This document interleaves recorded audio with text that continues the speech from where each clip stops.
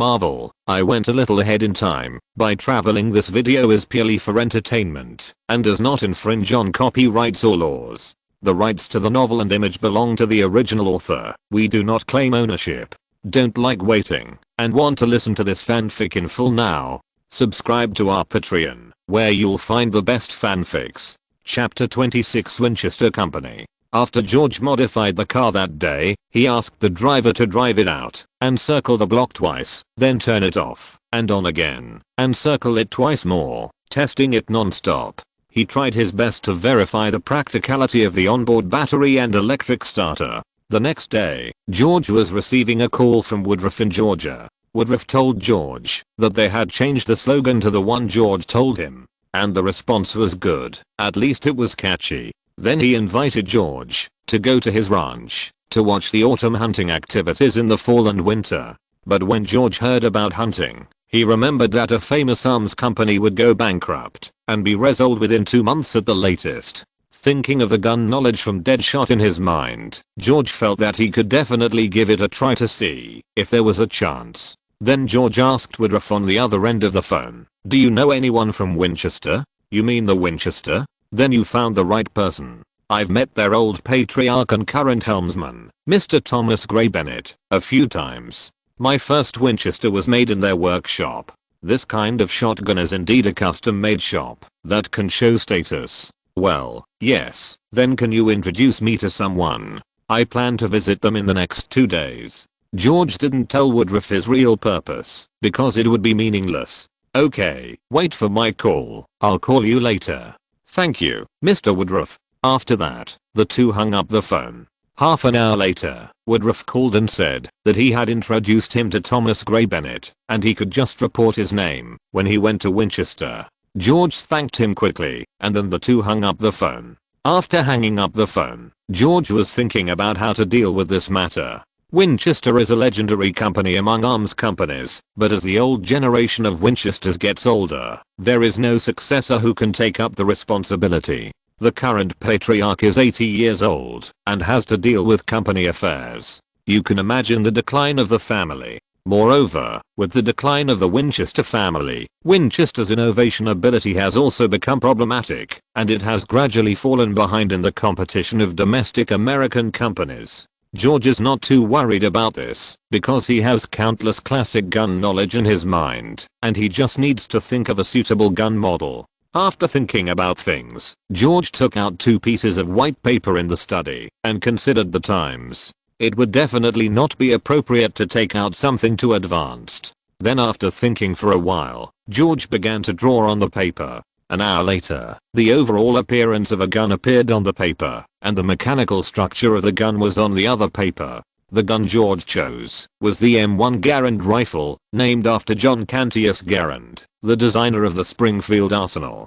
Of course, it was no longer designed by the designer named Garand, so George decided to change the name of the gun to M1 Orwell rifle. This gun was the standard rifle equipped by the US Army during World War II in George's previous life, and it was also the most famous product of John Garand of Springfield Armory. On January 9, 1936, the US Army began to equip the M1 Garand. After World War II and the Korean War, by 1957, nearly 10 million M1 Garands were produced worldwide.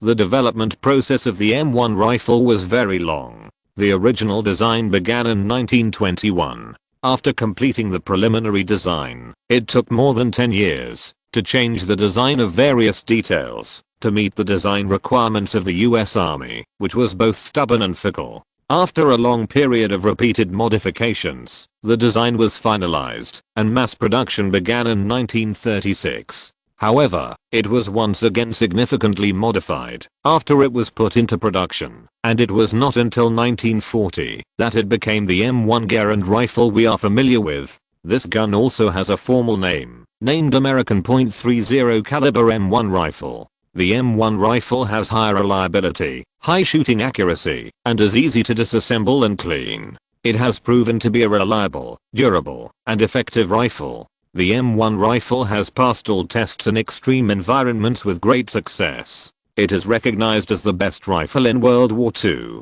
It is also regarded as the most amazing combat weapon that has ever appeared. In addition, special accessories such as a 2.5x scope, a muzzle flash suppressor, and a cheek pad can be added to the M1 rifle, and it is named the M1C/D sniper rifle. It can replace the M1903A4 sniper rifle. Most importantly, it also has the next generation product, the M14 automatic rifle, and the later M16 automatic rifle. Even Winchester invented a rifle called the M1 carbine during World War II, and George also has specific parameters. This gun was a self-defense weapon that the US Army wanted to provide for the second-line troops during World War II to replace the standard pistol. Compared with the M1 Garand rifle, the M1 carbine has an easy-to-change magazine and a larger capacity, a high actual rate of fire and low recoil, and its shooting accuracy and penetration are stronger than submachine guns using pistol bullets. The firepower of the M2 with a speed selector and a large capacity magazine is almost equivalent to that of an assault rifle. The reason for using almost is that its effective range is still too short. Therefore, during World War II, the M1 carbine and its variants were a very effective infantry close combat weapon. Therefore, George has prepared all the rifles that can be improved in the future. That is, George has prepared a series of firearms for Winchester. This series will achieve good results even in a new arms company. The reason why George is interested in Winchester is that if necessary, George will also launch various pistols, sniper rifles, etc. according to actual conditions. These will have to wait and see, and there is no need to come up with too many things. First, this company represents a kind of sentiment and has an inherent advantage in promoting new products. Second, he has unparalleled connections in the US military, which is what George values most. Third, he already has production lines and skilled workers. Therefore, with George's financial support, it should not be a problem to take down Winchester.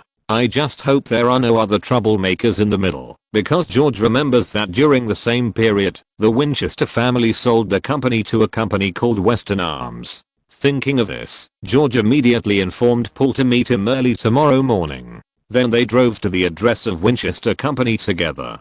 Fortunately, it was in New Haven, Connecticut, very close to New York, and they could drive directly there. The next day, early in the morning, Paul had arrived before George had finished breakfast. After George ate a few bites, he asked the driver to drive Paul's car, and Paul drove the newly modified car. The purpose of driving two cars this time was to test the performance of the newly modified car on a long journey. Driving an unmodified car was also a precautionary measure to prevent the car from breaking down halfway. After telling Paul the destination, the two cars set off. On the way, George also told Paul the purpose of going to Winchester Company this time. However, George did not tell him about the current situation of Winchester Company, because that was all George's prediction, based on the trend of the previous life, and only when George went to see it in person this time could it be used as a basis for judgment. After all, the experience of the previous life could only provide him with a reference, and could not be completely recited according to the historical date of the previous life.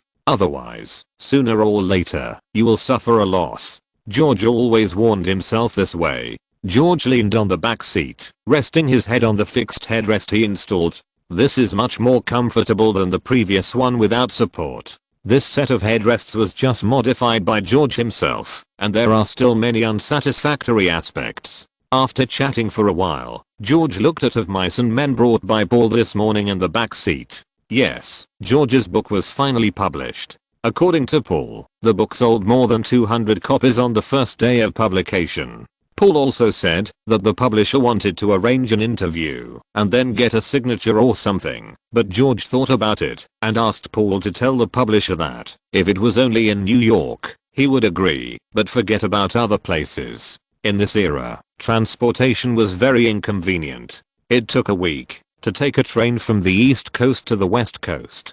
Paul said that he would contact the publisher later. In this era, entertainment was relatively scarce, and people usually passed the time by reading newspapers or books. Americans have always had a very good reading habit. It is a good choice to read a book whenever they have something to do. After dealing with the newspaper this time, George also learned that the main content published by newspapers in this era is still violence and yellow magazines, which attract a lot of attention, represented by minions. The structure is mainly regionalized, that is, in the whole country, states, citizen counties are united to form a news group. There is no newspaper that publishes nationwide.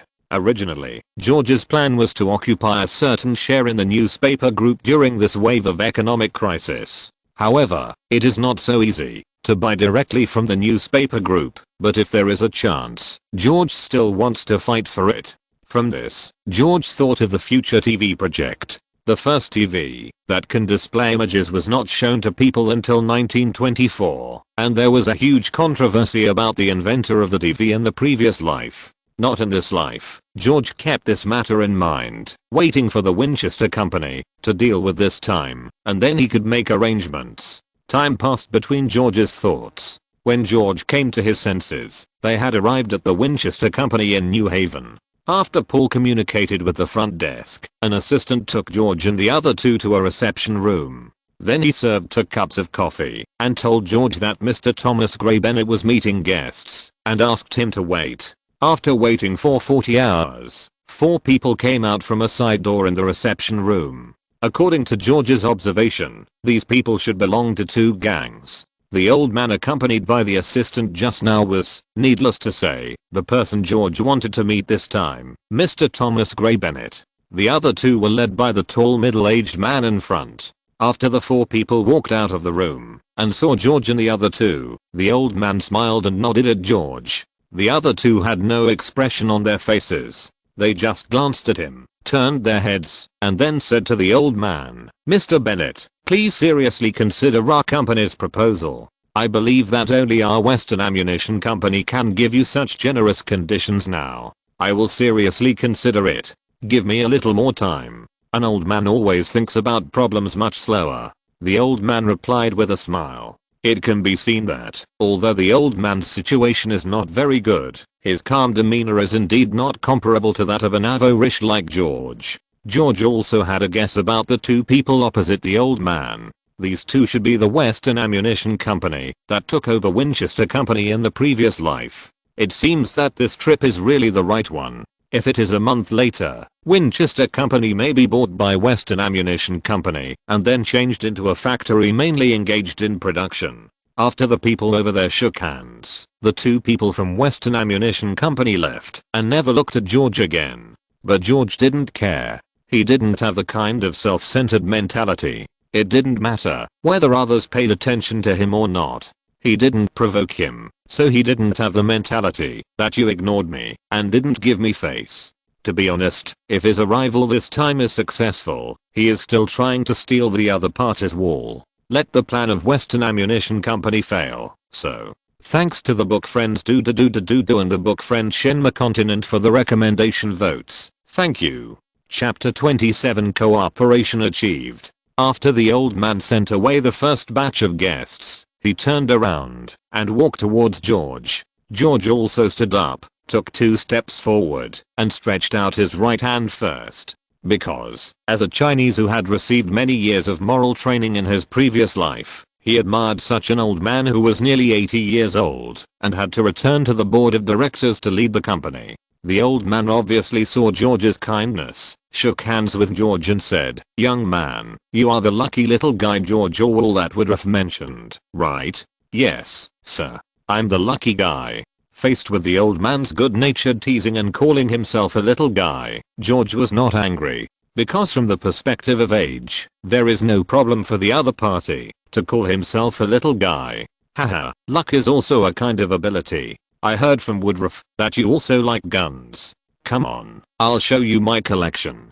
Although you are not old enough to buy a gun, it's always okay to visit it. And you seem to be prepared. After saying that, he looked at Paul. The old man might have thought that George brought Paul here to buy a gun in Paul's name and then use it himself. George did not explain directly, but slowly followed the old man to a showroom. The 4 walls of this room were filled with display racks, on which were carved all kinds of patterns of Winchester's firearms. There were several guns of each model. The wall at the entrance displayed the volcano pistols and rifles produced by Winchester in the early days, and later the Henry rifles that made great contributions to the victory of the Northern Army. After the war, the gun was improved, and the M1866 rifle, known as the Winchester rifle, was launched. In the 1870s, the M1873 rifle was improved again, and the first rotating bolt rifle, called the Winchester Hotchkiss rifle, was launched in 1878.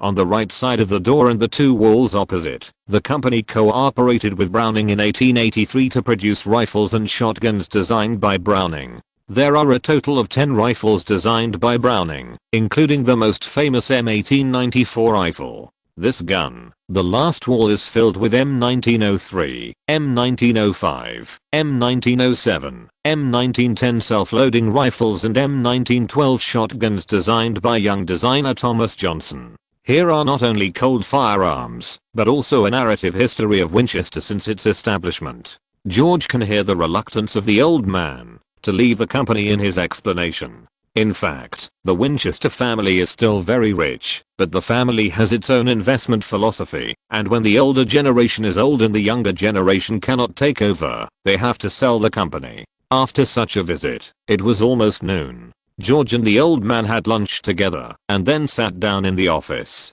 The old man was able to accompany George to visit for a whole morning. George guessed that one reason might be that George's previous attitude won the old man's favor, and the other might be that the two people in the morning stimulated the old man and made the old man decide to sell the factory, so browsing those collections again was also a remembrance and farewell to himself. After the two men sat down and drank another sip of black tea, the old man said, "George, you've seen my collection. If there's one you like, I can have someone make one and give it to you. It's a thank you for listening to me chattering for the whole morning. Ha ha ha ha. Thank you very much.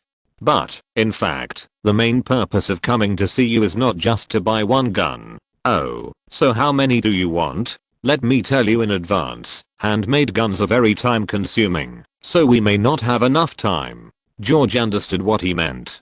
To say that the factory was about to be sold, and at that time he would not be able to let the workers make guns for him for free. George also smiled and said, "I want to buy the entire Winchester company." The old man was also stunned when he heard what George said. "George, you are not kidding me, are you?" "Of course not. I understand that Winchester company has been making losses in the past 2 years. Although it also operates and produces razors, sabers and other things, there seems to be no improvement." George paused, looked at the old man's face, and saw that there was no change, and then continued, "My father is a soldier, and he has some firearms in his collection at home. Among them, several models produced by Winchester Company are his favorites. I also like firearms very much, and have designed one. Now there is this opportunity, so I want to see if I can reach a cooperation with you." After pausing for a while again, the old man saw that George was not joking, and said, "George, do you know how much Winchester Company is worth now?"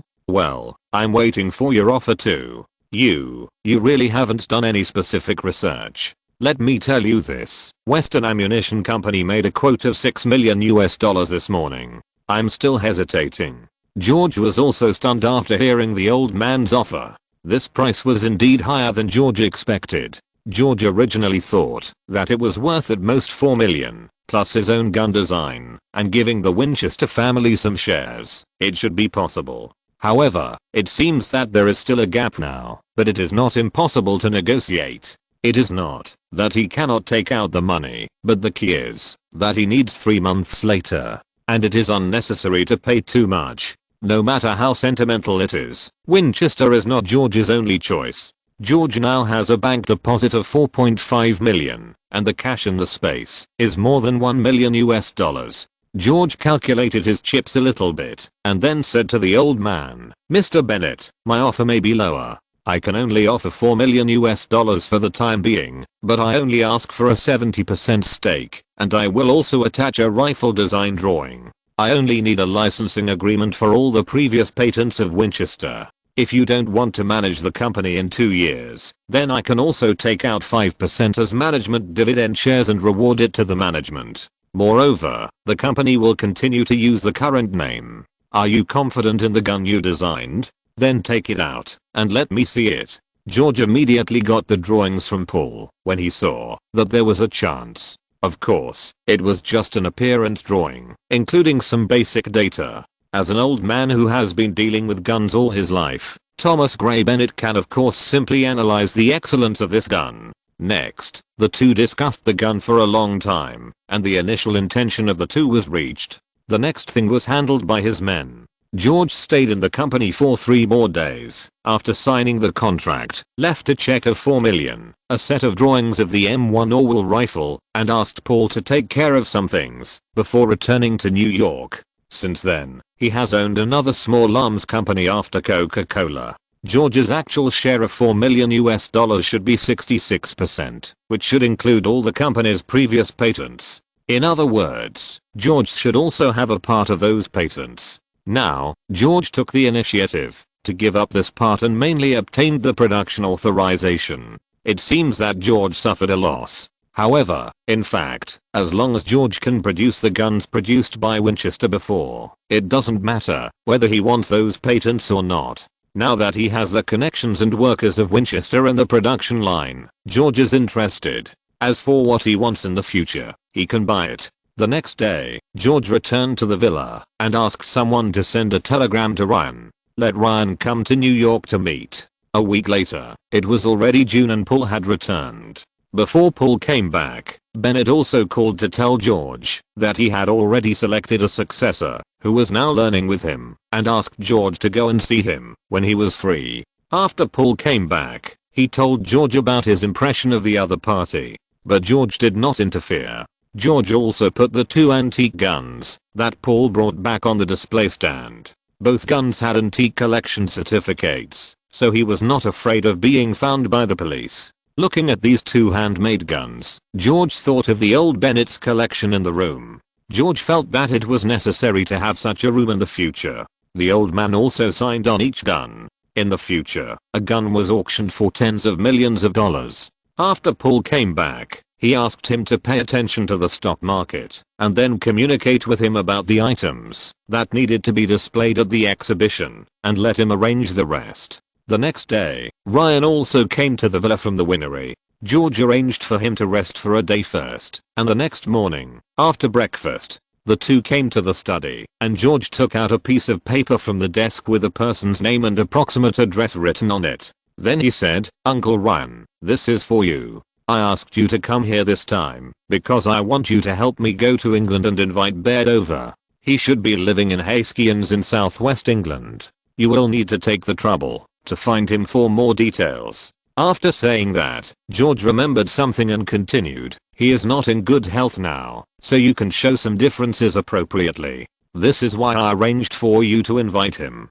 And, tell him that when he comes, I will fully support his experiment." Baird, whose full name is John Logie Baird, was born in the UK. He was weak and sickly since childhood, and was almost killed by illness many times. However, the fragility of his body tempered his courage and perseverance to overcome difficulties. After graduating from university, he worked in an electrical company. In 1906, at the age of 18, Baird moved from his hometown of Scotland to Haskins in southwest England, where he established a laboratory and began to study television. In the spring of 1924, he finally succeeded in launching a cross. The image was just a flickering outline, and the launch distance was only 3 meters. The materials he used were all substitutes he found from second-hand stores and garbage dumps, and he assembled a complete set of glue, string, sealing wax and densely packed wires that were glued and connected in series. On October 2, 1925, he finally made the first mechanical TV set that could transmit images.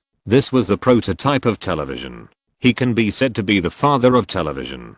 After waiting for Ryan to come back, George also planned to invite Pharaoh Farnsworth. Compared with Baird's mechanical television, Pharaoh Farnsworth's invention can be called electronic television. But Farnsworth's research and development road was quite bumpy. When the US Patent Office finally determined that Farnsworth should be the holder of all major patents for television, it was already the late 1930s. It was too late for Farnsworth, and his funds were almost exhausted.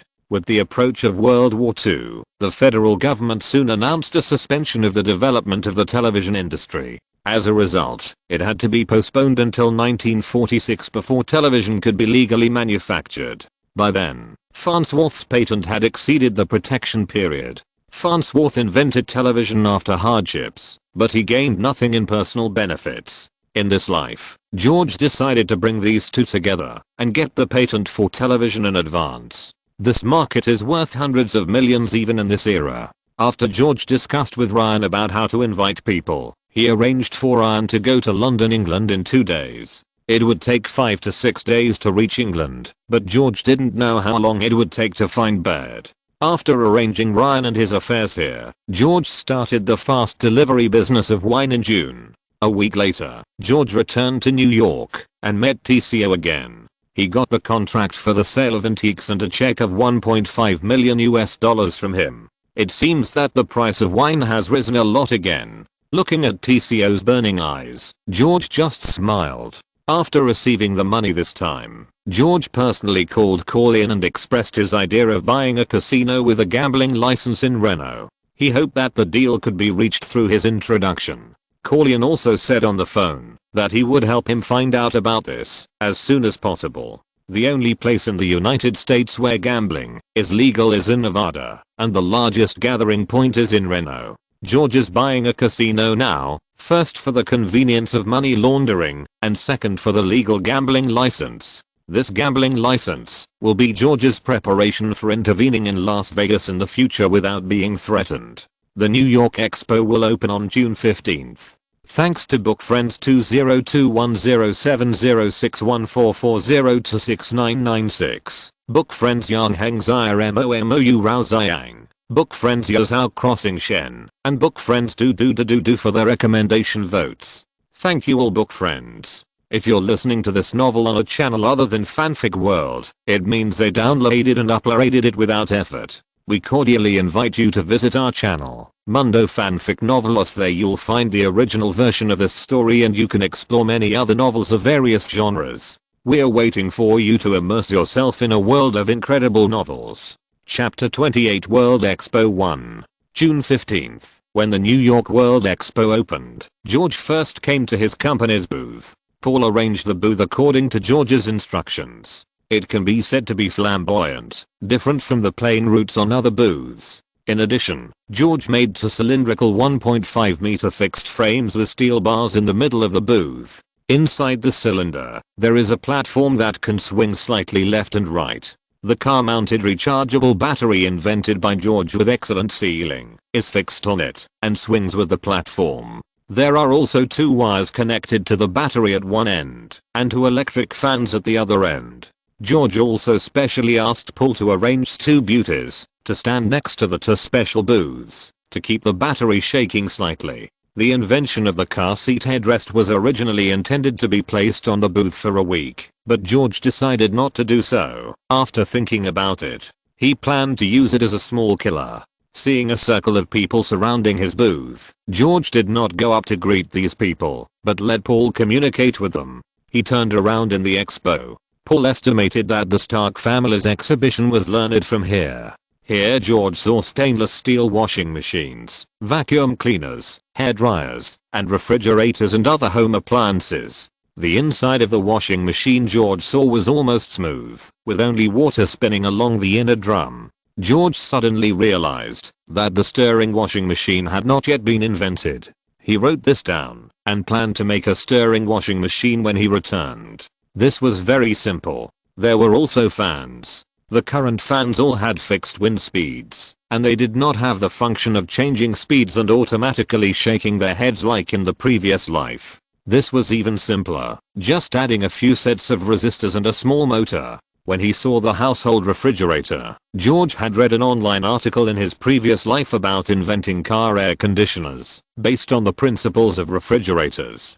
The basic principles of the two were the same. He could definitely recruit people to develop it. With the ideas he provided, wouldn't that be enough? He also wrote this down. After a round, George realized that there were still many areas for improvement in the area of people's livelihood. In the past George's eyes were fixed on the big companies he remembered in his previous life. After a round, he realized that these inconspicuous things combined together were not less profitable than those companies. In the past, many home appliances had schematics drawn in the manuals. It seems that I have to study physics in depth in the future. George then went forward to the car-related product area, where there were American local cars such as General Motors, Cadillac, Lincoln, Ford, and brands such as Rover, Bentley, Mercedes-Benz, and BMW from the UK.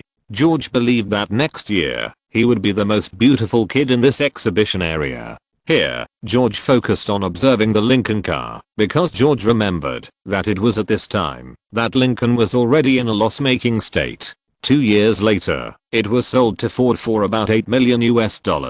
George felt that the value of Lincoln must be lower during the economic crisis, and this was his next goal. George drove to see various diesel engine companies, agricultural machinery companies, etc. George did not browse too much about these, but had a general impression, took some leaflets and left. In a corner of the exhibition, George found an aircraft manufacturing company. Then George slowly began to look for it. After passing 2 booths, he saw a booth with the words Boeing Aircraft Company on the banner. George is looking for this company that seems to be just starting out now, because it was the world's largest aerospace company in the past life, and the world's leading manufacturer of civil aircraft and defense, space and security systems, as well as an after-sales support service provider. Boeing is still in its infancy. From the introduction of furniture and yachts on the exhibition board, it can be seen that it has encountered difficulties. George came here this time to meet William Edward Boeing, the founder and soul of Boeing. Under his leadership, Boeing has become the largest manufacturing exporter in the United States. Boeing provides support to airlines and government customers in more than 150 countries and regions around the world. Boeing's products and customized services include civil and military aircraft, satellites, weapons, electronic and defense systems, launch systems, advanced information and communication systems, and performance-based logistics and training.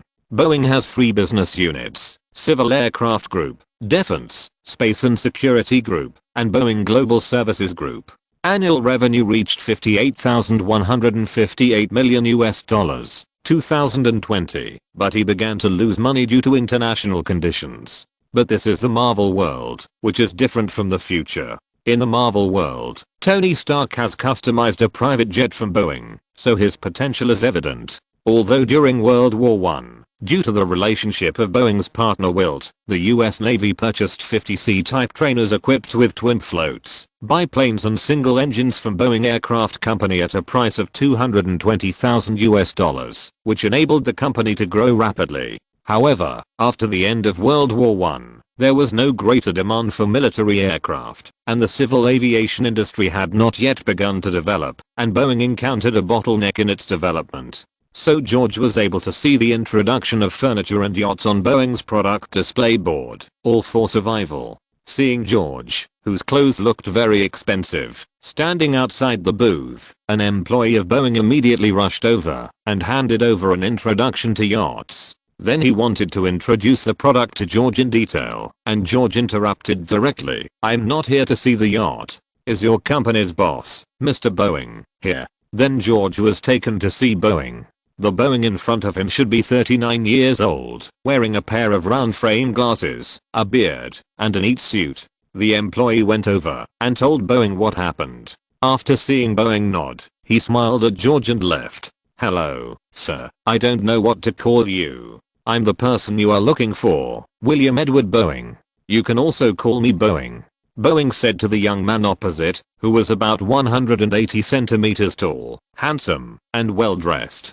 "Hello, Mr. Boeing. I'm sorry to come and introduce myself. My name is George Orwell, and I'm the largest shareholder of Coca-Cola Company and Winchester Company. Nice to meet you." After that, the two shook hands. "I don't know, Mr. Orwell is looking for me." Boeing took George to the lounge area next to him and asked after sitting down, "You can just call me George. Well, it's like this. When I visited the Self-Defense Forces barracks in Washington before, I heard the aircraft instructor talk about the seaplanes produced by your company. I'm also very interested in airplanes. This time I have a good opportunity, so I came to see if there is any opportunity to cooperate with Boeing. George said that he had connections in the military and was very rich. There is no way. There is no one around to support him, so I can only do it myself. It seems that I should find another person. This kind of thing makes me feel embarrassed. Of course, I don't know. George, how do you plan to cooperate? Do you want to learn how to fly an airplane? I can introduce you to a training school. Moreover, if you want to buy a seaplane, I can also take you to experience our company's Blue Eagle in person. It is definitely one of the best aircraft. Boeing smiled and said. Maybe Boeing didn't believe his identity, and a stranger stood up and said who he was. Although George's clothes looked expensive, the liar didn't package himself. I think Mr. Boeing misunderstood. I'm interested in your company. I don't know if Mr. Boeing accepts the idea of investing. George didn't bother to prove himself, but directly stated his purpose. Is this the way to cooperate? Please let me think about it. Boeing said. It can be seen that Boeing may not believe in George's ability, so he didn't agree. George just smiled slightly and didn't continue to delve into this issue. George remembered that due to the transformation, the current Boeing company has lost nearly $300,000, which means that Boeing is now struggling. Moreover, the economic crisis was coming, and George believed that when he found Boeing again next time, he would not refuse. Then the two exchanged their views on the driving technology of the aircraft for a while. George handed over his business card and told Boeing that if he changed his mind, he could call him. He would definitely offer a price that Boeing could not refuse. Then he left the booth. Boeing also gave a business card in return and sent George out of the booth. Looking at George, who walked into the crowd again, Boeing thought that maybe this person who he just met today was really interested in Boeing. Thinking about the current situation of the company, he thought that maybe this was also a way out. However, he still insisted on seeing it, and then looked at the business card in his hand again, and then put it away. That afternoon, when Boeing also went to visit other exhibits at the exhibition, he saw the place company surrounded by people. After thinking of George, who talked with him in the morning, he also walked into the crowd and listened carefully to Paul's introduction of the advantages of batteries. After listening to the explanation, he further deepened a certain idea in his mind. On the other side, after George came out of Boeing, he stood in front of the Alco Seaplane Company booth again. If Boeing is the dominant company in civil aviation, then Lockheed Aircraft Manufacturing Company, founded by Alan Lockheed and Malcolm Lockheed, ignited the fuse for the later First Arms Dealer Company. The entrepreneurial journey of these two brothers was not smooth. The current company is their second venture. The F-1 designed by this company also set a record of 211 miles in 181 minutes. However, because the F-1 aircraft was a seaplane, the US military at that time required them to change it to a road aircraft. Before the aircraft was successfully changed, the First World War had ended. In addition, the US government began to sell a large number of military aircraft to the civil aircraft market at extremely low prices. This makes the current aircraft very cheap. How cheap is it? You can buy one for $300. This has led to the fact that, although Lockheed's aircraft has a good reputation, no one buys it. So now Lockheed Aircraft Manufacturing Company is on the verge of bankruptcy. Looking at this slightly shabby display stand in the corner, George can see that the company is definitely at the end of its rope. It is estimated that even without waiting for the economic crisis to come, the company of these two brothers will not last long. When you walk into the booth, you can see several photos posted in a prominent position of the booth. The introduction shows that King Albert and Queen Elizabeth of Belgium took a photo of their plane, and there are several stills of the film factory renting Lockheed's plane to shoot a movie. It can be said that, although Lockheed's aircraft had a good reputation at that time, no one bought it. Lockheed Flying Company went bankrupt under such circumstances. It was not until 1926 that Lockheed Flying Company was reopened and went bankrupt again during the Great Depression. In 1932, Lockheed was auctioned, and brothers Robert and Cortland Gross bought it for $40,000. With the efforts of these two generations of entrepreneurs, Lockheed developed step by step and later merged with Martin to become Lockheed Martin, the largest arms supplier to the US military. The failure of Lockheed was due to social environmental factors and the company's management. The two brothers can be said to be designers, but they are weak in management, so they have failed repeatedly. What George wants is to use Boeing as the management and the Lockheed brothers as the main design team. With the help of the great Lockheed designer he knew in his previous life, Lockheed will surely achieve more brilliant achievements in the future. Thanks to the book Friends Do and the book Friends original Sing combined body 01 domineering Washan Yellow Ruishu for their recommendation votes. Thank you all for your support. Chapter 29 World Expo 2nd. Lockheed booth at the expo. When George was looking at the photos on the display board and thinking, a voice sounded behind him. Hello, sir, how can I help you? George turned around and saw that the young man was the one who smiled and nodded at him as soon as he entered the booth and continued to communicate with others. George also smiled back and handed out his business card. You can call me George. I'm here to discuss some business with the two Lockheed brothers. Okay, wait a moment. Seeing the names of the two companies printed on the back of George's business card, the young man did not ask too much and directly took George's business card and walked towards the two people who had just walked out of the side of the booth.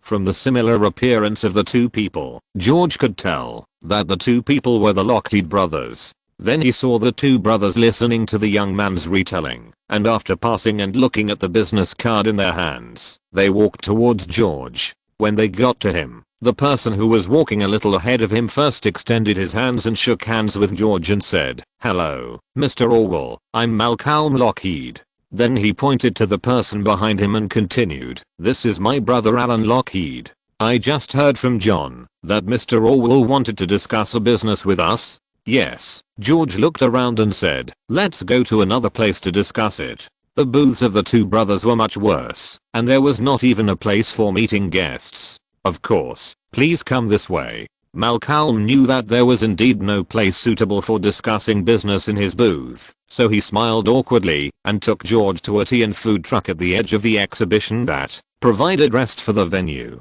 There were still vacant tables and chairs there. After the three of them sat down, the waiter came forward and asked what they needed. After that, the three of them ordered a cup of coffee. Then George introduced himself to the Lockheed brothers again. After the waiter put down the coffee and left, George took a sip of the coffee before saying, "Gentlemen, this is the case. I would like to ask, how is your company's business situation now?" "Well, the current business situation is not very good, but there are many film and television companies negotiating business with us. I wonder why Mr. Orwell wants to know this." This time it was Alan who asked back with an awkward smile. In fact, they themselves knew that their current situation could no longer be described as not very good. With the US government selling off aircraft at low prices, they have not paid wages for 2 months. The brothers borrowed money to come to the expo this time, just for the last fight. Because there was no funding, in addition to the brothers, only John came, and the money was also borrowed from John. I don't like to beat around the bush. I know that the current situation of Lockheed is very bad. I have connections in the military myself. You can see how low the price of aircraft is now by looking at these surrounding companies. So, let me say it directly. I like your company's design ability. Although your company's current situation is very bad, it is undeniable that the F-1 aircraft is still very good in terms of design. George said directly. The two brothers looked at each other and thought for a while before saying, "Thank you Mr. Orwell for your recognition of our company's aircraft. I wonder how you plan to cooperate?" The two brothers had just gone out to attract investment and find business, but they didn't find any. So when they heard George say that he liked the company, the two brothers thought about it and basically agreed, but the next step was to see the conditions George gave. George smiled and said, "I will offer $100,000 to directly acquire the entire company, including the design team and the aircraft patent. Isn't this a little too little? You know, the F-1 is a very excellent aircraft. You also know that now an aircraft only sells for $300. It takes more than 300 units to sell for $100,000. So do you think there is such a big market to sell so many aircraft when the government is selling aircraft at low prices?"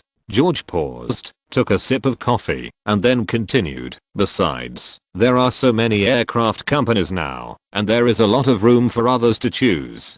So I offered $100,000 based on the current fame of the F1 aircraft. But this is still a little too little. I think the F1 aircraft patent is definitely worth a better price. Okay, I do business and don't like to procrastinate. So, I will offer $150,000 to acquire Lockheed, and I will bear Lockheed's previous debts. And later I will give another $100,000 as research and development expenses to the company. How about it? Mr. Orwell, are you telling the truth? After hearing George's series of quotations, the two brothers could no longer hide their excitement. Let's put it this way, although the two brothers had made some achievements before, as maintenance workers, they had never seen big money. It can be said that this time George used money to knock the two brothers out. Of course it's true. If you are worried, I can arrange someone to come and sign a contract with you later. Of course it's okay if we can sign the contract earlier.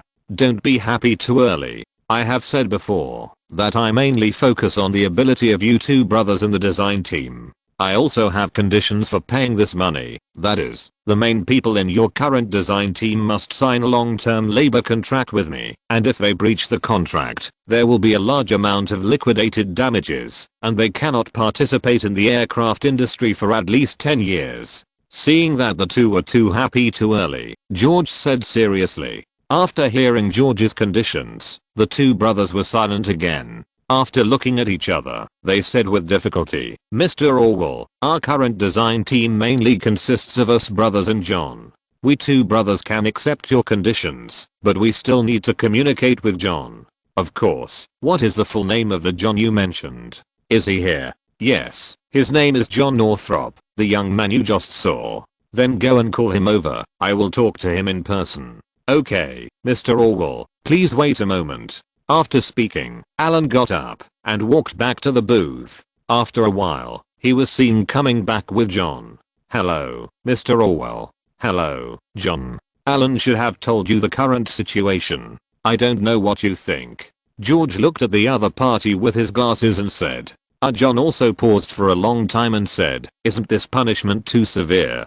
George looked at the real designer of the F1 aircraft in front of him, thinking to himself that this John is indeed not the mature John, and then said, what I just told them are just the conditions I offered for the acquisition of the company. You can listen to the following conditions, and then consider it. George looked at the three people who showed an inquiring look and said, in addition to the previous conditions, I have other rewards for the R&D team. In addition to a unified 20% salary increase, once the aircraft designed by the designer team goes into mass production, I will take out 10% of the profit as a bonus to the entire R&D team, and the specific amount will be distributed by the team, based on their contribution. Even if it has not been mass produced, as long as it can be proved that the design is qualified, I will give a reward of $5,000. These 2 points can be written into the contract. George knew deeply that, if you want the horse to run fast, you have to feed the horse well.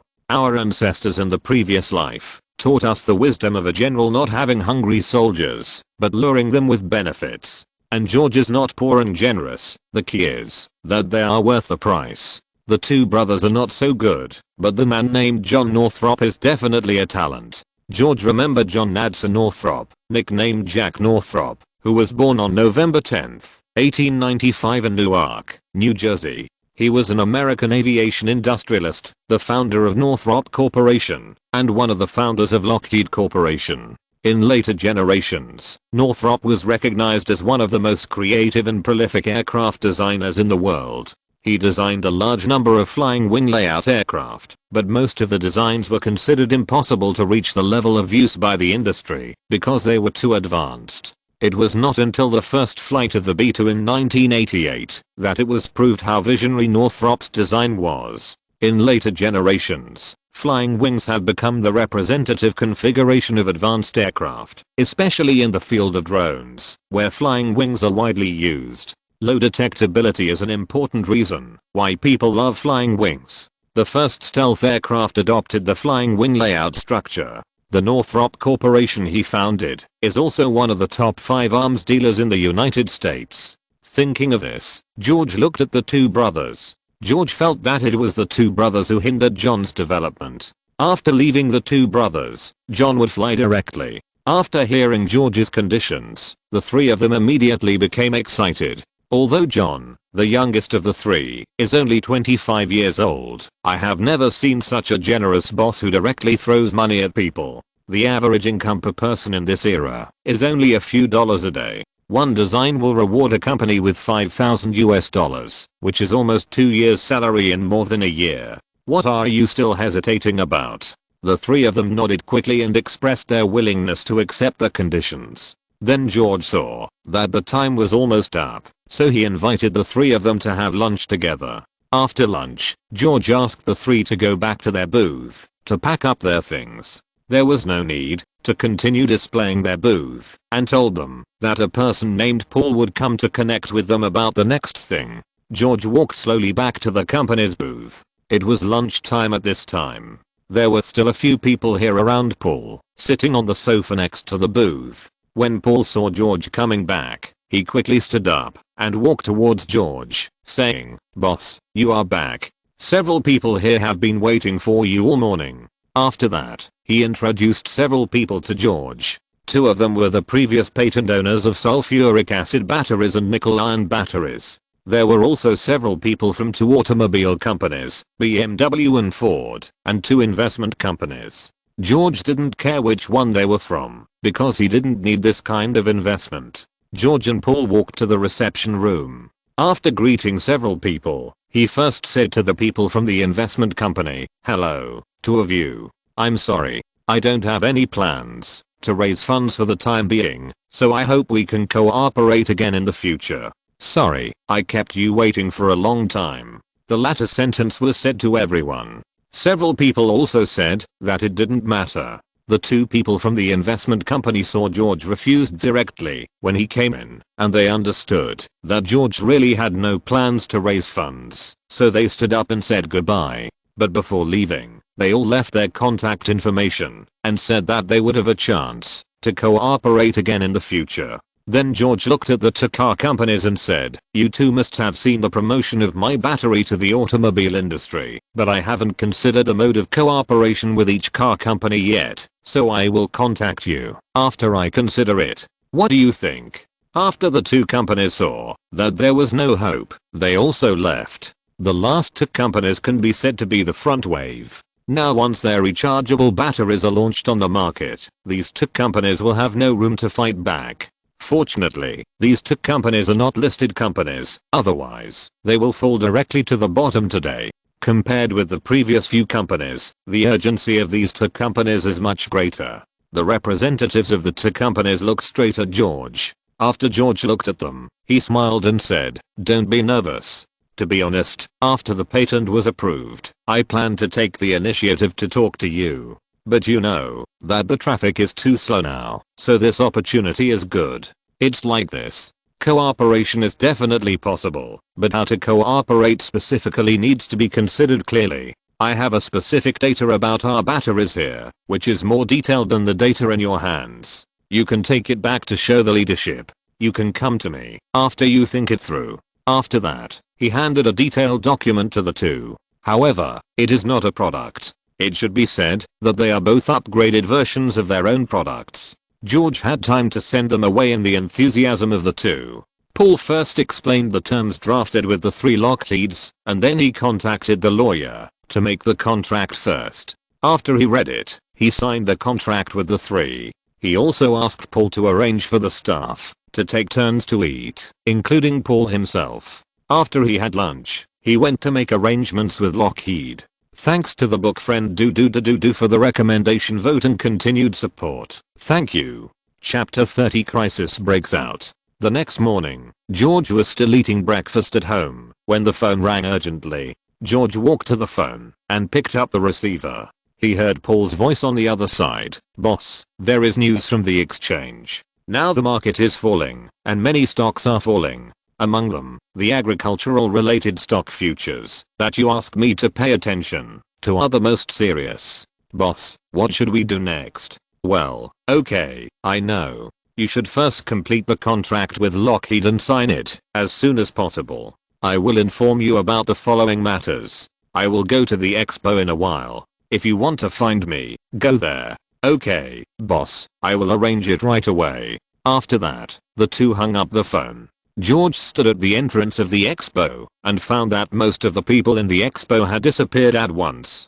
There was basically no one wandering around. The ones who stayed were ordinary employees who participated in the exhibition. Even with these few people left, you can hear the discussion about the stock market crash and the ridicule of fortunately not speculating in stocks. George estimated that those who stayed now were those who did not speculate in stocks. After knowing this news, those who speculated in stocks would definitely deal with the stocks in their hands as soon as possible, and they would not have the heart to stay at the exhibition honestly.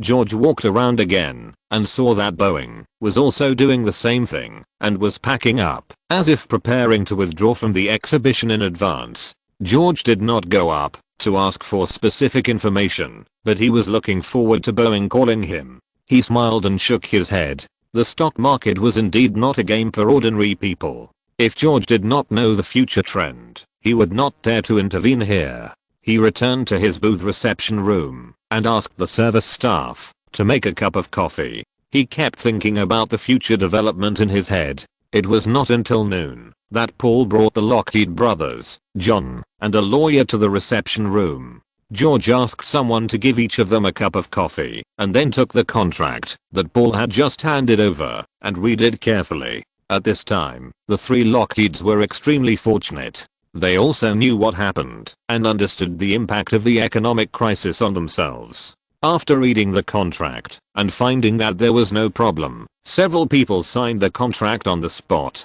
George also paid a cash check of $150,000 very readily. In front of the three people, he gave Paul a check for $500,000 and asked him to deposit it into the company account. In the future, the company's money and personal money must be separated. Then he arranged for him to go to Lockheed with the three of them in 2 days to handle the formalities and solve the problem of overdue wages and R&D funds. At noon, several people had lunch together to celebrate the three people joining the company. During the meal, the three Lockheed people showed great interest in George's car. It can be said that from the start to the interior, it is different from the cars on the market now. The three people also thought about how to combine battery technology with aircraft manufacturing and discussed more possibilities with George in depth. After talking about the three people, George arranged for Paul to collect information about companies that currently produce hair dryers, electric fans, refrigerators, and washing machines. He wanted information about the top few companies in each line. It is estimated that today will be the last day of the expo. It can be said that this year's expo hastily ended. George did not stay for long. He asked Paul to return to the villa after the show and send the energy storage battery back to the villa. George went back to the villa first. George sat in the study, looking at the wine glass on the table, thinking about the outbreak of the US crisis. During the First World War, the United States adopted a neutral policy on the surface, but relied on military orders from the Allied powers such as Britain and France to solve its own market, employment, and financial problems, thereby promoting the abnormal development of the US economy. It is manifested in the following aspects. First, industrial production increased sharply. During the war, the production of American steel, oil and other military-related industrial sectors developed rapidly. From 1913 to 1918, the industrial production index rose from 199 to 254, an increase of 30%. Second, agriculture prospered. During this period, industrial development expanded the demand for agricultural products, and the price of agricultural products rose, which promoted the development of agricultural production in the United States. From 1914 to 1919, the agricultural production index rose from 100 to 105, and agricultural income also expanded from $7.6 billion to $17.7 billion. Third, national wealth increased. With the development of industrial and agricultural production, the export of goods and the expansion of foreign trade, the national income of the United States continued to expand. From 1914 to 1918, The total national income of the United States also expanded from $31.2 billion to $57 billion.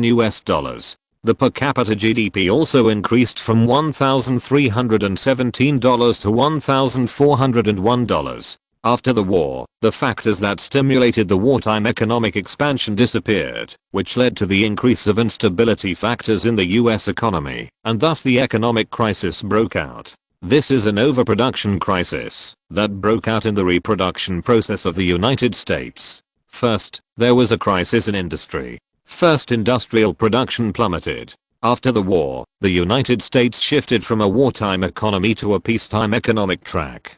Due to the reduction in foreign military orders, the production of coal mining, steel, and automobile industries dropped sharply, and the export volume of goods decreased, which led to difficulties in product sales and a sharp drop in industrial production. For example, in 1921, the US Industrial Production Index fell by 32% compared with 1920, steel production fell by 74%, and industrial production of machine tools, locomotives, trucks, etc. fell by more than 90%. Therefore, the crisis severely impacted the industrial production of the United States. Lincoln Motors is the most obvious example of this. Second, corporate bankruptcy. During the crisis, a large number of American companies went bankrupt. For example, in 1921, the number of bankrupt companies in the United States increased by more than 2 times compared with 1919, and the number of bankruptcies increased by more than 6 times.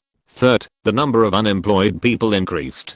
In the autumn of 1921, the number of unemployed people in the United States soared to 5.75 million, and the unemployment rate of workers in 1921 rose from 7% in 1920 to 23%. The actual wages of employed workers also fell sharply. Taking 1900 as 100, it fell to 99 in 1921. The agricultural crisis and industrial crisis were intertwined, which was an important feature of the US economic crisis. During this period, the agricultural crisis was mainly manifested in the following ways. First, there was a surplus of agricultural products and prices plummeted. In 1921, the wholesale price index of agricultural products in the United States fell by more than 41% compared with 1920, and the prices of some important agricultural products fell by about 60%. As a result, farmers' income generally declined. Second, the price scissors of industrial and agricultural products widened. On the one hand, it was manifested in that the price of industrial products rose faster than that of agricultural products. On the other hand, the price of industrial products remained unchanged, while the price of agricultural products plummeted. On the other hand, the price of industrial products fell less than the price of agricultural products. Third, a large number of small and medium-sized farms went bankrupt. During the crisis, the US government announced in June 1920 that it would stop purchasing wheat and abolish the contract for purchasing agricultural products, which led to a crisis in the sale of agricultural products and increased the difficulties of farmers in production and operation.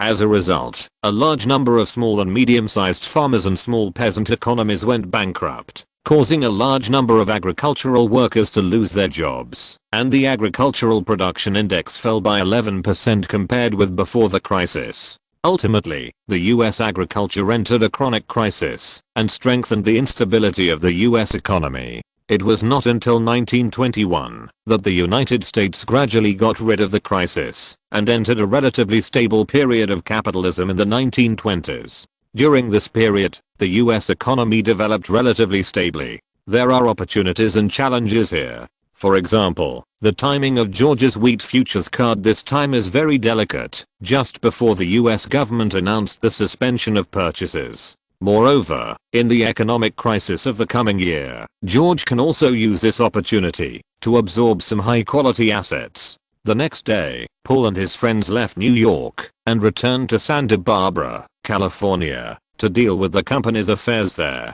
George arranged for them to stay with those who were directly necessary and all others who were willing to resign temporarily. George planned to arrange a merger of the two companies if he could take over Boeing. The next day, George asked his family's driver to buy some electrical appliances and tools and began to think about some home appliance inventions at home. Here, George had just drawn the first method for improving the stirring washing machine. His method of improvement was to install a vertical shaft in the center of the drum with stirring wings at the lower end of the vertical shaft. The motor drove the vertical shaft to swing forward and backward periodically, so that the clothes and water flow would keep rolling and rubbing against each other to wash away the dirt. On this basis, George also drew out the technology of the spin dryer. This only used the principle of centrifugal force, opened small holes on the barrel, and spun the water through high-speed rotation. Just as he was preparing to make a prototype, George discovered that, although plastics had been invented, injection molding machines were still quite old-fashioned. In 1868, Heir developed a plastic material, which he named celluloid. Celluloid had been invented by Alexander Parks in 1851. Hyatt improved it so that it could be processed into finished shapes. Hyatt and his brother Heir registered the patent for the plunger injection machine in 1872. This machine is relatively simpler than the machines used in the 20th century. It basically works like a giant hypodermic needle. This giant needle diffuser injects plastic into the mold through a heated cylinder. And with the application and development of plastics, the market for injection molding machines will also be worth tens of billions in the future. I have visited an injection molding machine exhibition in my previous life, and I have seen the real thing, and listened to the theoretical explanation of the second generation mechanical injection molding machine. Moreover, I now need to use plastics to make washing machines, air conditioners, and hair dryers. So after George completed the filing of the relevant patents for washing machines, he began to design injection molding machines. The working principle of the injection molding machine is similar to that of the syringe used for injections. It uses the thrust of the screw, or plunger, to inject the plasticized molten state, that is viscous flow state, plastic into the closed mold cavity, and obtains the product after solidification and finalization. Injection molding machines can be divided into vertical, horizontal, and vertical-horizontal composite types according to the arrangement of the injection device and the clamping device. The first injection molding machine designed, copied, by George adopted a horizontal structure. The injection process was completed by air pressure, but the clamping still needed to be done manually. Its injection molding is a cyclic process. Each cycle mainly includes quantitative feeding, melting and plasticization, pressure injection, mold filling and cooling, mold opening and taking out the parts. After taking out the plastic parts, the mold is closed again to carry out the next cycle. It looks simple, but in actual operation, the specific grasp is not so simple. For example, the injection process action, feeding action, injection pressure, injection speed, injection type selection,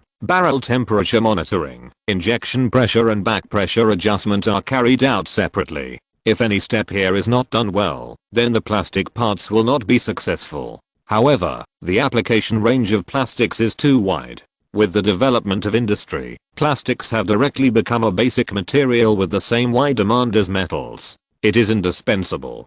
Just when George prepared the patent materials and drew the structural drawings and was ready to apply for the patent after Paul came back and then find a mechanical processing factory to make the prototype, George received a call. It was Vito Corleone. "Hello, Mr. Corleone." "Hello, George, just call me Vito. That's what my friends call me." "Okay, Vito. Is there any news about the thing I asked you to find out last time?" "Yes, George, the godfather of the Jewish gang, Luciano, sent back a message saying that he wants to meet with you in Reno to talk." "Do I have to meet and talk?" "Okay, tell them that I will go to see him as soon as possible." "Thank you, Vito." "You're welcome. We are friends, aren't we?" "Of course." After that, the two exchanged a few more pleasantries and hung up the phone. The last time George visited Corleone, through chatting with Corleone, George learned that the underground world of this world is not like the 5 largest families in the Godfather movie. This world also has the 5 Italian families of Corleone, Barsani, Tartaglia, Scalazzi, and Cuxio in the Godfather world, as well as the Irish gang, the Black Legion, the Asian gang, the Jewish gang, and other gangs. This world is composed of nearly 20 of the largest gangs, forming an organization called the Underground Committee. The 5 largest gangs are called the 5 big families. The Jewish gang is one of the 5 big families. George doesn't know what they want to talk to him about this time. However, with the nature of the Jewish gang, it won't be so smooth. However, when it comes to force, George is even less worried. Thanks to Book Friends NLOL1 and Book Friends do for their recommendation votes. Thank you all for your support. Thank you. Happy New Year. Chapter 31 Casino Business. The next day, George stood at the door of the Silver Heritage Hotel again. After talking to Corleone on the phone that night, George left a clone at home, and then went around to the winery, and put another 300,000 liters of wine in the space. As the space gradually expanded, George could now hold at least 500,000 liters of wine, but the new unified wine cellar had not been built yet. The current ones were still stored separately. Taking away too much at one time would cause unnecessary trouble. These 300,000 liters were all in the previous 2 wine cellars, and had been prepared long ago. These 2 wine cellars, no one would go in without George's order. So no one knew that they were taken away directly, but George told Allison the next day, after he took the wine away, and asked him to continue to store the wine in these 2 wine cellars. After George walked into the hotel, he saw 2 Jewish men in suits and polite headbands walking towards him. The 2 stood in front of George and said, "Mr. Orwell, please follow us, the gentleman is waiting for you." After that, he turned around and walked upstairs. But the other person did follow George. Seeing the performance of the 2, George smiled slightly. George followed the 2, and came to a small reception room, where several men in suits were waiting. However, these men were obviously first-class thugs. After seeing George come in, they slowly put their hands in their arms, as if they would take out weapons in the next moment. However, George didn't care about this little minion. The man who brought George in stood in the middle of the living room, turned around and said to George, "Excuse me, Mr. Orwell, we need to search you." "Are you kidding?" George looked at the 7 people who slowly surrounded him with contempt. "We are also concerned about Luciano's safety." "Then you try it." George deliberately spread his hands after saying that, pretending to be casual. The man gave a look to a thug walking next to him. The thug next to him immediately walked in front of George, stretched out his hand, and was about to search George. George directly grabbed the man's neck with one hand, lifted the thug, and threw him to the 2 people on the left. The 2 were knocked down instantly. The others just reacted and were stunned. George raised his foot, and kicked the 2 people behind him. The 2 were kicked out and finally blocked by the wall. After dealing with these 5 people, the remaining 2 also reacted and reached for the pistols in their arms. George slid sideways and came between the 2. He directly grabbed the 2 from the back of the neck with his hands. With a little force from his hands, the 2 were instantly unable to move. When he put his hands together, the 2 collided face to face. Blood immediately flowed from their faces and they were knocked unconscious. As soon as George let go, the 2 fell to the ground like noodles. Looking at the people who fell to the ground, George's mouth curled up. He didn't use any force just now, but the few people had already fallen down. They were too weak to be beaten. He shook his head and looked at the man who brought him here, smiled slightly, and said, "Why don't you come and search it yourself?" The man immediately stood up straighter and said tremblingly, "First, sir, you misunderstood. We are just following the rules, and we have no other intentions. Don't be nervous. Since I left you here just now, you are still useful. Go and inform Mr. Luciano. My time is also very precious." After hearing this, the man nodded immediately and walked quickly out of the house. Anyone will feel a sense of fear when facing a person who can easily decide your life or death. Facing this handsome young man who looks like he has just reached adulthood, his calves are shaking a little now. In just a blink of an eye, the 7 people on his side were killed. Seeing him lift an adult with one hand, you can know how powerful the other party is. It's better to leave here early. George looked at the person who quickly left and didn't say much. He was left here just so that someone could go and inform. He came to discuss cooperation, not to fight and kill. Killing people is faster with a gun. George estimated that the men just now must have intended to capture him, otherwise they would not have all been prepared in this room with guns. However, as a civilized man, George thought it would be better to meet and talk. If he just went out to fight openly, how could he be a rich man in the future? Less than 2 minutes later, the man came back and invited George to go with him again. This time, the two of them came to a large office with a set of sofas opposite the large desk.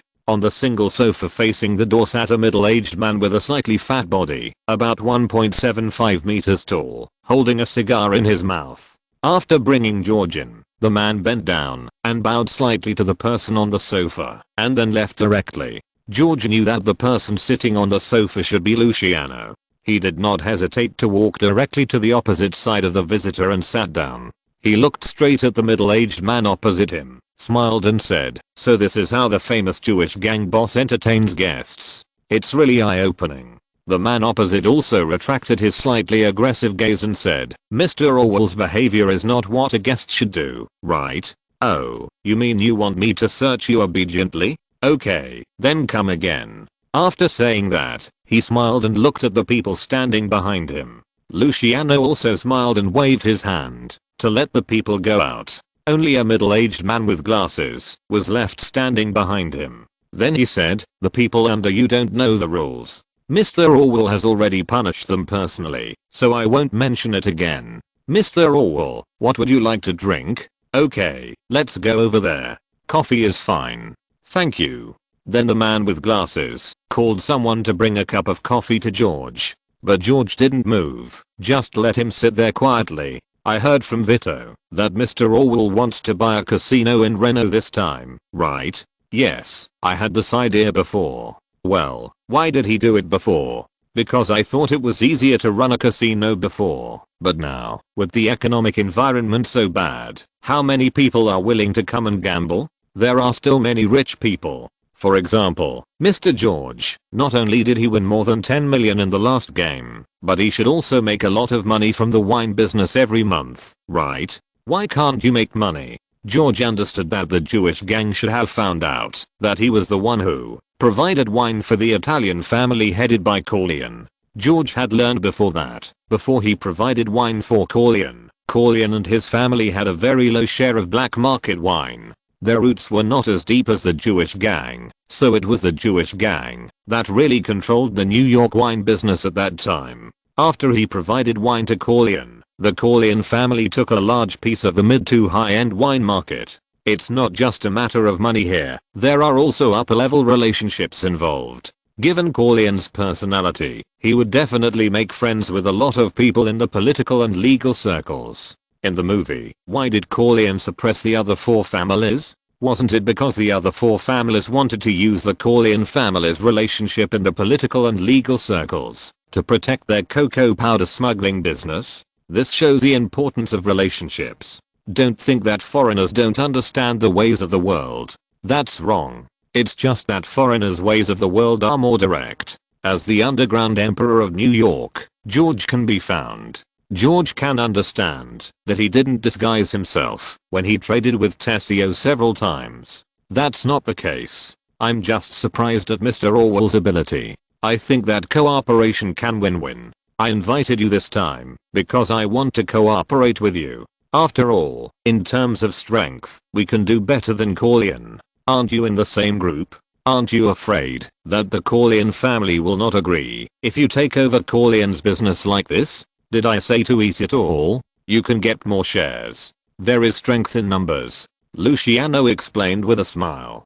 George thought about it. If it was just the wine business, his winery would produce 6 million liters of wine by next year. If it was just the Corleone family, even if there were a few more Mayfair families that had a good relationship with Corleone, it would be impossible for them to take all his wine. Then it would be inevitable to open up new sales channels. So there was no need to say it now, we could talk slowly. Well, you're right, but first, we have limited wine, and second, we can't send more for the time being. Seeing that Luciano's face suddenly turned bad, George continued, in fact, as long as we wait until next year, I can provide you with high quality wine in large quantities. Next year, it's too late. We want it now. What should we do? George saw that the other party was going to break the rules, so he didn't indulge him and said directly, then I have no choice. You can talk to Corleone yourself and ask him to give you some. However, if you want to do something crooked from me, I advise you to think it over carefully. This is a reason why Luciano did not take further measures. If we can capture George directly and get the source of the alcohol and the delivery channel from him, then it would be ideal to take over this business. But now the ambush has not been done, and it seems that the other party is not that simple. Can a simple person get so much alcohol and transport it in silently? And there is also the factor of the Corleone family, which makes Luciano depressed. If there were not so many people in the casino, many people saw him walking to the casino, so we can't use too many gunmen, and there is still a chance to find dozens of gunmen to catch him. Now we can only wait. After thinking about this clearly, Luciano smiled and said, "Then I will talk to Vito again. Let's talk about the casino." After the explanation, he learned. It turned out that they really wanted to sell the Reno casino. This casino was opened by a Jewish from a steel company. The Jewish gang was just looking at the place for the Jewish man, using the casino to lend money at high interest rates, and the cocoa powder business and yellow business in Reno were the Jewish gang's own business. Now the boss wants to sell it. George understood instantly that it was the current economic crisis that trapped the steel industry, and because of the economic crisis, the number of gamblers decreased, so the casino business plummeted. That's why the Jew wanted to sell the casino. No wonder he asked Corleone to inquire before, but there was no news. Now he is looking for him to sell it. He is treating himself as a scapegoat. However, George still asked with a smile, "I don't know, what price are you going to sell it at?" $13 million is a more appropriate price, Luciano said with a smile. Then he boasted again, saying how much he made a month and so on. Good guy, George said a few words in his heart. This is not only to treat himself as a scapegoat, but also to treat himself as a sucker. George smiled and said, "Does 13 million include the casino license and all the staff?"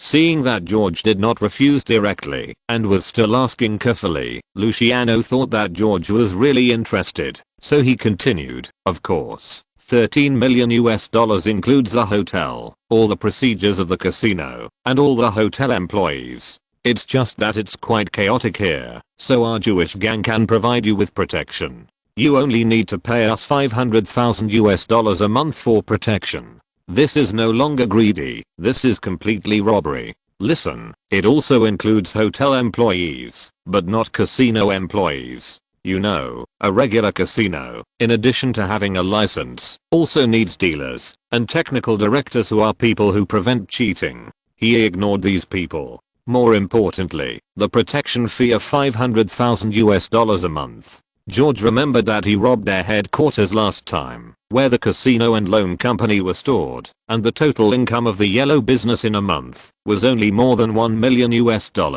At that time, it was still the best time for business. In the current market, if it is just the casino, it would be good to make a profit of $500,000 a month. The Jewish gang asked for $500,000 right out of the gate, which was completely taking George for a ride.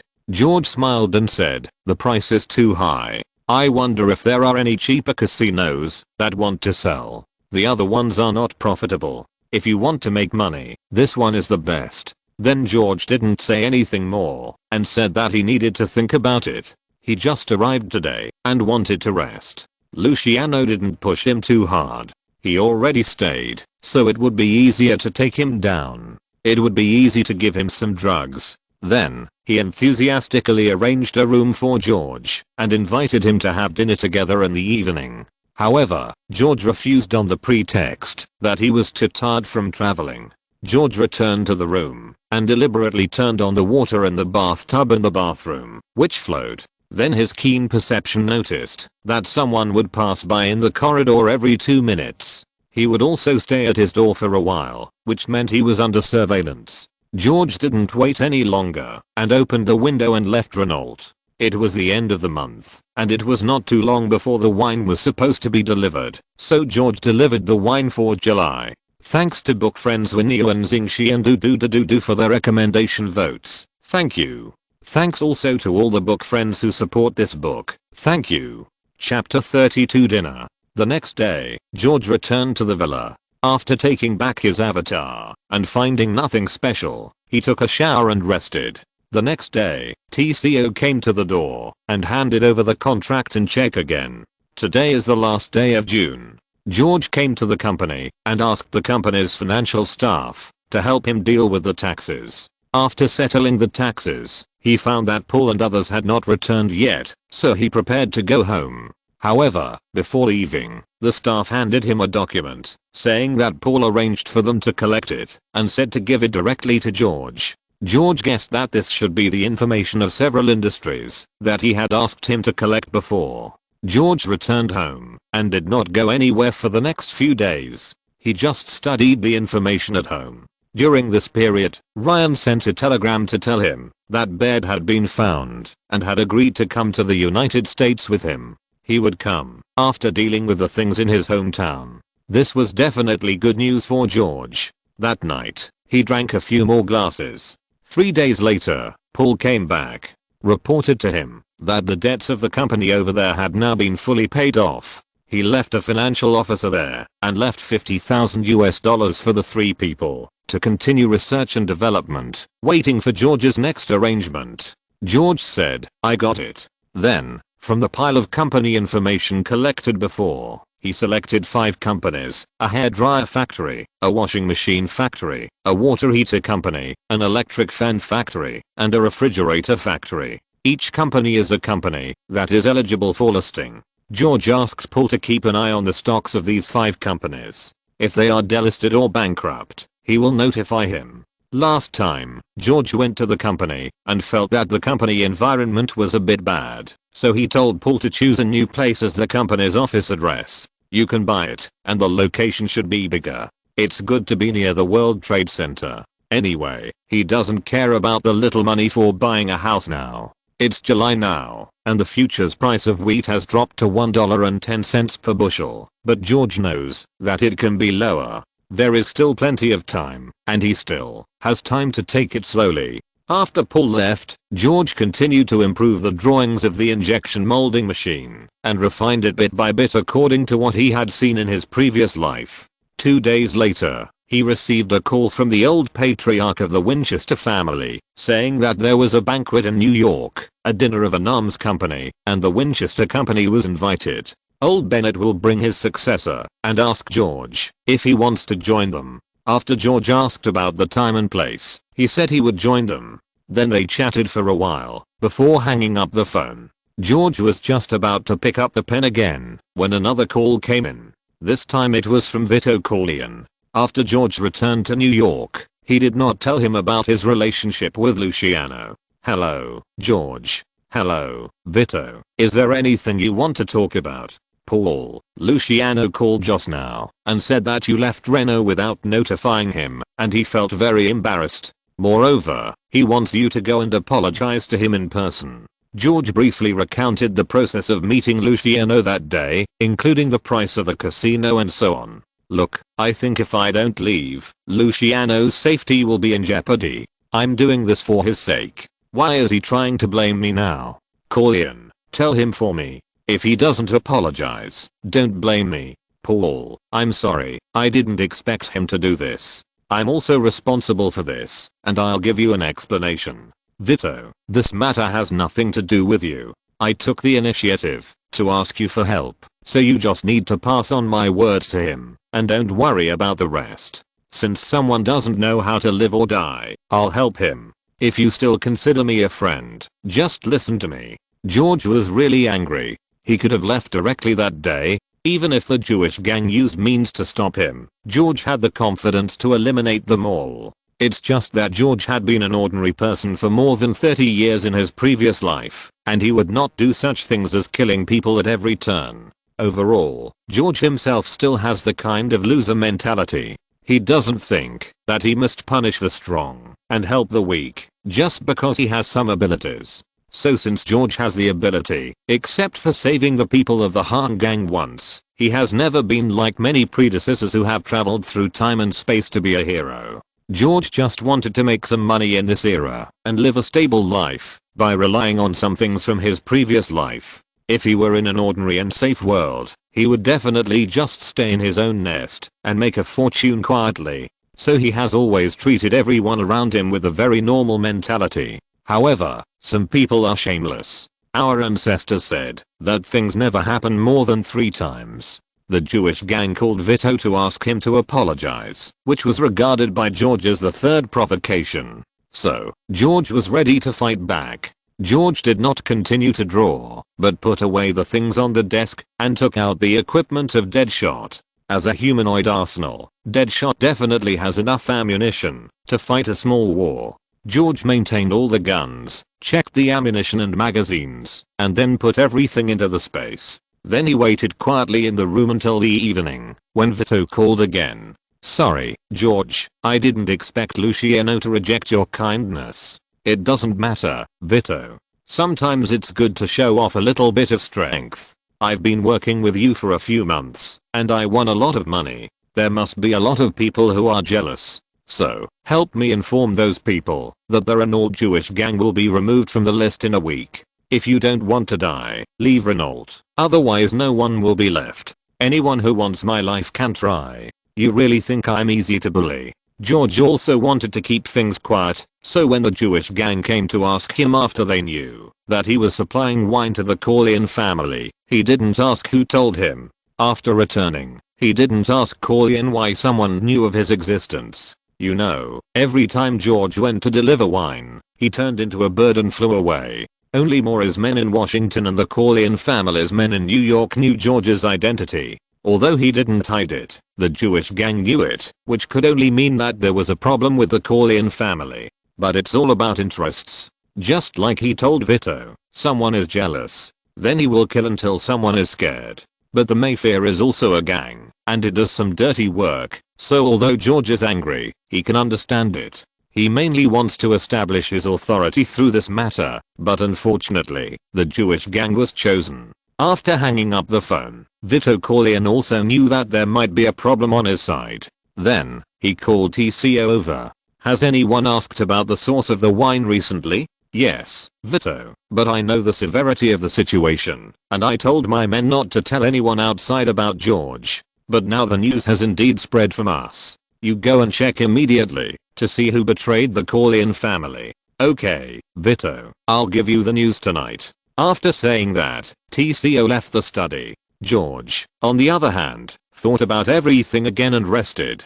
He slept soundly, but the Corleone family was not calm. It was not until late at night that TCO walked into Vito's study again, and Vito had been sitting there, as if he had never left. "We found out that it was the military advisor of the Barsini family who bribed one of my men, and then everyone knew about it. You see, sometimes it's that simple.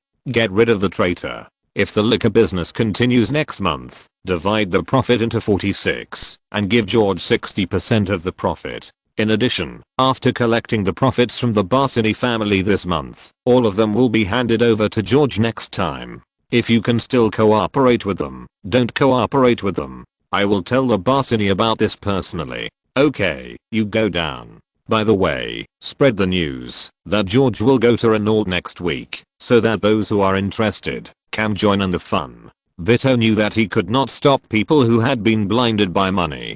In that case, the Corleone family would also become a public enemy, so George could only rely on himself. The next day, in the evening, in front of the largest hotel in New York, George just got out of his car and saw Bennett and a young man just getting out of a Ford car. "George, long time no see. You are really relieved. You are the major shareholder of the company now, but I have never seen you care about it." Belt pointed to the young man next to him and said, "Let me introduce you. This is Randy Chris, a nice young man. Well, considering his age, it is not a problem to call a young man in his 30s. Randy, this is the major shareholder of the company, George Orwell." Bennett introduced the two to each other. "Hello, Mr. Orwell, it's an honor to meet you." "Mr. Chris is too polite. Just call me George. You are the person chosen by Mr. Bennett. I believe in his vision. Please take care of the company's affairs in the future." After that, the two shook hands. Bennett said beside him, "Let's go, let's talk inside." Several people walked towards the banquet hall. When they entered the banquet hall, someone recognized Bennett and came to greet him. Bennett also introduced George and Randy to everyone. Everyone was surprised to hear that George was the new shareholder of Winchester, and he was so young. Thinking that George was a young man from a noble family who had come out to gain experience, they all greeted George enthusiastically. Then, George received a bunch of business cards. He also returned them one by one, because these people might need them in the future, and politeness is something that the people of the Celestial Empire in the previous life have engraved in their souls. How is it, isn't it? Very enthusiastic. Bennett teased beside him. Yes, George replied. You will get used to it in the future. This is how banquets are. The small fish will arrive first, and then greet each big fish that comes, and then greet the bigger fish. As long as you do well, you don't have to worry about no one not knowing you. Some people here will help you, but they always want to gain benefits from you. You two are still young, and you need to think more in the future. The old man was sharing his experience with the two. The two hurriedly thanked him, and said that they had learned a lot. George, come with me. The two walked to a remote corner. George, I don't know if you have any idea of taking over all my shares. To tell you the truth, my health is not very good, and I can't stay in this position for long. If you think Randy is good, I will hand over the position to him after I step down, including some of my relationships. In addition, the economy has been turbulent recently, and the family has to reduce funds. Many assets are unable to support. George thought for a while. He only took out $4 million before. That was because he really had no money. Now he has collected 2 months of wine money and has more than $3 million in the bank. He can take over all the remaining shares. Since the Winchester family has completely lost hope in this industry, it's okay for him to take it over. Then he said, Mr. Bennett, if you want to sell your shares, I'm of course willing to take over. In this way, I will let Paul bring the check and go back to the company with you tomorrow to handle the formalities. How about the shares still be calculated at $6 million? Bennett shook George's hand and said, thank you, George. Because the price George gave was based on the quotation before the economic crisis. It can be said that it is very sincere. Thanks to the book friend and lol1 for the recommendation vote. Thank you. Thank you to all the book friends for the likes and collections. Chapter 33 The Unexpected Person. The two chatted for a while. At this time, many people had come to the banquet hall. When the two were about to walk back to the crowd, they saw a man with a beard and the man George had met at Winchester Company last time. They walked up to Bennett. Old friend, long time no see. After saying that, he came over and gave Bennett a gentle hug. Long time no see, Benson. Who is this? I don't think I have seen him before. Then let me introduce you. This is George Orwell, the new owner of Winchester. George, this is Benson Laughter of Western Ammunition Company. Nice to meet you now. I'm very happy to meet you. I see that you have offered a price that Bennett cannot refuse. I hope that we will have the opportunity to cooperate in the future. Of course, one of us makes guns and the other makes bullets. We are natural partners. You are so right. Well, there is an old friend over there. We will talk again when we have the chance. After saying that, the two shook hands, said hello to Bennett, and walked to the other side. The three of them met up and got a drink from the waiter. Of course, they all had alcohol in them, but the alcohol content was relatively low. Cocktails were invented at this time. In order to drink alcohol without exceeding the alcohol content stipulated by the prohibition, people thought of mixing juice and other things together.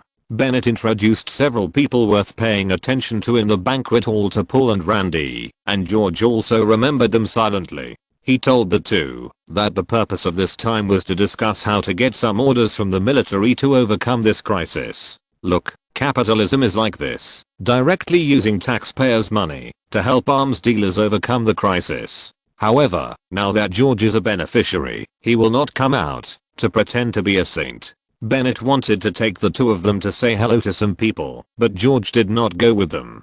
Just let them go. George knew that Randy, as the successor, had to be promoted quickly before Bennett retired. George could not do it himself. If George went there, he would definitely overshadow Randy. It is not easy to find a good worker, so you should be honest. Just as George was holding a drink and looking at the Vanity Fair in the middle, there was a little commotion at the door of the banquet hall. Many people rushed over there, as if they were saying hello to someone.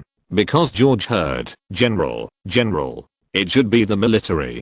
George was far away, and the person who came was surrounded by people, so he didn't pay attention to him. George turned his face to the window, looking at the lights outside the window, and couldn't help but sigh in his heart. This should be the first time in 2 lifetimes to attend such a banquet. It's a pity that if I took a selfie in the previous life and posted it to Moments, I would definitely get a lot of likes. George heard someone calling him, and when he turned around, he saw Pangbo standing not far from him in military uniform. Uncle Pombo, why are you here? That's what I want to ask. Why are you here? Well, I came in with others to see how lively it is. Is that so? I came here with the general. The general just arrived at West Point School and was preparing to purchase a batch of new products for student teaching and was brought here by the logistics department. George understood that these people came here tonight just for them, and it can be said that the banquet was held for them.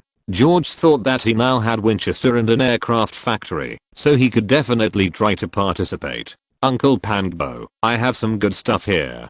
Can you help me talk to the general? You still want to do arms business? Haha, isn't the liquor business busy enough for you? You still have to go to school, and wrestling arms is not as profitable as selling liquor. You are still young, and the water here is too deep. Well, it's like this. The current Winchester company is mine, and I also have an aircraft manufacturing company. The F-1 aircraft is also a product of my company. Look, haha.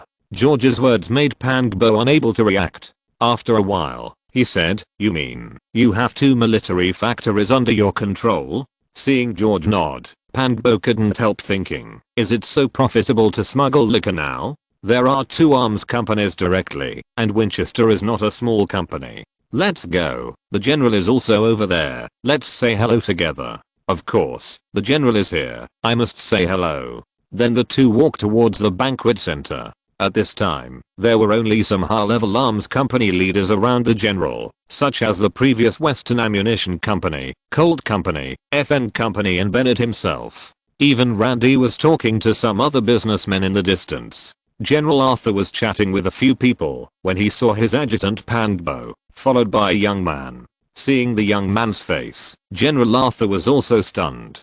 Seeing General Arthur looking outside the venue, the others turned their heads and looked at the newcomer. General, long time no see. It's you, George. Haven't you reported to the school yet? No, I've already applied, and the school has arranged an interview on August 10th. So you have to wait. Well, you're not a soldier. Don't call me general like them. Just call me uncle or Arthur. The Arthur here is not impolite, but a kind of closeness when 2 people are very familiar with each other. In the United States, calling elders by name is a very normal thing. Okay, Uncle Arthur. Why are you here? This kind of banquet should not be liked by you young people, right? General Arthur also joked with George. Well, I also have 2 arms companies now, so I came to take a look. Oh, you also have arms companies? Well, Winchester is mine now. In addition, the F-1 aircraft is also mine. As a military man, General Arthur certainly knows the weight of Winchester Company, and he also knows that the F-1 aircraft is also an excellent aircraft, but he was born at the wrong time and did not catch up with the good opportunity. After hearing George's words, everyone looked at Bennett next to him. Yes, everyone. George has been the boss of Winchester Company for more than a month, but he just didn't advertise it. With Bennett's affirmation, many people looked at this young and ridiculous young man. He has become an existence of the same level as them at such a young age. Please take care of me in the future. After saying that, he raised his hand with a glass, clinked glasses, and then took a sip. No, you are young and promising. Let's cooperate more in the future. Everyone also raised their glasses and took a sip. General Arthur patted George on the shoulder and said, okay, then you stay too. Let's chat together. The next cocktail party entered the trash talk session. Everyone was just talking about current news, not order business. Because tonight was just an opportunity for everyone to meet, real business still needed to be done. After Arthur confirmed it, it would be confirmed by the reserve department, and then the process would be followed. It was not so simple to solve the problem by drinking. After the banquet, General Arthur asked George to visit him when he was free, and then he left. George and Bennett went to their hotel first, George then asked Randy to speed up the production of several M1 Orwell rifles after returning. They could participate in the military evaluation later. Then he took out another drawing. This drawing was the M1911-01 pistol that Colt would launch in a few years. It was improved on the basis of the M1911. From its official service in 1911 to 1985, the M1911 pistol accompanied countless American officers and soldiers, and experienced several large-scale wars such as World War I, World War II, the Korean War, and the Vietnam War. It has become recognized as the most trustworthy and most reliable personal weapon.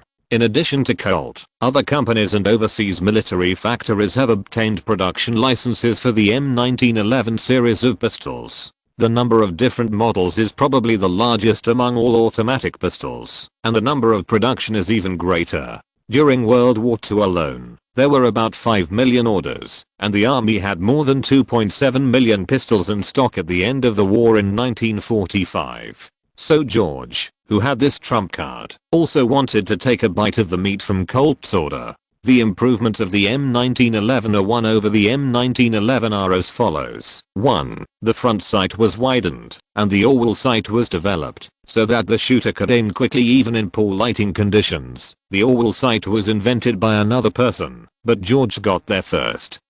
So of course the name was changed. 2. The hammer was lengthened to make it easier to be pulled by the thumb. 3. The trigger distance was shortened, and anti-slip grooves were added. 4. The back of the grip was designed to be arched, and anti-slip grooves were added on the surface, to make the shooter hold it more firmly. This item was designed as an additional part and can be modified or not. 5. Change the anti-slip grid pattern of the grip guard, to make it more comfortable to hold. 6. Add a thumb groove behind the trigger, to make it easier to pull the trigger. 7. Lengthen the grip safety. George took out the blueprints and patent information, and asked Randy to apply for the patent first, and then process a few new guns. As for how Bennett and Randy negotiated cooperation with Colt, he didn't care. George returned home and called Paul, telling him to come over tomorrow. The next day, George told Paul what he had discussed with Bennett last night, and asked him to cooperate with the procedures. He also gave him a check for $2 million. In fact, when he returned to the hotel where Bennett was staying, George also persuaded him that, if he could get the order, he would have a large income, and hoped that he could continue to stay. However, Bennett refused on the grounds of being unwell. He told him that he would use this business and the negotiation with Colt as a teaching session, teach Randy well, and then he could retire with peace of mind. Seeing that he could not persuade him, George did not say anything more, just asking him to take care of his health. Now George's assets have shrunk again. He only has more than $1 million in bank deposits, and there is still a lot of cash in the space, more than $1 million. General Arthur helped with the military order this time. His rifle is the best one now, and he will take a piece from the pistol part. He should also be able to get a part of the trainer aircraft. This calculation is about right. In fact, it is best for Boeing to negotiate the aircraft business. Now Paul can only hold on for a while. There is basically nothing to do in New York. George is going to Los Angeles tomorrow. Then he will go to Nevada. It's time to solve the Jewish gang. The next day, George deliberately showed up outside and told those who were interested that he was still in New York. Then he went home in the afternoon and left a shadow clone at home, and the real body disappeared. Many things can be done, but no handle can be left. George can let people know that he solved the Jewish gang, but he can't let the police find out or catch him. 3 days later, outside Reno. Thanks to my book friend do for the recommendation. Thank you. Chapter 34. The Jewish gang is destroyed. When George arrived outside Reno, he changed his appearance into that of a passerby he had met before. After entering Reno, George booked a room in a hotel not far from the Silver Hotel. Tomorrow night is the time George notified, so he could still take a break. Before entering the hotel, George released more than a dozen clones to investigate the Silver Heritage Hotel in the 3-story building, which was the former lending center of the Jewish gang. He found that the personnel in these two places had been strengthened a lot. He didn't try to get in to take a look. Anyway, Starting from tomorrow night, as long as he was in these two places, anyone with a gun would be crippled and anyone he saw would be killed. That's basically it. For the next day, George was like an ordinary gambler, gambling, eating, and drinking. He didn't return to the hotel until after dinner. At 8 o'clock in the evening, George put on the protective suit of death shot in the hotel and attached a set of thin bone armor on the outside. Arriving at the top of the other side's 3-story building, George directly split into 20 shadow clones. George gave each of them a pistol he collected last time. There was no way that the guns were still missing,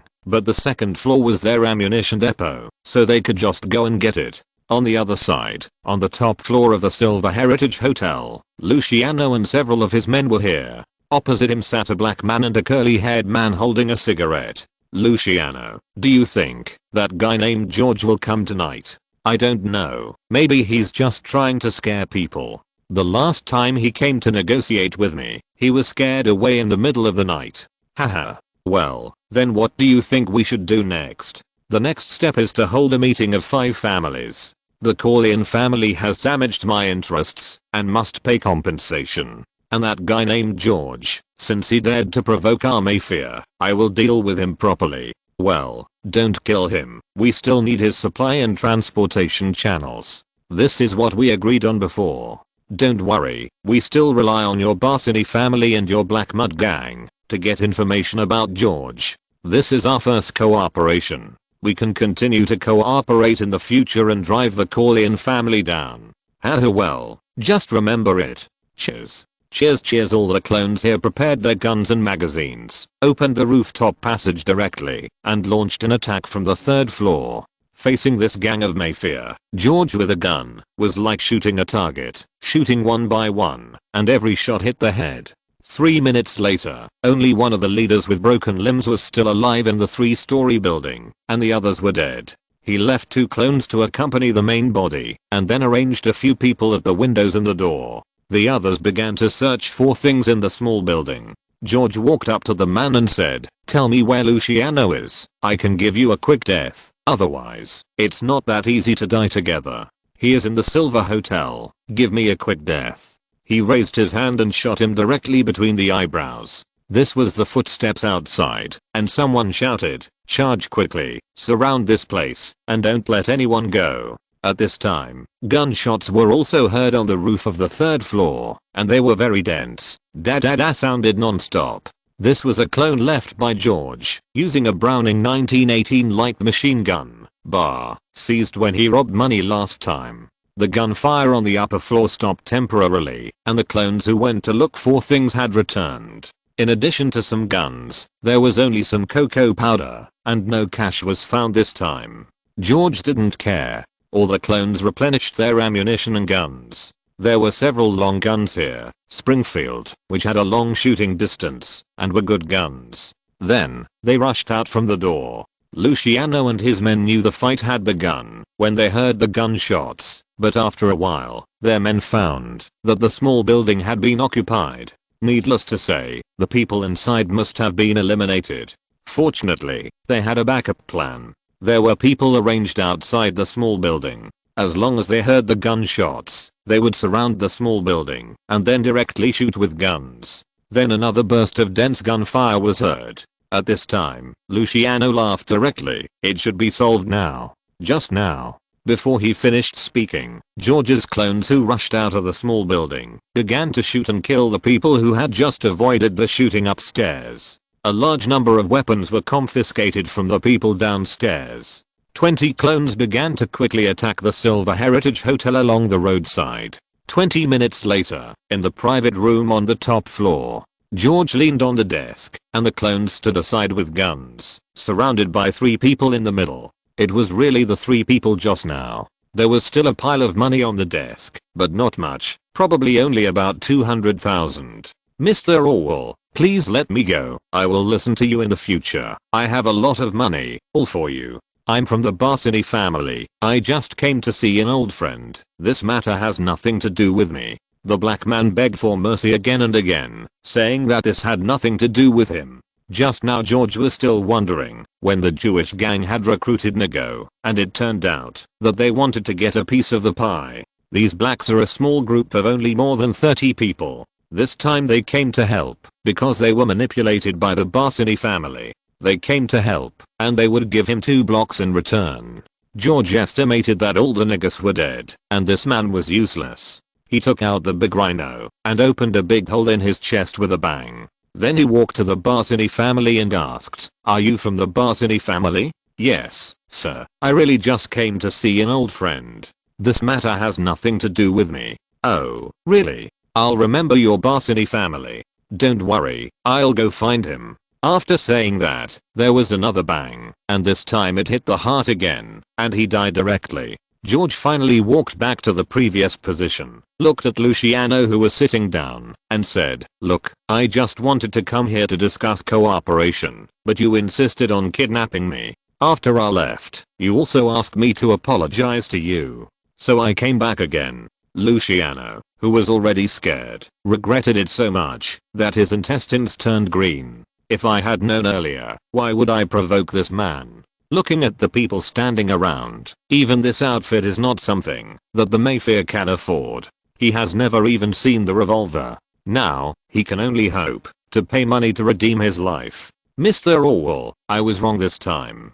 I was also deceived by the Bassini family. Really, I have a lot of money, I can give it to you, and I will listen to you in the future. The entire Jewish gang can be given to you." "Oh, you have a lot of money, then give it to me, and I won't use this gun to make a hole in your body." After saying that, he pointed the gun in his hand at him. Luciano was so scared that he turned sideways repeatedly. He saw the power of this gun with his own eyes, and it directly made a big hole in a person. Hearing George's words, he immediately stood up. "I put it in the safe. I will get it now." After saying that, he took George to a huge painting. The painting was pushed to the left, revealing a metal door as high as a person. It was an older rotary lock structure.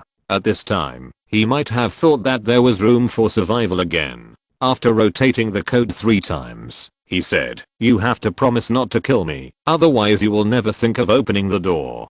George looked at him, laughed, and threw him to the ground, raised the gun, and shot him in the chest. George didn't want to talk nonsense with him anymore. He walked to the metal door and put a hand on it. His mind moved. The whole safe, which was as big as a room, was directly taken into the chaotic space. Everything in the space was under his control. With just a thought, the door of the safe opened directly. With another thought, the safe returned to its original place, but this time the door was open. He walked into the safe, a room sealed entirely by metal, with a pile of cocoa powder and a pile of cash. There were 2 rows of shelves in the corner, which were full of Western antiques. These cocoa powders should be his inventory, but it was a pity that he had no use for them, and he would not sell them. "Well, let's go back and collect them together with the ones he had confiscated before." There was a lot of cash here. It was a good habit for gangsters to save money. As for the antiques, they should have been used as loan sharks and then mortgaged. Although he didn't understand, anything that could be collected must be valuable. George directly took away everything in the safe and then went out to collect all the guns he had confiscated before, including the cash on the table. After seeing that nothing was left out, he released all the clones and left the hotel. Half an hour later, the police finally arrived. More than a dozen police cars arrived at the hotel in trance. After getting off the car, they were stunned. Starting from the hotel lobby, they saw people lying on the ground motionless. It was too bloody. The police chief thought, how long will it take to clean up this mess? The last count showed that more than 130 people died. Basically, they were shot to death. No one at the scene saw the real face of the murderer. Many people saw about 20 people in uniform in the window. No one on the other side died. The police chief was also secretly shocked. What kind of people are these? George didn't care about the mess he left behind. Originally, George planned to cripple all the thugs below. However, if he just crippled them, what if someone shot with the other hand? Both hands were crippled. It would be better to kill them directly, so he didn't hold back at all in the end. Just shoot all those who raised their guns to him. 4 days later, George returned to New York slowly. After switching back with his clone, he found that 2 groups of people came to find him in the past 2 days. One was that Boeing had called today and wanted to talk to him. On the other side, Vito asked him when he was free to come visit. Paul had also come and left him a report telling him that the share change procedures for Winchester had been completed and that he had chosen a property in the World Trade Center for $100,000, a whole floor. The clone had actually already taken care of these things. On the Boeing side, George asked him to come over and talk in person and told him that he would give him a number that would satisfy him. On the Corleone side, it was the agreed weekend, 2 days away, and there was no rush at all. On Paul's side, he was straightforward and asked him to wait a moment while he considered it. In fact, he had already agreed, but the clone didn't have a check to pay for the purchase. George directly wrote a check for $200,000 and asked the driver to deliver it to Paul. He called Paul again and said something, and then he stopped caring about the company's affairs. 2 days later, George stood at the door of the villa and saw Vito get out of the car, and it was TCO who was driving. George waved his hand, and when Vito walked in front of him, he stretched out his hand and shook his. They like to hug to show affection, but George thought it was better to hug a man. He still likes to hug beautiful women. After taking the two to the reception room in the study, George spoke. "What do you want to drink? Coffee or wine?" "Wine. Whiskey. Thank you." "Okay, I have a good collection here." After saying that, he personally took out a bottle of new wine from the small wine cabinet and took out 3 wine glasses. He returned to the sofa and poured half a glass into each glass. He gave it to the two. The 3 of them didn't say anything and took a sip of whiskey. Vito spoke up. "George, this wine is good. You know, I came here to apologize to you in person. I have already checked the matter clearly. It was one of TCO's men who was bribed by the military advisor of the Bassini family. That's why he leaked your information. It was our negligence. I'm sorry, but don't worry, the traitor has been dealt with by me. Vito, my friend, I trust you, so you can handle these things. And, I also said that this has nothing to do with you. It's the Jewish gang that is too greedy. But I don't know how the Jewish gang is now. There is no Jewish gang anymore. It was disbanded directly. You took action and dealt with 136 people from the Jewish gang. It is said that the police who dealt with the bodies filled a parking lot in front of the hotel. Vito, this matter has nothing to do with me. I have been at home these days and have not even left the house. So I don't know anything about the Jewish gang's accident." After saying that, he laughed a few times. Yes, who can prove that this matter has something to do with George? He called George as soon as he knew about this matter, and George answered the phone. It is possible that he hired someone to kill someone, but as one of the 5 major families that rule the world below, how could such a group of ruthless people appear without knowing when? Seeing that George was unwilling to admit it, he did not continue to ask. The main purpose of his coming today was to apologize, and then to see if it would affect the cooperation. Since George had no intention of continuing to pursue the responsibility, Vito was of course happy to see it happen. For George, everything was just for business. The main purpose of destroying the Jewish gang, in addition to the fact that they were really disgusting, was to kill the chicken to scare the monkey. By next year, his wine business will be even bigger. It is inevitable that it will arouse the covetousness of others. Only by showing strength at the right time can one ensure that one's own interests will not be harmed. Thanks to the book friend NLOL1 for the recommendation. Thank you. Thank you all for your support. If you're listening to this novel on a channel other than Fanfic World, it means they downloaded and uploaded it without effort. We cordially invite you to visit our channel, Mundo Fanfic Novelos. There you'll find the original version of this story and you can explore many other novels of various genres. We're waiting for you to immerse yourself in a world of incredible novels. Chapter 35 Boeing.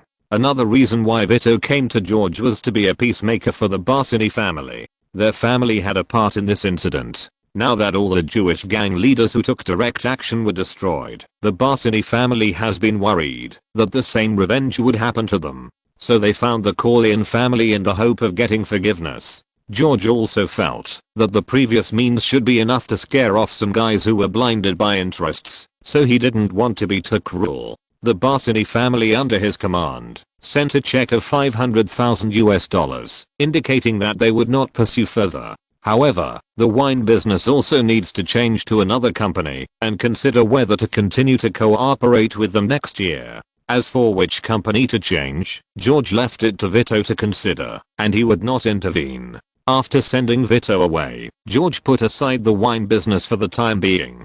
At least in October this year, before the new wine comes out, all shares will still be based on the current standards. After the new wine comes out, it may be necessary to further expand the sales channels. George once again invested in patent invention, plagiarism, and even his novel became a new best-selling novel after fermentation during this period of time, which did not bring him much joy. 4 days later, George had just finished lunch when the doorbell rang. When the servant opened the door, George saw that it was Boeing, who looked a little tired. George guessed that Boeing must have just got off the train and came to visit him directly. After sitting down in the study, George asked the servant to bring 2 cups of coffee. After the servant left, George said, "Mr. Boeing, how about it? Have you thought about it?" "Yes, Mr. Orwell, in the current environment, I can no longer support Boeing. So, if your offer is as you said, I think I can accept the acquisition of the company. Of course, the first thing I want to tell you is that in addition to Boeing, I also acquired an aircraft company. You should have heard of Lockheed? Yes, the F-1 aircraft produced by their company is quite famous. Well, this company now belongs to me completely. So, you should be able to see that I attach great importance to the aircraft industry. I plan to acquire Boeing for $1 million. Next, Boeing will merge with Lockheed to form a new company called Place Aviation, and you will be the general manager, and I will give you 10% of the management dividends. As long as you are in the company, this 10% will always be yours. Please think about it. I can wait for your reply." The two were silent for a long time before Boeing said, "Okay, but I hope I can be more than just a tool. Of course, I will not interfere with the business of the airline company unless you make a fatal mistake. I have also assigned the people of Lockheed to the R&D department, and they will not participate in the management of the company. After the merger, I will divide the work among you again. Can you make a decision now?" "Okay, boss. Don't worry, Place Airlines will become the strongest airline in the world. I have confidence in you. By the way, can you handle the contract yourself?" "Yes, boss." "Okay, wait a moment." Then, George called Paul and brought a lawyer. He also asked the kitchen to prepare a lunch for Boeing. In the afternoon, after handling the contract, several people decided on the following points for the future of Place Airlines at George's home. First, the two companies will merge, with Boeing as the general manager of the company and the designer team of the original Boeing, and Lockheed will form the R&D department. The company's headquarters will be built on the original site of the current Boeing company, and the bonus and dividend promised by George before will be written into the company system. The income and bonus of every R&D personnel of the company will be guaranteed. Then part of the Office of Place company will be divided as the Office of Place Aviation in New York. Next, Paul will deal with the relocation of the original Lockheed company. The general direction is basically like this, and how to implement it specifically is Boeing's business. After incorporating Boeing, George also visited Pombo and the general, and told the general that Boeing had been taken over by him, and Boeing would continue to participate in the military procurement on behalf of the company. General Arthur was still very surprised by the actions of the son of his former subordinate. A few months ago, he was still a high school student who wanted to get a college recommendation letter through him. In just a few months, he quietly won 3 well-known companies in the United States. Now George is more confident about this military order. The rest will be handled by Boeing, and he just needs to watch it slowly. The next day, Ryan returned to New York and brought Baird with him. Baird, who George saw, had a thin face and could tell at a glance that he had been malnourished for a long time. At noon, George left the two of them at home for dinner, and Baird went from being nervous at the beginning to talking freely later. "Boss, when will I start working, and where will the laboratory be built?" Baird, who had finished lunch, was eager to conduct his own research. "Don't worry, Baird. You should know that first of all, your physical condition is very poor now, and this needs to be adjusted. You have also seen Ryan's ability. So after I open the seed for you, Ryan will teach you how to operate it. You are only allowed to practice for half an hour every day, and your body will slowly get better. Of course, you must keep up with your diet. Don't worry about this, I will arrange it. Okay, boss. Recently, I have recovered well these days, and I think I can go to work at any time. Don't worry, the equipment needed for the laboratory also needs to be purchased. Of course, you won't be left without work. I know that the TV you are developing now is a mechanical TV.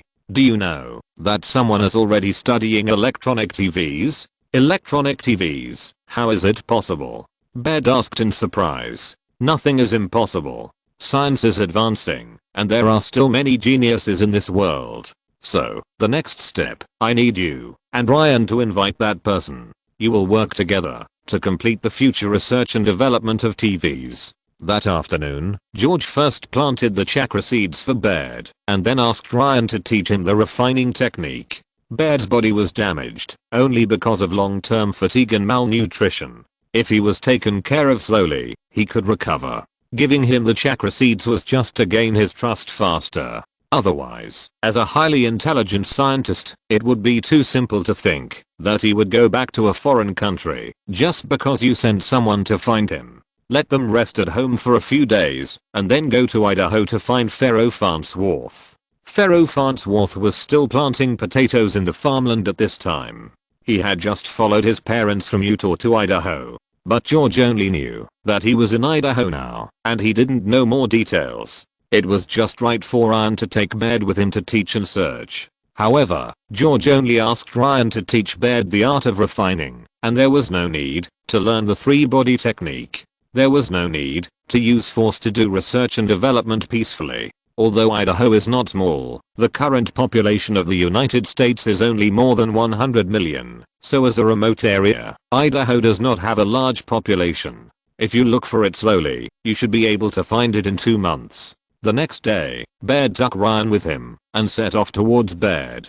He also wanted to meet the genius boy who was only 14 years old in the boss's mouth. After seeing Ryan and Baird off, the villa became quiet again, and George continued to do small research on people's livelihood. In the past few days, George also asked Pineapple to find a language teacher to teach him the languages of various countries. With a super brain and the ability to clone, it would be a waste if he didn't learn more. In this way, the time was approaching for George to participate in the school interview.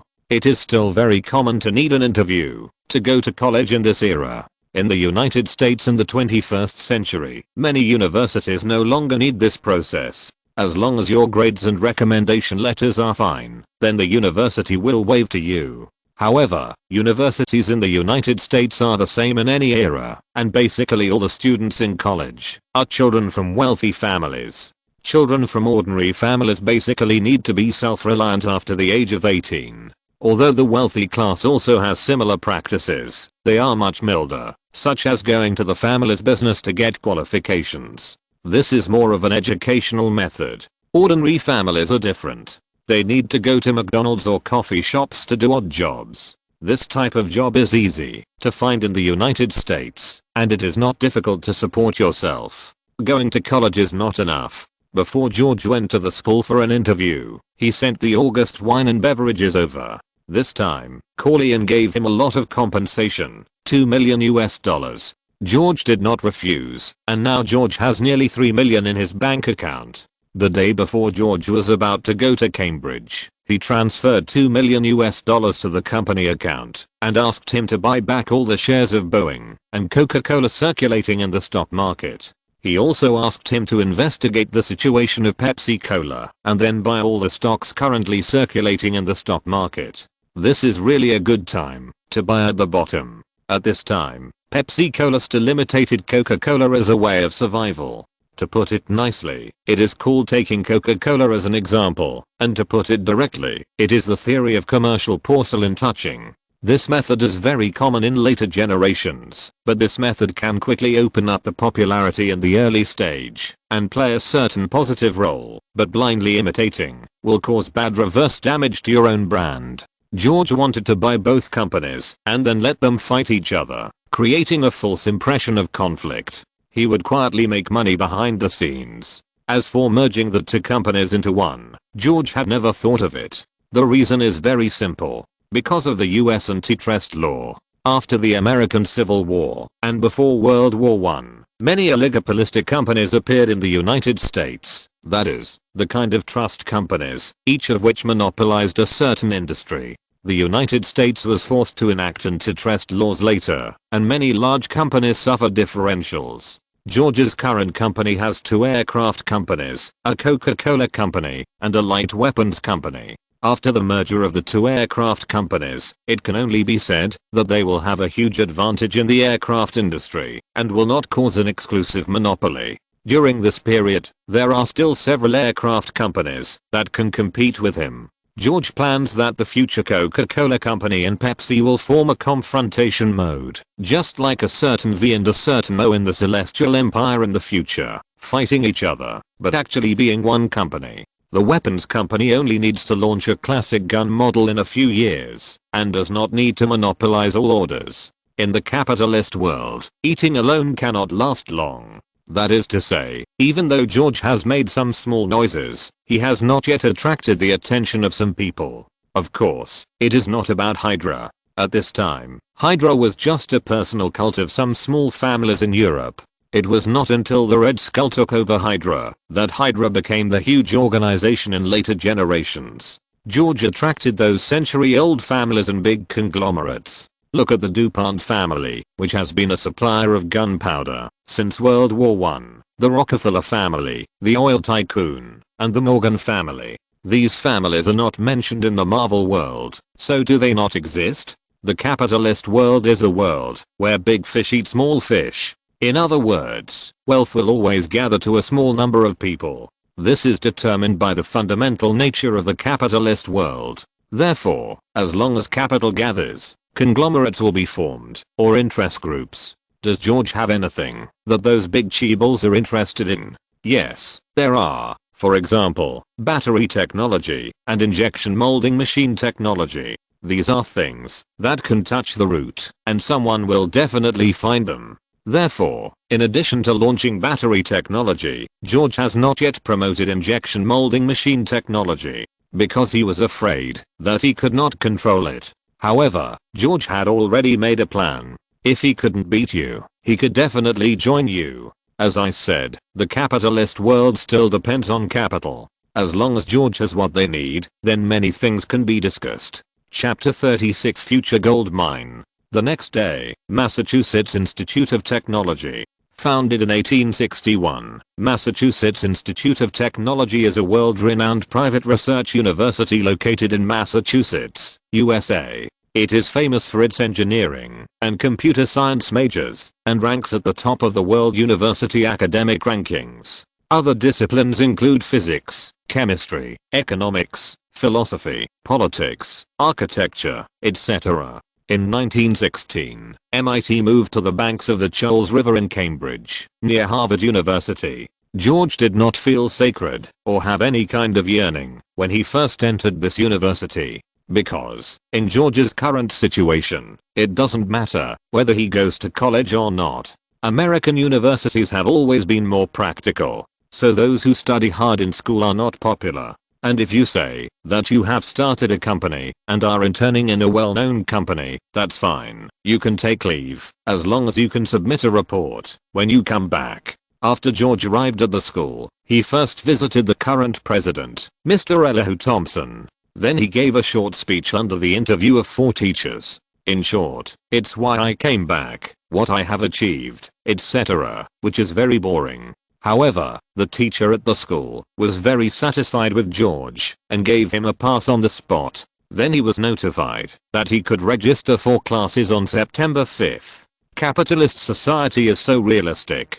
Going to college in the United States is very luxurious. If you can't get a scholarship, you'd better go to bed. The cost of college will make you bankrupt. American parents really don't care about their children, except for the wealthy and Asians.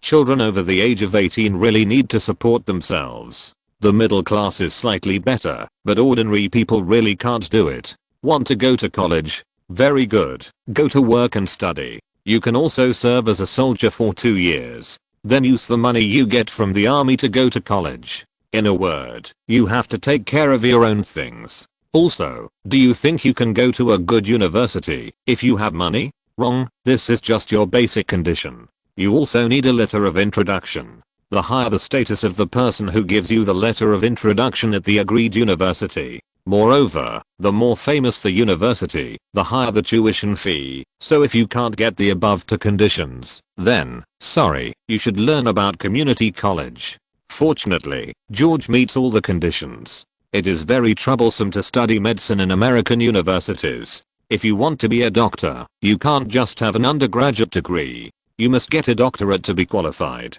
Therefore, doctors are called doctors, which means doctors. In college, you must first learn pre-medical things, such as biology, biochemistry, etc., and then take the medical school entrance examination. Then apply for medical school, based on the scores of the medical school entrance examination and the average grades in school. If you want to study medicine, it is better to study biology and human body first. As for the examinations, there are various examinations organized by the school and recognized by the academic community. The specifics will also change, but in the end there will definitely be a graduation examination and a license examination for employment, including experimental and theoretical examinations. Among them, there are also specialists and systematic ones. Anyway, it is very troublesome. However, as George knew before, the final result is still the test scores and practical reports. George did not prepare to be a doctor honestly. He just learned knowledge and found a source for his next key project. Otherwise, he might be eaten up. Therefore, on the first day of entering the school, George did not plan to follow the school's plan and walked step by step. Moreover, the advanced aspect of the undergraduate education system in the United States lies in its liberal education concept. This educational concept stipulates that American college students must receive considerable liberal education before they can receive specialized education. Liberal education includes the fields of art, humanities, social sciences, philosophy, and natural sciences. Therefore, when we apply to American universities, we can choose undecided major in the first 2 years and make a decision in the third year. During this period, you have 2 years to think and choose. Even if you don't like the major you choose, most schools allow you to apply for a major change. Therefore, with such a flexible mechanism, George wants to be involved in multiple disciplines. Anyway, he has a lot of time and can make money and go to school at the same time. His study is just a hobby, so there is not much pressure. After completing the interview, George returned to New York because Paul sent a message that the current wheat futures price has dropped to $0.96 per bushel. The next day, the New York Stock Exchange is still hot, and there are people who want to sell first, and of course there are also people who want to balance their company's stocks to save the market. George didn't stay downstairs for long and went directly to the private room. Paul has arranged for the broker to wait. George told the broker to close the position until the market was about to close. The delivery was completed. After calculation, George bought a 100 million contract at a price of 1.96 per bushel, which means that George made a net profit of $50 million.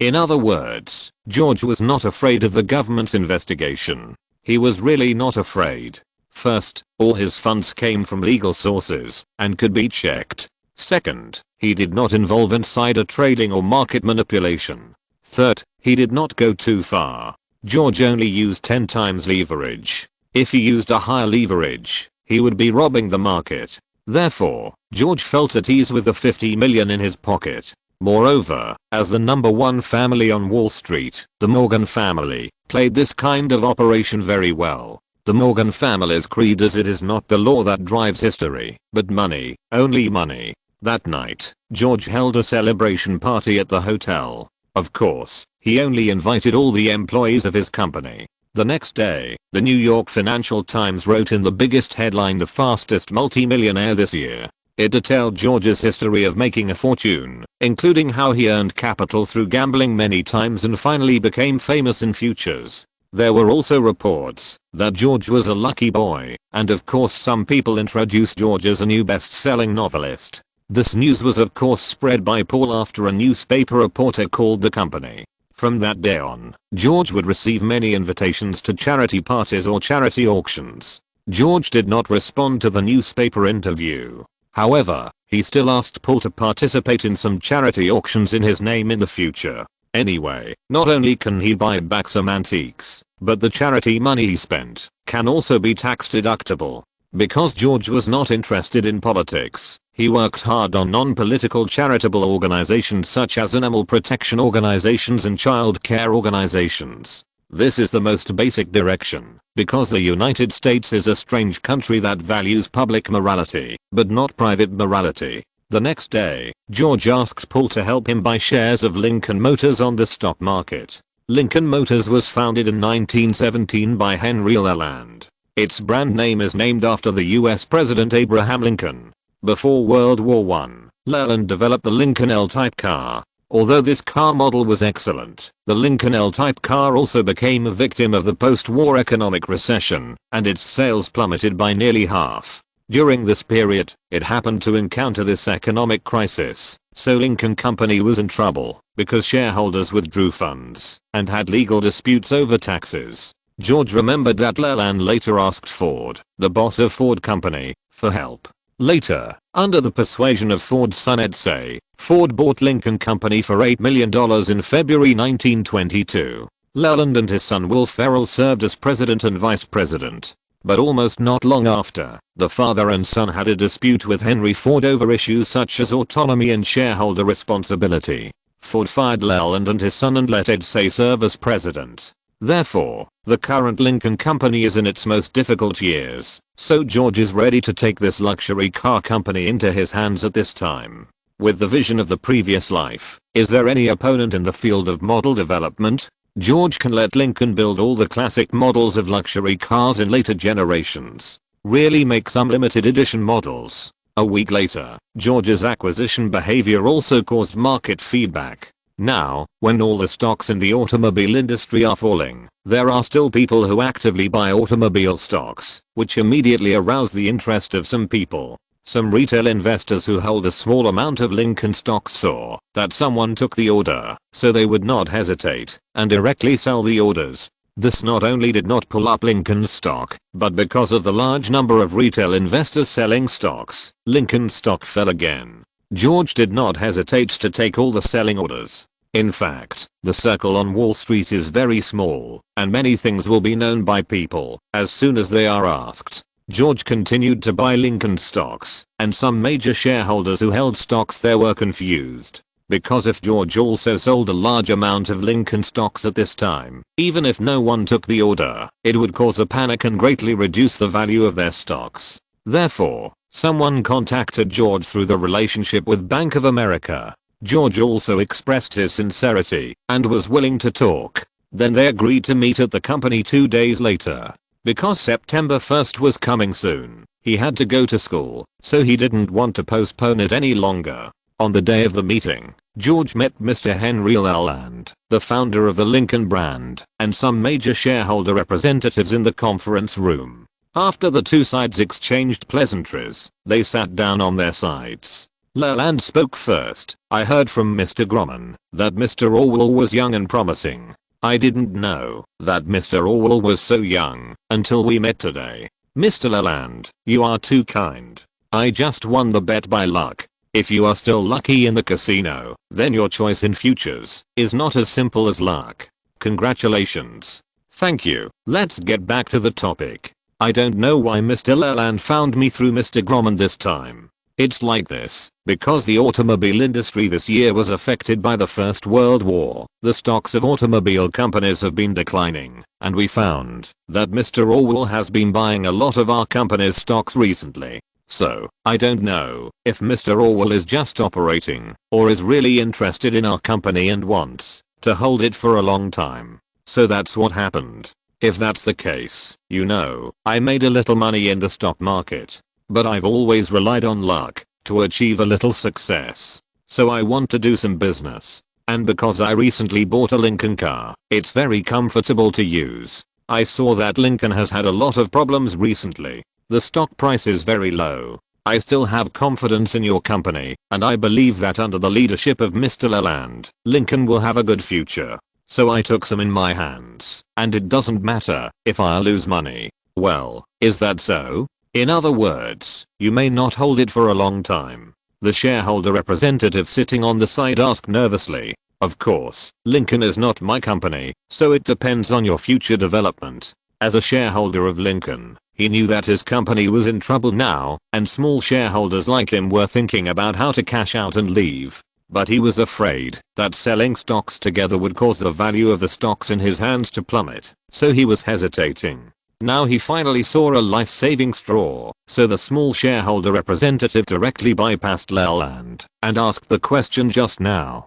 George didn't want to make it too awkward. Since all the representatives had offered their help, George could express his own ideas. Why, are there any shareholders who want to sell their shares? If the price is right, I don't mind taking them. However, as a young man, I may be a little willful. If I take over, I hope to own all the shares. Impossible. Absolutely impossible. I worked hard to build the Lincoln brand, and I will not hand it over to others. Leland said angrily. Mr. Orwell, are you serious? I'm willing to transfer my shares. This representative and that representative. The two spoke at the same time and expressed their opinions. Well, it seems that there is a disagreement. How about this, Mr. Leland? Can we talk alone? George invited.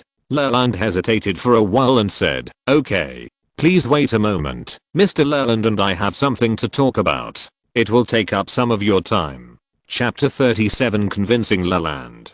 George led Leland out of the conference room, but did not find an empty room to talk to him alone. Instead, he took the car keys and led Leland to the underground parking lot. When they came to George's private car, George asked Leland, did you see anything? Looking at the Lincoln parked in front of him, Leland did not find any difference in appearance from this black L-shaped car. So he said honestly, I can't see it. Then let's go in and experience it and see what the difference is. After George finished speaking, he took the car door key, opened the door of the cab and sat in. By the way, he opened the door of the co-pilot from the inside and invited Leland to get in the car. Since the car was modified, there was no need to crank to start it, so George got his driver's license again, but he had a driver and didn't drive often. But today it's better to demonstrate it in person. As soon as Leland entered the co-pilot seat, he found something different. That is, there was a raised area where the co-pilot seat was. It was connected to the main body of the seat by two very smooth polished steel pipes. After Leland sat down, he naturally wanted to put his head on the protruding position and found it very comfortable. This is called a headrest, which can provide good support for the head. And in the event of a collision, it can protect the neck of the passenger and prevent fractures due to inertia. It's really good, a very good invention. Leland nodded. Then Mr. Leland, if I license the patent to car manufacturers now, how many companies do you think will use it? I think they will all adopt it. Yes, they will all adopt it, but can Lincoln still afford the patent fee now?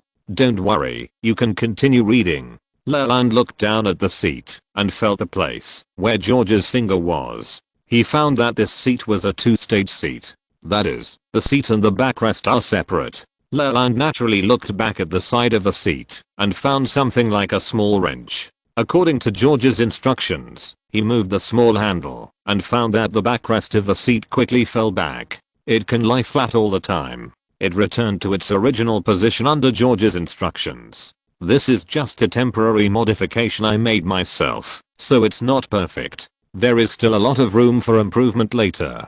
How about this technology? It can give the co-pilot a comfortable resting space. And look at the position of the seat. After saying that, he pointed to the position in front of the seat, where there is a steel rod. Gently lifting it up, Leland immediately found that the seat under his butt could move forward and backward. It must be said that this invention surprised Leland again. This can completely improve the comfort of the car seat and allow people to adjust it according to their own needs. Leland saw George adjust the position of the driving seat according to his body shape, and he could understand the advantages of this technology. just from the technology on this seat. If Lincoln wants to use these technologies on its own cars, some of the processes of the existing production line may have to be changed. Obtaining the right to use the patent is a cost, and modifying the production line is another cost. Leland is also asking himself, does the company really have the opportunity to upgrade and transform? If it does not upgrade and transform, it will inevitably be eliminated. It may be too late to regret it at that time. Is there a way to use it without paying money? Yes, that is to make George a shareholder, and the patent usage fee can at least be deferred. But he was unwilling to hand over his company. George also saw Leland struggle, and then said, if Mr. Leland agrees to the merger, I can leave you 5% of the shares, and I will take out another 10% of the shares as the company's management dividend shares, and appoint you as the executive president. If you don't make a mistake that endangers the survival of the company, I will not interfere with your management of the company. Seeing Leland's obvious intention, George asked, what do you think, Mr. Leland?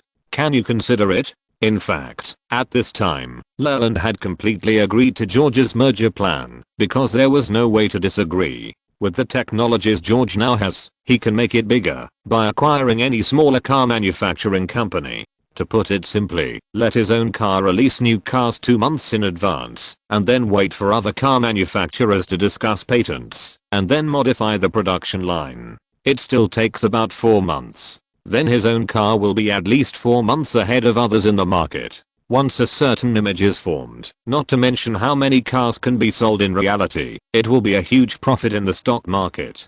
So, after Leland thought about it again for a while, Leland finally nodded and agreed to George's acquisition. Mr. Leland, I have to say that you made the most correct choice. Next, please see the last and most important invention of today. Leland was stunned by what he said, and it was the most important one. Then he looked at George's action. He saw George continue to take out the key and insert the key into a keyhole next to the driver's console. Originally, George was going to install it on the side of the car steering wheel like in later generations, but the location was too small, and it was inconvenient to modify it, so he changed it to a relatively convenient place. Anyway, it was just a temporary modification, and it would be adjusted when it was mass-produced later. And this car was later placed in the Lincoln Automobile Exhibition Hall, and was collected because of its special significance. Of course, this is a later story. With the twist of the key, the car started, and then George shifted the gear, and stepped on the accelerator, and the car started. George drove outside for about 10 minutes, and returned to the previous parking space again. How about it? Don't you regret it now? Yes, Mr. Orwell, you really surprised me. I heard that someone launched a new battery at the previous technology expo, but I didn't expect that you have even made a physical product of the electric start technology. If it becomes popular, then you have changed the entire automotive industry. As long as you are satisfied. So next, we have to hurry up. Yes, Mr. Orwell, I agree to the merger and acquisition, and fully support you to get all the shares of the company. Don't worry, my recognition is always valid. Moreover, we need to put on a show later. Don't let those speculators see anything. I understand, Mr. Orwell. It's time to call the boss. Leland said. Let's go. Don't let them wait too long. When George and Leland returned to the conference room, the people in the conference room had been waiting for more than 40 minutes. During this time, the most anxious were the shareholder representatives, who were worried that the two would not be able to reach an agreement. If George further gave up the stocks in his hands, it would have a serious impact on the value of the stocks in their hands. However, from the fact that Leland walked into the conference room with a smile on his face, it seemed that the result of the two people's talks should be good. But George's face was very ugly, which made the shareholder representative feel uneasy. As soon as George entered the meeting room, he said, "Okay, gentlemen, I have reached an agreement with Mr. Leland. I will purchase all the shares of Lincoln at today's stock price. Remember I said all the shares. The delivery must be completed within 2 days, otherwise the acquisition plan will be invalid. I will write this in the contract." Then George looked at Paul. "Paul, you will draft the contract with Mr. Leland today." He looked at Leland and said, "Okay, gentlemen, I will go to school soon. So please speed up the time and call all shareholders to New York now. I hope to sign the contract the day after tomorrow, and I will ask the bank to prepare the money." The representative opposite was naturally willing. They were speculators. This year, all the stocks in the automotive industry fell, and they lost a lot. They don't want Ford and GM, who have big capital to support them. Now that they can leave, they will naturally minimize the losses. 2 days later, in this meeting room, George and Lincoln's 7 shareholders signed the share transfer agreement. George injected another $6 million into the company. In addition to paying Lincoln $4.5 million for the acquisition, he also paid for Lincoln to deal with the previous troubles after the transfer of shares and the cost of modifying the production line. It also included building another car seat processing plant next to the car factory, a company specializing in the production of car seats. George has a full stake in this company. He also needs to recruit R&D talents. George wrote down some of the seat functions he saw in the future on paper as the research and development direction of future seats, and implemented them step by step. George's plan is that the electric start patent will be licensed to car manufacturing companies in the form of authorization in the future, and patent fees will be charged. It will be charged at 10% of the price of each car. The seats can be purchased directly or by paying patent fees. A set of seats will cost about 5% of a car. It can also be designed individually according to the car, and the seat materials can be made of multiple materials. These are the plans discussed with Leland in his spare time in the past 2 days. The specific facts still need to be operated by Leland. George's favorite thing is to buy shares with money and let the founder of the company work for him. Because no one will have more feelings for the company than the founder of the company. During the 2 days, the two talked a lot, and they were highly consistent in the view of making luxury cars. So it was decided that Lincoln cars should become the luxury cars among luxury cars. For this reason, George specially took out Bentley, Rolls-Royce, Aston Martin, Audi, and other future classic models. Now that the patents are registered in advance and produced, they will definitely be very popular. George did not draw all the models at once, but was just 10 years ahead. In this era, there are also sports cars for car races, and they have already existed. For example, Aston Martin was established in 1913. There are also various awards. Since it is necessary to build a reputation, Lincoln cars will definitely actively participate in these events in the future. George only mentioned these to Leland, and the specific operation still depends on him. Of course, all registered patents are global patents. George was particularly careful about this from the beginning, and he must register globally. It is better to spend more money than to leave loopholes in the future. George also specially asked Paul to hire a professional patent lawyer to be responsible for this matter. They will consider this company more attentively, and they often have certain talents. Like the Lockheed brothers, even if they are not good at management, let them do design. There is always room for them to play. Thanks to the book Friends Cigarettes and Wife and Shen Madalu for their recommendation tickets. Thank you. Thanks to all the book friends for their collections. Chapter 38 PepsiCo. The next day, Paul sent the information of Pepsi Cola. Pepsi Cola is headquartered in New York, and it only has about 1/10 of Coca-Cola's market share. It was not until later that Pepsi Cola attained the low-end market with the strategy of increasing volume and reducing prices. Many poor people, especially black people, would drink Pepsi Cola for cheapness, so it was also called Black Cola. Later, Pepsi Cola tried to let Coca-Cola acquire itself 3 times, but unfortunately Coca-Cola did not agree. This situation lasted until after World War II, when Pepsi Cola gradually caught up with Coca-Cola. Through an appointment, George met with Bradham, the current owner of Pepsi Cola, this afternoon. Hello, Mr. Bradham. Hello, Mr. George Orwell. There are news about you everywhere today, and I have read your book of Mice and Men. Thank you for your support. I came here today because I like beverages, so I want to see if Mr. Ham is willing to give up some shares. Ham saw the young man in front of him and thought that he was really direct. If you like beverages, shouldn't you invest in Pepsi? Well, it seems that the other party is indeed a major shareholder of Coca-Cola. Does he want to merge the two companies? This is not impossible. From what we know, Mr. Orwell seems to be a major shareholder of Coca-Cola. I don't know why he is still interested in our company. Because the shareholder changes of listed companies need to be announced publicly, this cannot be hidden from others. Oh, you also said that you are just a major shareholder. I want to have my own beverage company. Ham thought to himself, this is completely the model of Navo Rish. Everything he likes should belong to him. Then, George continued, I'm still optimistic about Pepsi Cola, and I have some ideas of my own. I'm not interested in helping others make money, so if possible, I want to start my own beverage company. Of course, for the original entrepreneurial team of the enterprise, I have always advocated that you continue to manage the company, and I will leave you 10% of the shares. How about it? Then George made a bid of $1.2 million to acquire 75%. In fact, during this period, George had asked Paul to buy 7% in the stock market,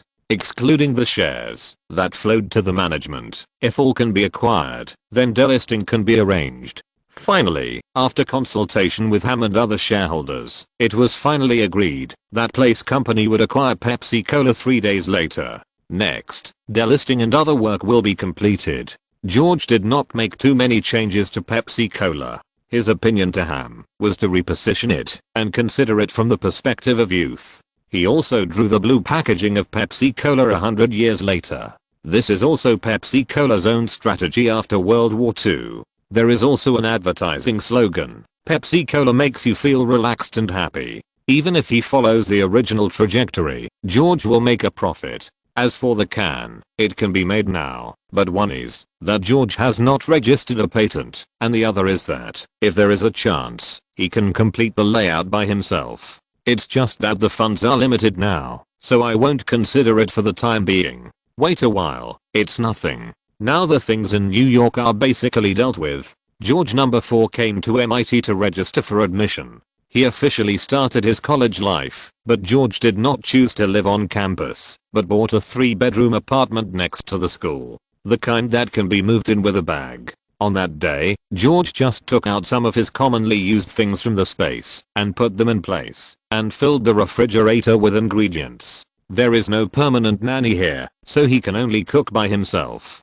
Fortunately, George has superb cooking skills, so he doesn't worry about eating at all. School number 6 officially started classes. The first 2 years are preparatory knowledge, so it is flexible, and some knowledge George has learned in the library when he was in Washington, so he quickly surpassed the progress of honesty and then went to learn other preparatory knowledge. Anyway, with George's current learning ability, these are nothing at all. Even so, George would send 5 clones every day to the school library with different appearances to learn other subjects. In this way, George was a good student in school for a few days. On September 14th, George received a call from Paul. Boss, I just received a call from Mr. Groman, the Vice President of Bank of America. He sent you an invitation. Invite you to attend a charity auction party held in New York on the evening of the 18th. He said that many upper class people will be there that night. It is a good opportunity to meet many friends.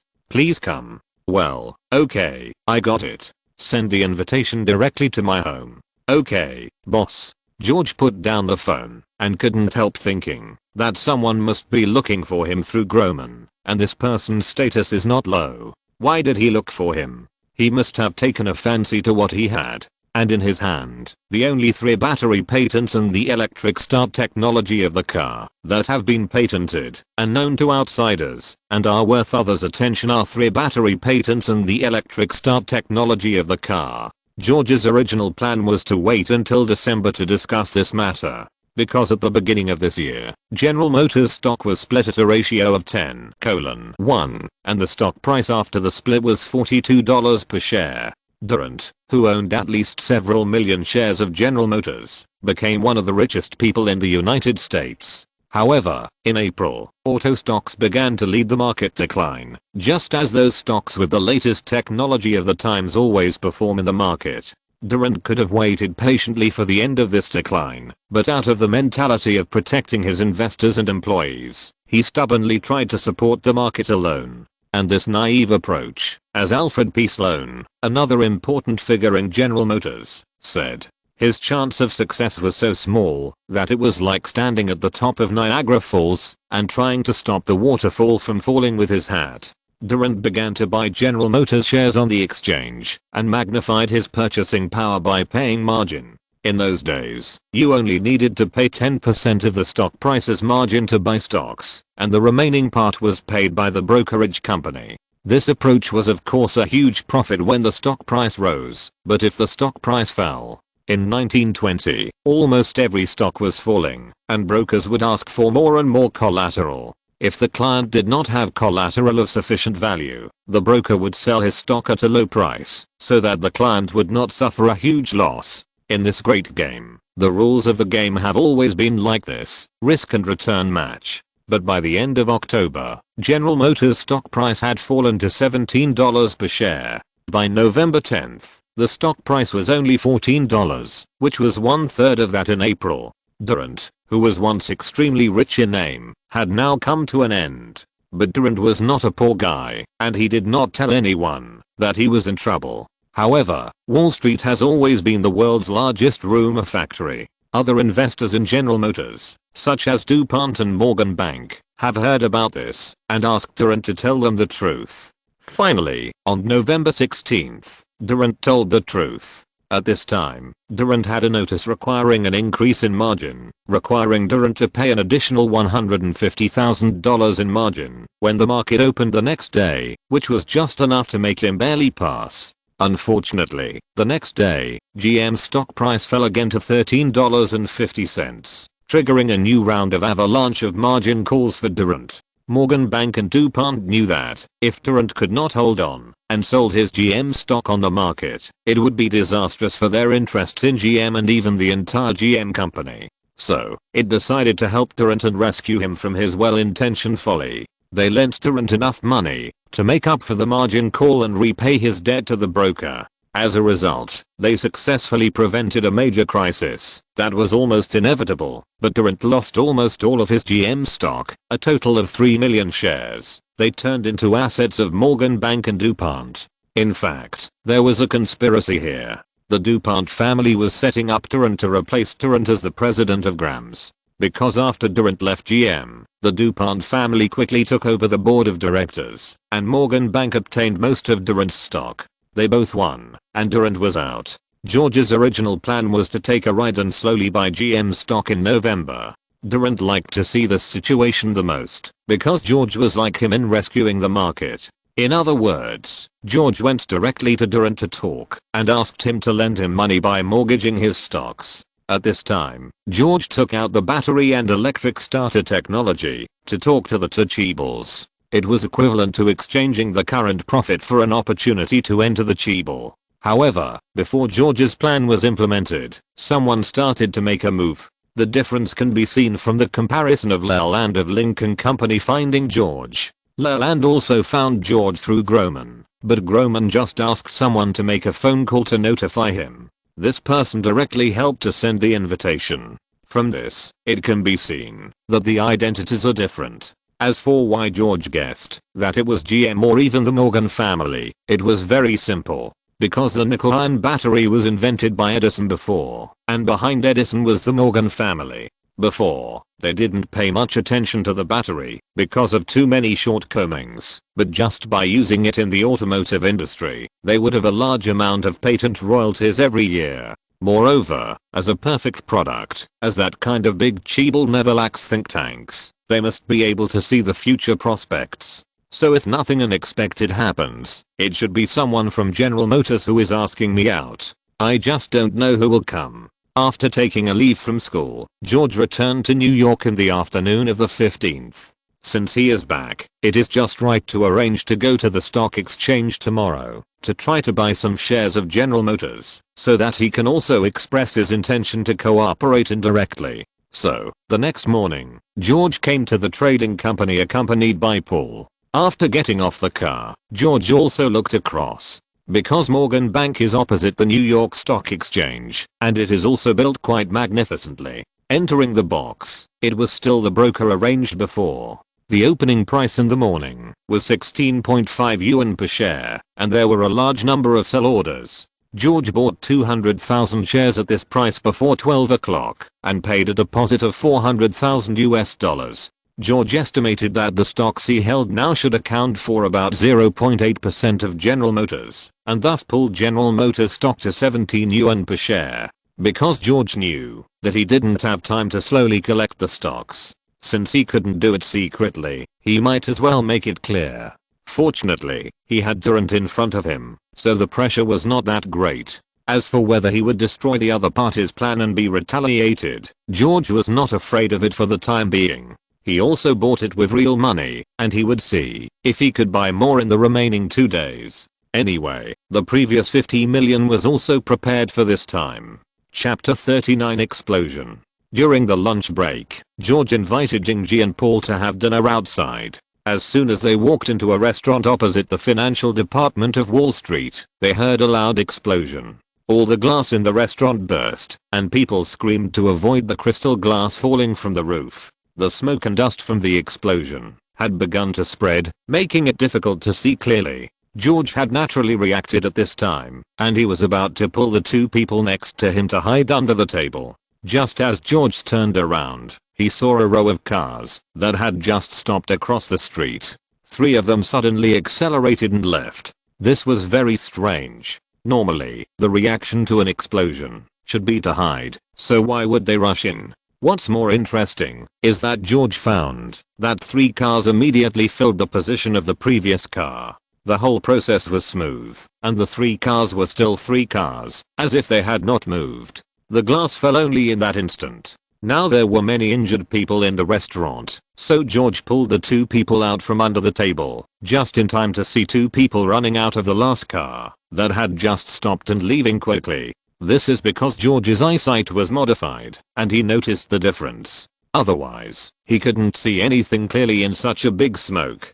George asked the 2 to help take care of the wounded on the ground. After George called Paul and the others twice, they reacted. From the explosion to George pulling them to the dining table, they were still confused. He told them to rescue the wounded again, and then he went into the bathroom of the restaurant. Then he went to the bathroom of the restaurant and saw that there was a window in the bathroom, so he split a clone. He asked the clone to go out and rescue the wounded with Paul and the others, and the original body turned into a bird and flew out of the window. When the bird flew outside, it flew to a high place first, because it can see far at a high place. Just after flying over the height of the smoke, George saw that a car that had driven out before was ready to turn. He saw that the sedan was 3 closed trucks, driving away at a high speed. George knew that this kind of truck was a modified escort truck. However, what George didn't understand was why he didn't drive into a police station just now, but continued to drive away. Today's events revealed weirdness everywhere. First the explosion, and then the change of cars. This was obviously a trick of escaping from the shell. George, who had been baptized by the information explosion in the future, figured out what was going on at once. So, from this point of view, there must be something good in the escort car in the middle. Now George was interested. From the sky, he watched 3 cars circling on a remote road. In the end, George found that they did not drive too far, but stopped in a warehouse in a construction site that had been suspended. George found that several people got off the 3 cars. After the last person locked the warehouse door, several people walked out of the construction site and got on 2 vehicles to meet them and left. George watched the car go away, flew in from the vent of the warehouse, circled around several cars, and did not find anyone in the warehouse before revealing his figure. George did not waste time, directly put all 3 cars into the space, and then flew back to the restaurant. He found an opportunity to change back to his clone. Then he continued to rescue the wounded with the uninjured people. The police had arrived at this time, but they did not enter the scene, but directly blocked all the intersections with cars. At this time, the dust had already dissipated, and someone shouted to the police, "Hey, officer, we need help here." The scene was in chaos, and cries of pain came one after another. Then the police officer who blocked the intersection shouted, "Everyone, stay where you are. We will send people in to rescue immediately. Please wait for rescue." Then a large number of armed police entered the block. After the rescuers arrived, they immediately arranged to carry the injured out.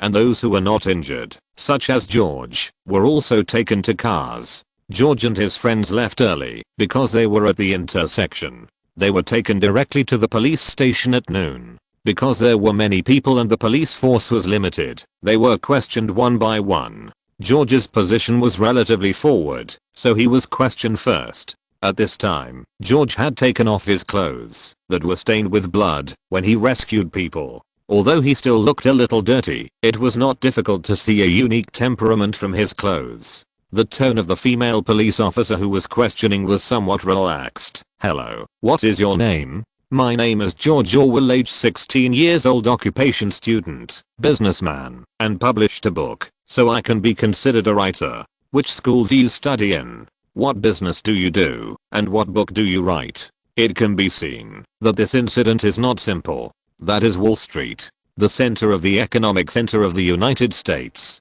It is unknown how much money will be lost just because the trading center was closed for half a day due to the explosion. In order not to cause unnecessary trouble, George thought it would be better to tell the truth. So George told all his information honestly. Of course, he said everything he should say and didn't say anything he shouldn't say. Fortunately, they asked some simple questions. After George read it and signed it, he was notified not to leave New York in the next week without special reasons, and then he was allowed to leave. Fortunately, George's car was parked far away at the time, so George could still take a car home. The few people got back into the car, and Paul said, "Boss, thank you for saving me in the restaurant just now." The agent also hurriedly thanked him. "It's okay, I just did my best. I'm glad you're all okay." It was almost. The person in front of us was directly hit by the chandelier on the roof and fell down. I saw that his face was covered with blood. I don't know if he can be saved," the agent said with lingering fear. Yes. I'll ask the driver to take you back later. Have a good rest this afternoon." "Okay, boss. Thank you, Mr. Orwell." After George went home, he asked the driver to take Paul back. He first asked the kitchen to make a lunch and then went back to the room to take a shower and change clothes. The previous clothes were stained with blood, so they had to be thrown away. After changing clothes and going downstairs to serve lunch, George came to the study alone. After pouring himself a glass of whiskey and sitting on the chair, George was ready to see what was hidden in the escort car.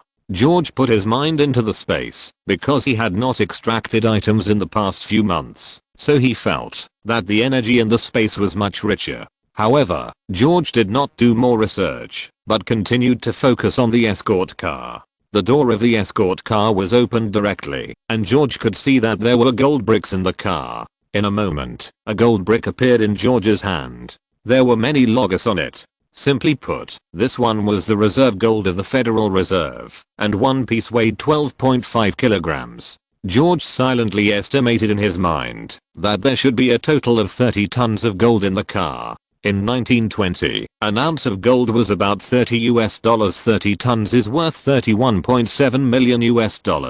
The price of gold fluctuated, but the difference was not too much. After calculating the value of gold in the space, George was instantly uneasy. If there were more than 30 million in these 3 cars, how much gold would there be in the previous cars on the road? Isn't this a typical case of losing watermelons and picking up sesame seeds? George instantly felt that these 30 tons of gold were not fragrant. Wait, not necessarily. I have space to store items instantly. This piece of gold weighs 12.5 kilograms, which is not so easy to transport. However, no matter what, I still have to take a look to feel at ease. I opened the window of the study and created a clone in the shadows, which stayed in the study. The main body turned into a bird again and flew to Wall Street. With the speed of a bird, it quickly returned to the place where it parked this morning. At this time, there was no escort vehicle. Just when George was disappointed, he saw a black box truck coming out of the underground parking lot next to him.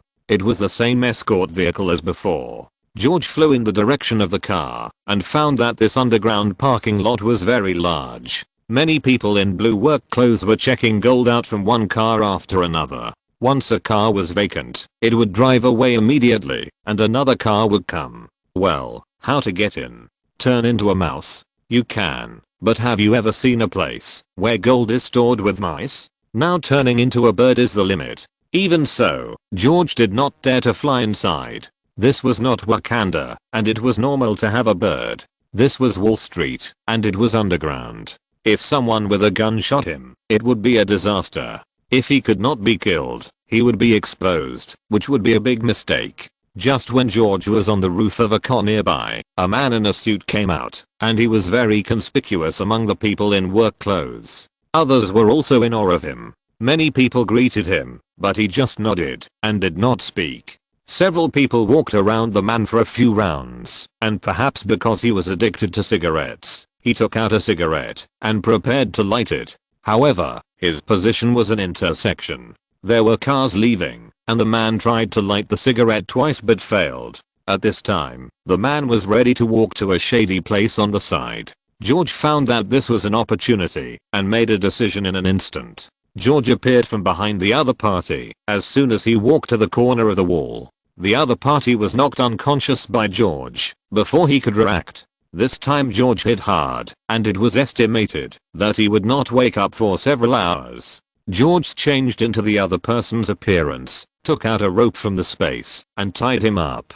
Although he was not afraid that the other person would suddenly wake up, safety was the most important thing, and it was better to have more means. He also blocked the other person's mouth, but also took the cigarette box from the other person's hand. He kicked the other person under the car next to him with his foot, lit the cigarette, and turned back to the place where the gold was transported. Smoking? This was the first time in this life, but he was also an old smoker in his previous life. As soon as George stopped by a car, he saw another man in a suit coming out of the room over there. The man walked to George and whispered, "John, you came out to smoke again.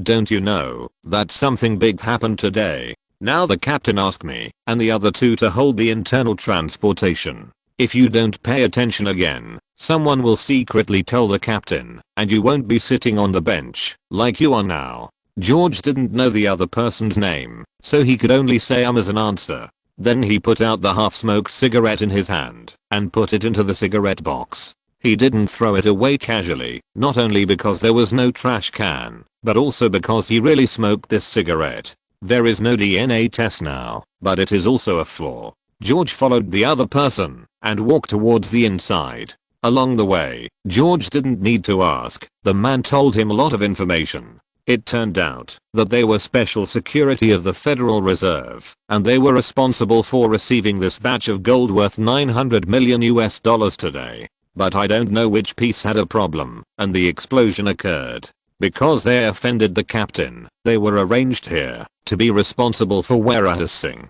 but they escaped. Now the captain and other people in the team are still under investigation. So now only the two of them are left here. Ignoring the nagging of this colleague, the two followed the employee who consigned the gold through 3 doors and came to a larger hall. There were shelves in this hall, and the shelves were not high. Each shelf had a layer of gold. The two watched the group of people in work clothes carrying gold bars seriously. After a while, the man looked at an empty shelf and said, "Well, it's almost finished. Put it here tonight, and you can count and weigh it slowly tomorrow, and then put it into the warehouse." Then he stretched. George looked at these men in work clothes and guessed that they were moving the most valuable bricks, gold bricks. Chapter 40 Make a Fortune. The two waited for a while, and the last shelf was almost full. There were 2 brick movers using pulleys to put the gold bricks in place. Of course, they used pulleys, and people had to move them. The gold was worth $900 million $30 per ounce. That is 30 million ounces. One gold brick weighs 12.5 kilograms. That is 68,000 gold bricks. That would be exhausting. Okay, you watch here. It's my turn to go out and smoke a cigarette. When the last small car is done, you lock the door and come out. I'll wait for you outside. I'll treat you to dinner later. Yeah. George nodded, and the man didn't care and went out directly. After George and the last workers left, he quickly ran between the shelves. As he passed by, all the shelves disappeared. Then, they were quickly collected. George walked to the door and locked it from the outside. Fingerprints. There is no such thing. The fingerprints left after his transformation are not his own. When he came to the last iron gate, his colleague was leaning against the door waiting for him. After seeing him come out, he took the initiative to lock the last door and said, "Okay, let's go. It's getting late. Let's have a good drink after the handover tomorrow." Seeing that George didn't say anything, the man said again, "You are not still angry with the supervisor, are you? That's useless. Who let him manage us? Let's go." After saying that, he was ready to walk towards the car. "I'll leave first. I have something to do tonight, so I won't send you off. See you tomorrow." Then the man opened the car door and took out a crank, shaking it in circles, and then drove away.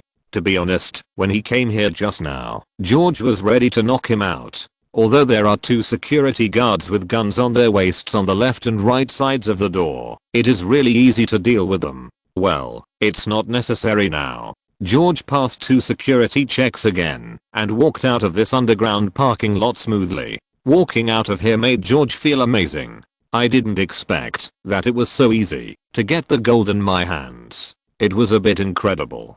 George found that there were still people searching for something on this road. After George walked out of this street, he found an empty corner and transformed and left directly. After returning to the study, George let out a sigh of relief. After dispersing his clones, he immersed himself in the space and looked at the gold that filled the space. It was the first time in his 2 lives that he had seen so much. The problem now was that it seemed that he had more money than he could spend. This was gold worth 900 million. George was sure that even the Morgan Consortium was not worth this much money. George remembered a report in his previous life that after the Great Depression in the 1930s, the Morgan family's assets fell from more than 700 million to more than 400 million. That was the accumulation of 3 generations of the Morgan family. Forget it. Once you enter his space, it's his. It's also fun to just leave it there and look at it. In addition to the tons of vibranium, there are hundreds of tons of gold in the space.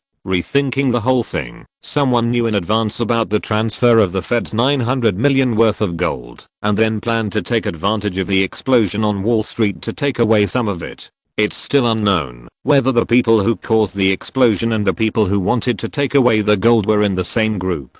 Maybe he was lucky, and then George intercepted it, and twice. George not only intercepted the first 3 cars, but also the Fed. There seemed to be something else that could be done here. Then, late at night, George left the villa again and put the 3 escort vehicles in the space at an unmanned intersection. As the saying goes, everything that passes by must leave traces. As a good man, George volunteered to provide clues to the police. As for the follow-up, he just watched the show. The next day, almost all newspapers were reporting yesterday's explosion.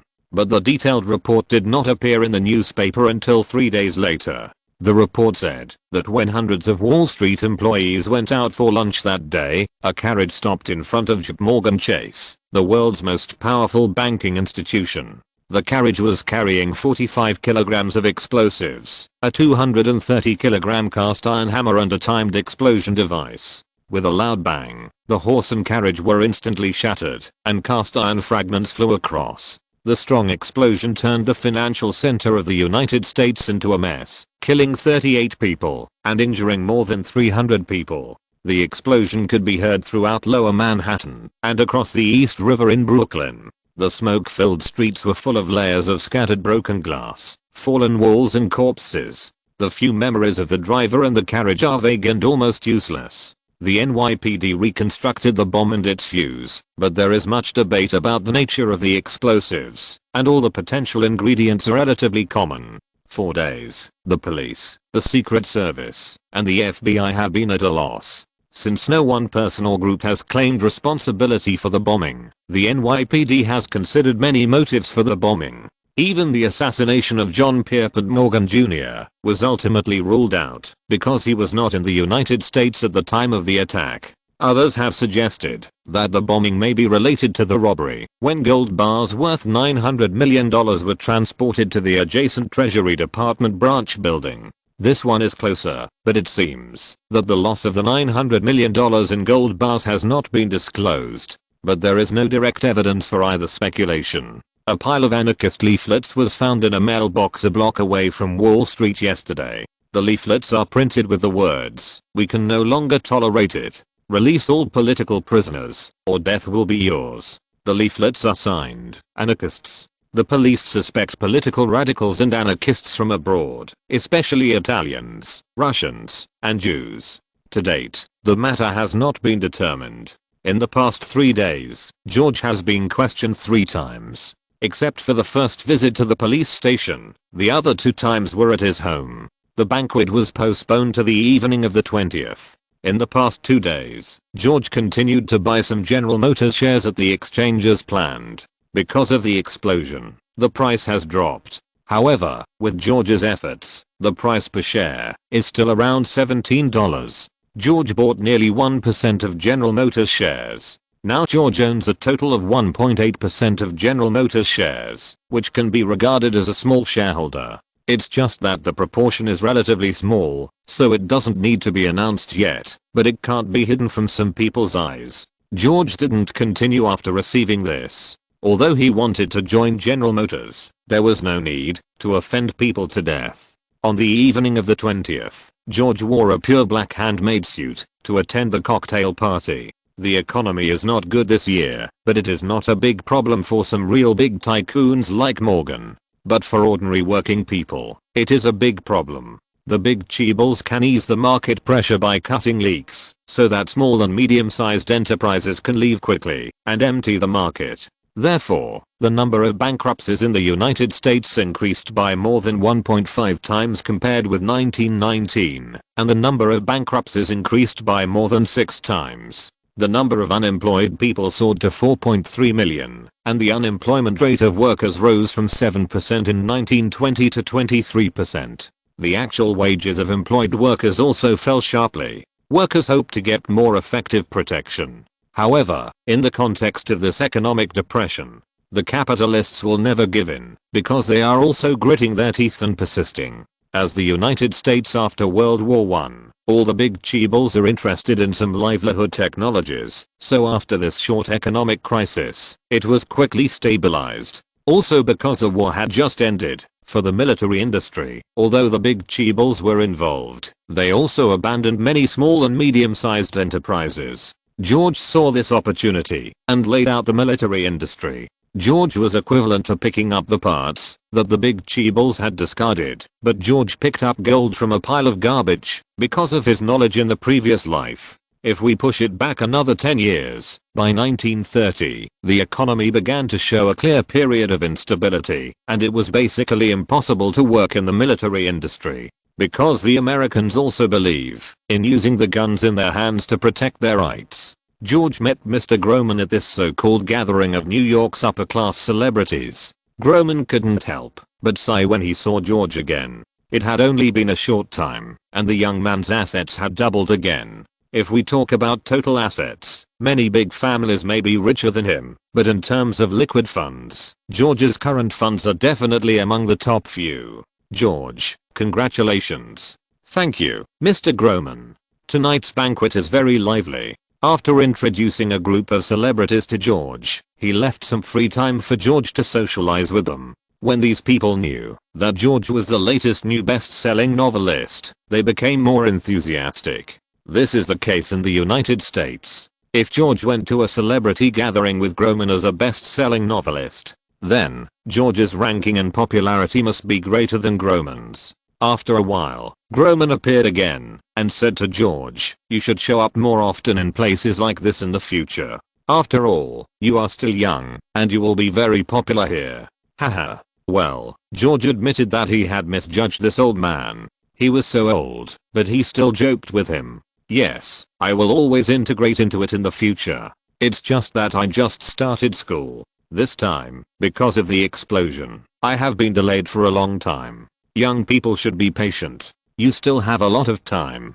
Come on, I will introduce you to a guest." Groman introduced Terrence from General Motors to George. George did not expect this guest to come. George originally thought that it would be from the Morgan family. Even if a small person in charge came, George could understand. But if it was Durant who came, didn't DuPont and the Durant family know that he was buying General Motors stocks? Wasn't his action obvious enough? After completing the introduction task, Groman said goodbye and left. Only George and Durant were left. "Why, are you surprised to see me?" Durant spoke first. "Well, to be honest, a little. I thought it should be someone from the Morgan family who came. After all, they were the direct beneficiaries of the battery business before. They came back to find you, but I came here first." "You mean, you didn't come here for the technology in my hands?" "Yes and no. Come, let's talk somewhere else." The two came to the balcony, took a sip of the cocktail in their hands and said, "The battery technology in your hands is now something they are determined to get, so they must find someone to sound out the situation before making a real offer. Since someone visited you before, and you clearly expressed your willingness to cooperate, then it's a matter of how much money you make. So, I'll take on this task. Come and talk to you first." After a brief pause, he continued, "Originally, it was another person from the Morgan family who came, but when I learned from a friend that you were buying shares in General Motors, I wanted to meet you first. Can I know why? Before answering your question, can you tell me why you bought a large number of General Motors shares in the stock market?" "Of course it's because I'm optimistic about the future of General Motors." "Well, thank you. Thank you for your confidence in Grams. That means you are prepared to hold it for the long term. But have you ever thought about what will happen if GM stock continues to fall?" "I can't do anything about that, because you are the helmsman of GM, and it is up to you to decide where it will go. However, I already have 1.8% of the shares. If it appreciates, I will make money, and if it falls, I will lose some. I can still afford this amount of money. You know, I'm a big gambler." "Okay, I understand what you mean. So do you dare to gamble a little bit more?" "How do I gamble?" "I will use all the stocks I have to sell them to you at half the price, and you will lend them to me. Once the price is lower than 70% of the current price, all my stocks will belong to you. In other words, you will get 20% of the difference for free. Of course, if it goes up, then everyone will make money, and 50% of the profit will belong to you. It can be said that you will make a profit without loss. The conditions will be very favorable, but I will not accept any cash offer for battery patents. I will only accept joint cooperation. Moreover, my cooperation conditions are for Morgan Bank and DuPont. I want some shares of their two companies. The amount is negotiable. So if possible, please help convey it to Mr. Durant." Chapter 41 Television Laboratory. Durant actually wanted to borrow money from George to stabilize the shares of General Motors. The purpose is self-evident. He had wanted to find his old friend Groman to find a solution before, and Groman introduced this young man who has been in the limelight recently. He originally thought that it would be easy to win, but the conditions he offered were simply impossible for him to agree to. If he wanted shares, he could still get it by his own means. Now he wants shares of Morgan and DuPont, which one can't be done. But think about it, it's right. With $50 million in cash, which company's shares can't he buy now? The two chatted for a while about their views on the future economy and then separated. Now George has the money he urgently needs, and he can't give George what he wants. So, it can only be like this for the time being. However, although there are no secrets on Wall Street, Groman's behavior today has once again refreshed George's cognitive bottom line. The first time was when Lincoln learned about his purchase of Lincoln's shares through him. Although the cooperation was finally reached, it involved selling customer information. This time it was even more obvious. If he had sent someone to inform him before the meeting last time, then this time he was just giving himself away as a favor. Not only did he sell out his client information, but he also didn't inform him of the person he was meeting. If George followed his previous plan, he would only need to pay around 14 yuan per share to get the current shares, which would cost George at least 300,000 yuan more in deposit. To be precise, George would need to spend an extra $3 million. Although this money would be deducted from future profits, George actually spent the extra money. Is this behavior bullying George because he is young? Looking at Groman, who was chatting and laughing with Durant in the distance, George secretly kept this in mind. Because the banquet had not yet ended, the charity auction would inevitably require him to take one item back, which was also a disguised way of integrating into the so-called celebrity class. George chatted with some people he had just met. facing this young man, who was definitely young, rich and handsome single socialites who felt that they had good conditions would definitely have some ideas. So George was not worried about being bored alone. Half an hour later, the auction officially began. George symbolically bid for a Chinese antique and a Western oil painting, spending less than $10,000, and then did not bid again. The oil painting was expensive, and the Chinese one, which was said to be used by the emperor, was only more than $1,000. This was because of this kind of auction. The fundamental reason was that these people did not understand. Just from the seal on the bottom, George knew that this cultural relic would be worth at least tens of millions of dollars in the future. Or these people did not know how to appreciate, and did not know the goods. After George won the item, he said hello to Durand and Groman, and left the banquet. The next day, at the company headquarters, Paul reported to George, as soon as he saw him, "Boss, the 5 companies you selected before have completed the acquisition. All the shares are in our hands. Do you want to delist or release financing news?" George looked at the entire merger and acquisition report. Due to market reasons, the capital chain was broken, some went bankrupt, and some did not have any benefits. However, it also has its own advantages, that is, the production workers are all experienced, and there are also their own sales channels. The key is that the cost of the entire merger and acquisition is still very low. No, let's keep it as it is for now. Now the company has acquired all of them, and they can only transform and produce after the patents are approved. However, George did not require major changes. For the current product materials, some parts can only reflect the advantages of new technology by using plastic. For example, the hairdryer. George designed a small handheld one, but the metal shell is used in this era, which is really difficult for ordinary people to lift, and the metal is also prone to leakage, which is a safety hazard. So these factories will remain as they are for the time being, without making any changes. Then these patents have been applied for, and they should be approved before the end of the month.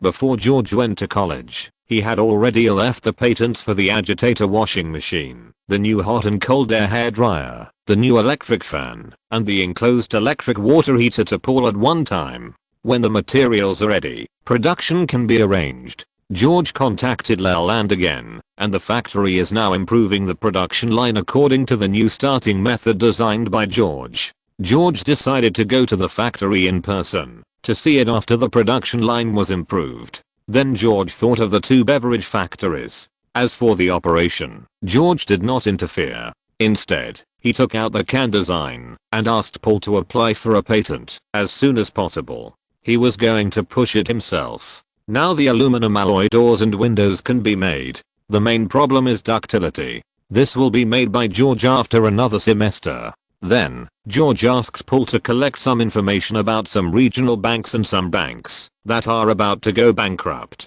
Since he is not going to cooperate with Bank of America now, he naturally needs to find a new bank. At this time, many banks have gone bankrupt. It is not a problem to buy one and open a bank by yourself. Just when George was dealing with the company's problems, Ryan and his friends came back and brought back the person George was looking for. Ryan was away for nearly a month this time, and it seemed that it was indeed not easy to find. However, looking at the parents of Pharaoh Farnsworth who came with him, he realized that it must have taken a lot of time to persuade his parents. Several people sat down in the conference room and looked at the confident 14-year-old child next to him. He was at least 40 centimeters shorter than himself and very thin. And his parents next to him were a little nervous, because it might be the first time they went to such a high-end place, and Baird's expectant expression. George didn't waste time and said directly, "First of all, welcome everyone.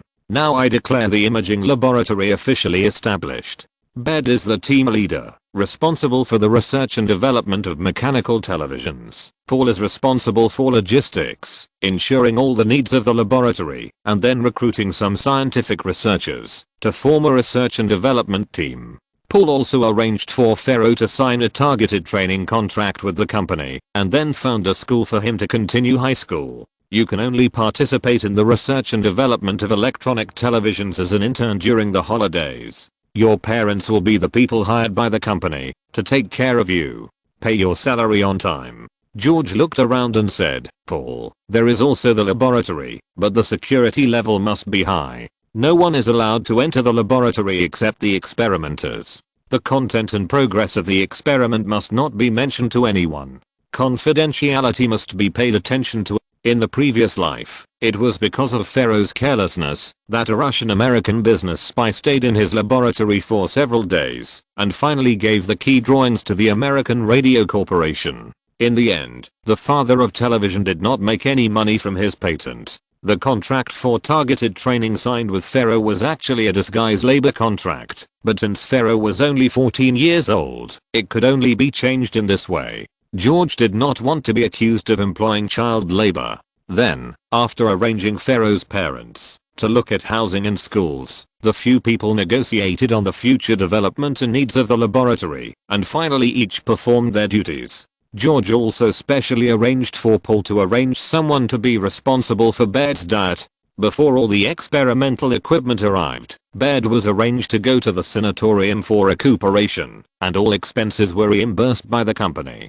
Baird was moved to death. Is this still a vampire capitalist? I thought too much. George just wanted to take good care of him and live a few more years so that he could continue to create wealth for him. The TV was to be realized. After handing the matter over to Paul, George did not ask any more questions. He took Ryan back to the villa. Seeing that it was almost time, he asked the kitchen to prepare a sumptuous dinner to welcome Ryan. Since Ryan was arranged by himself to find Baird, the two had not had a good dinner together for a long time. At the dinner table, Ryan told George some interesting things he had seen on the way to England and to find Pharaoh. George also told Ryan about his recent business affairs. The two chatted like family members, and the meal took more than an hour. After a short rest after the meal, the two were still in the gym, discussing their recent training. Ryan may have no other worries, so he made rapid progress. Coupled with the effect of the heart-shaped grass, Black Panther will definitely not be his opponent in the future.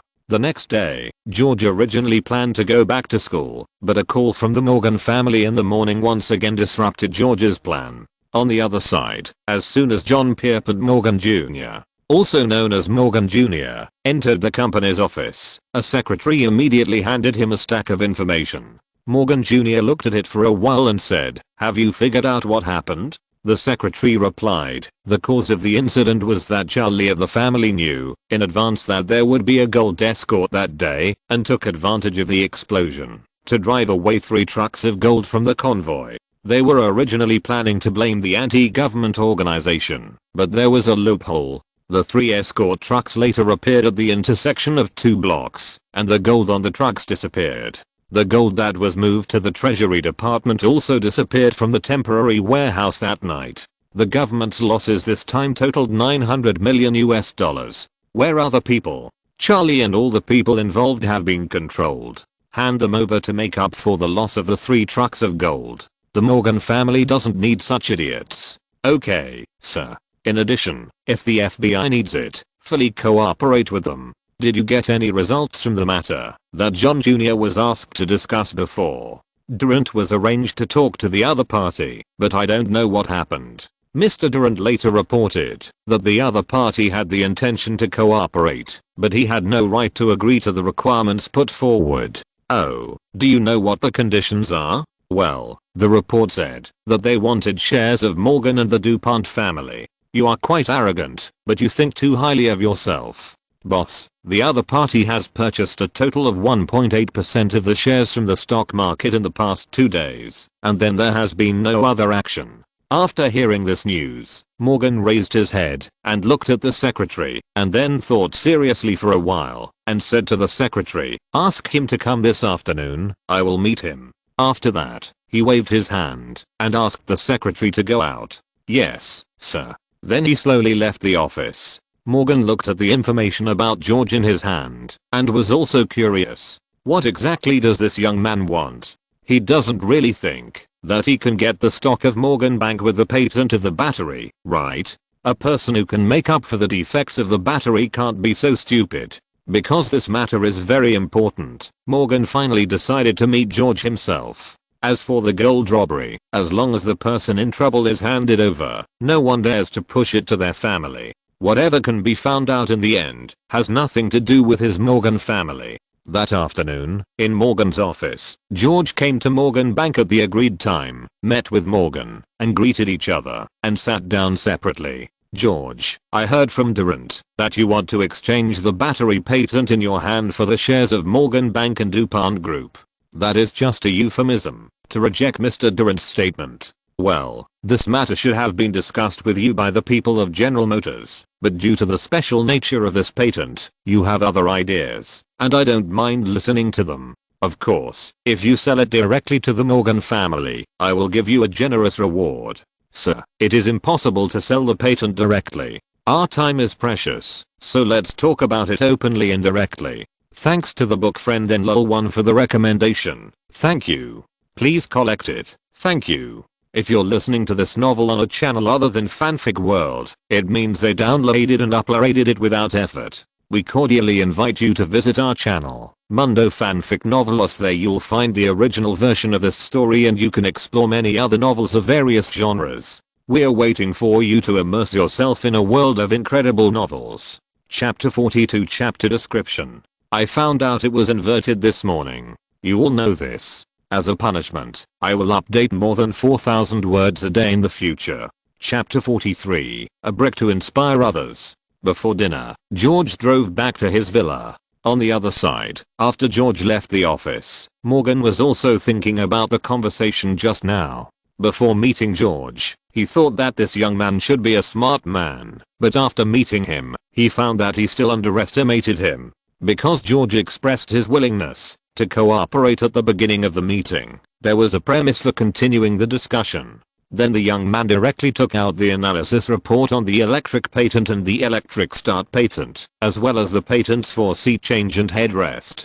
The combination of these is no less than a revolution for the automotive industry, which made Morgan more determined to obtain the patent. Before, he only thought that there was a battery patent, and he wanted to obtain the patent only because his family was the direct beneficiary. If he really couldn't get it, he could use lawsuits and other means to delay the release of the new battery. But now it seems that it won't work, and at the end, the young man directly pointed out that he and the DuPont family wanted to take over Durant's shares. Although this is a clear plan, if George turns around to support Durant, the previous plan will fall through. Moreover, the resources invested before would be wasted. It seems that cooperation is inevitable, but when I think of the conditions he proposed, it seems that it is not something I can decide alone. Young people nowadays are really not simple. Shaking his head, Morgan picked up the phone and dialed DuPont's number. What do you want to talk to me about?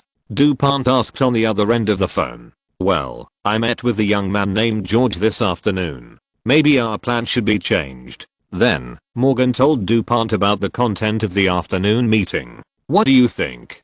DuPont asked. You may not know this, but he has now fully acquired Lincoln. That is to say, if the cooperation with us is unsuccessful, he will make cars himself. With those technologies, he will have a huge impact on Grams. You mean cooperation? Yes, that's right. The current plan is that we will set up a battery company separately. Then he will invest in technology. The two companies will operate and produce batteries, and his electric starter and other automobile patents can be licensed to Grams. However, the premise of cooperation is that we will sell Durant's shares to him at the market price, and the management rights can be handed over. Morgan said. Since you called me, there must be other conditions, right? DuPont said. Yes, buying Durant shares is only one of his requirements. He has two other requirements. One is that your family will get him a commercial broadcasting license and a broadcasting center. The other is that we help him acquire a bank. Okay, I see. I will ask an appraiser to evaluate his patents to see if it is worth our investment.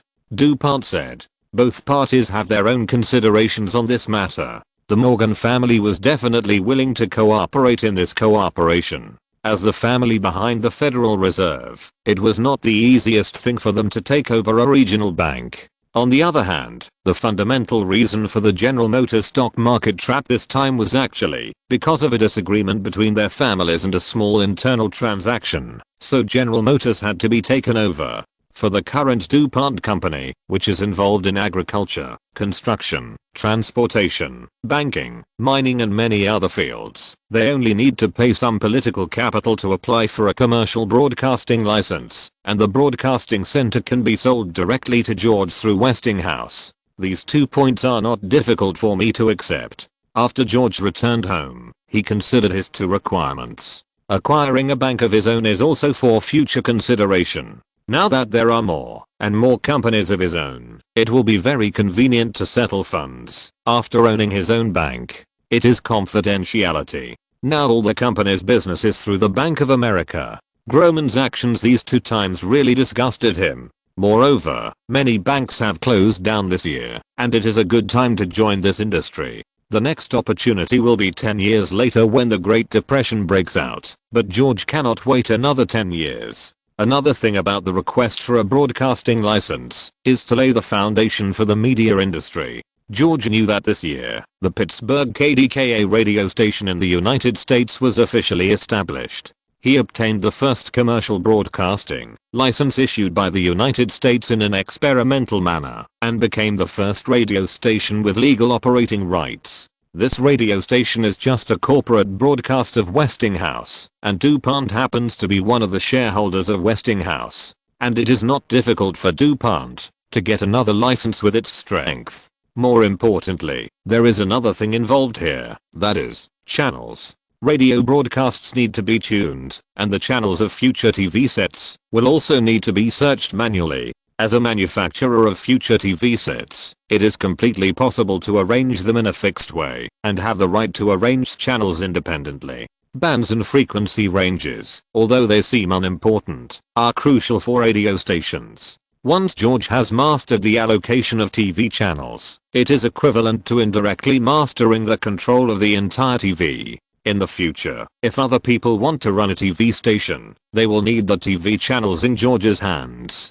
This is just like you can open an airline, but the flight routes are controlled by others. How to fly, and whether you are allowed to fly, are all decided by others. After considering these, George felt that for the future of his assets scattered across the United States, it was time to strengthen security forces. That night, George invited Ryan to the study. After pouring Ryan a glass of whiskey, he sat down opposite him. "Uncle Ryan, I need to trouble you with something next." "What is it, George?" "Now my company is growing, and there are more and more important departments. So I think we need to form our own security force." Ryan took a sip of the wine in the glass and said, "What do you want to do? You know, this year's economic crisis has caused many farms and factories to close down. There will be many unemployed people, and there must be a large number of retired soldiers here. I want to open a security company first, and recruit people from the retired. I can also accept some current retired soldiers through Pangbo." "That's fine. I can contact Pangbo, and you can leave the recruitment to me," Ryan said. "It's not just about recruiting people, but also about post-training and leading the troops. You will be in charge of everything else. I will arrange everything else. You led troops in the past, so I believe you should have no problem with this." "Okay, I'll try." "Well, for the first batch, we don't need to recruit too many people. 100 will be enough. Recruit a few people who have experience in communications and telegraphs, and see if there are any people who are in logistics. About 120 people will be enough." "Okay, I'll do it as soon as possible." "Any other requirements?" "Try to recruit men who have families and love their families, and those who have difficult families." "I see. The economy is not good now, so it should be easy to solve." The two chatted for a while before going back to rest. The next day, George received a notice from the Morgan family saying that they agreed to cooperate. The specific terms and shareholding ratio will be discussed slowly. Moreover, Durant has not let go of the shares yet, and he needs to suppress them later. Here, George discussed with the two companies that they could directly announce the new technology currently used by Lincoln Motors, and then promote it through newspapers. In this comparison, General Motors stock will fall further. If Durant wants to continue to save the company, he will inevitably invest more funds in collateral. The two companies agreed to George's suggestion. George arranged for Leland to start promoting the new car, and Paul led the legal team to slowly discuss the contract terms. George also sent the October wine over in the past 2 days. He got another check of more than 1.8 million. Before leaving, he told Paul about registering a security company and asked him to go through the formalities first. George stayed in New York for a total of 10 days this time. It would be unreasonable if he didn't go back to school. After returning to school again, George took classes for a few days, but every night he would call Paul to learn about the progress of the negotiations. George has been making a credit plan these days. Now the credits are not as strict as in the future. You have to take a certain number of courses, but it is based on your school exams. Therefore, George plans to use 1 year to complete the credits of biology and other subjects, and try to sweep the school library during this year. This day, after class, George found the teacher of the new course. The teacher is called Ambrose Osborne, but I don't know if it is the Osborne. George is not very eager to explore this. Because this was the first time they met, it was impolite to ask if someone had a genetic disease or family member. Hello, Mr. Osborne.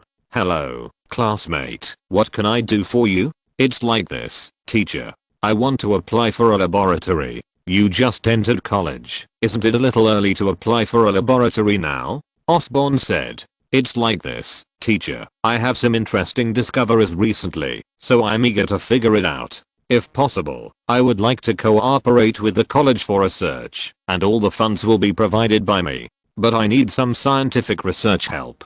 Oh, can you briefly tell me what it is? You always have to write the reason for the application. This is about bacteria. Okay, I will help you write a report. Please wait for my news. Thank you, teacher. Haha, I should do it. Time quietly came to October 20th, and the details of the contract with the two Cheebles have been basically negotiated.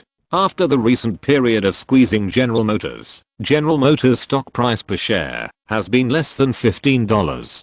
George felt that it would be possible to close the net soon. And a few days ago, Westinghouse had obtained the first broadcasting business license. After attending Osborne's class again, George waited until all the students had left before coming to Osborne's side. Teacher Osborne, I wonder if the school has approved the matter I consulted last week. Osborne, who was packing up his textbooks, said, it just so happens that the school has basically agreed, so there are still some details to discuss. Do you have any classes later? If not, I'll take you to see the dean. No classes. George replied. Then let's go. After saying that, he took the lead and walked forward. An hour later, the two came out of the dean's office. George said at the door, then I'll trouble you next, teacher. I will get the contract ready as soon as possible. It's okay. I'm glad to be able to help you. Osborne said. The two exchanged a few more pleasantries before leaving. George returned to his residence next to the school. After returning to his residence, George called Paul first. After learning about the company's business, he asked him to send two lawyers over because there were some contracts that needed to be signed.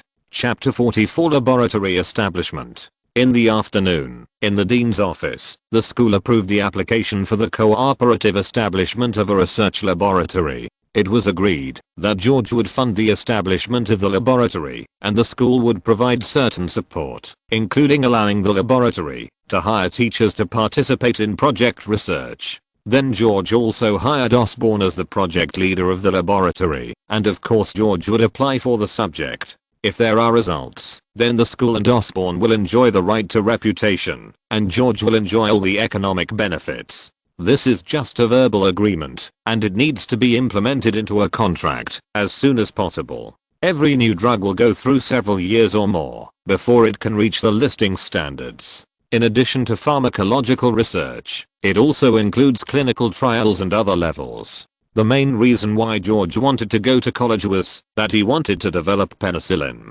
Cooperating with the university in research can help George get a lot of help in terms of time and policy. The school generally focuses on reputation, which does not conflict with his own focus on economic interests, so a good basis for cooperation can be reached.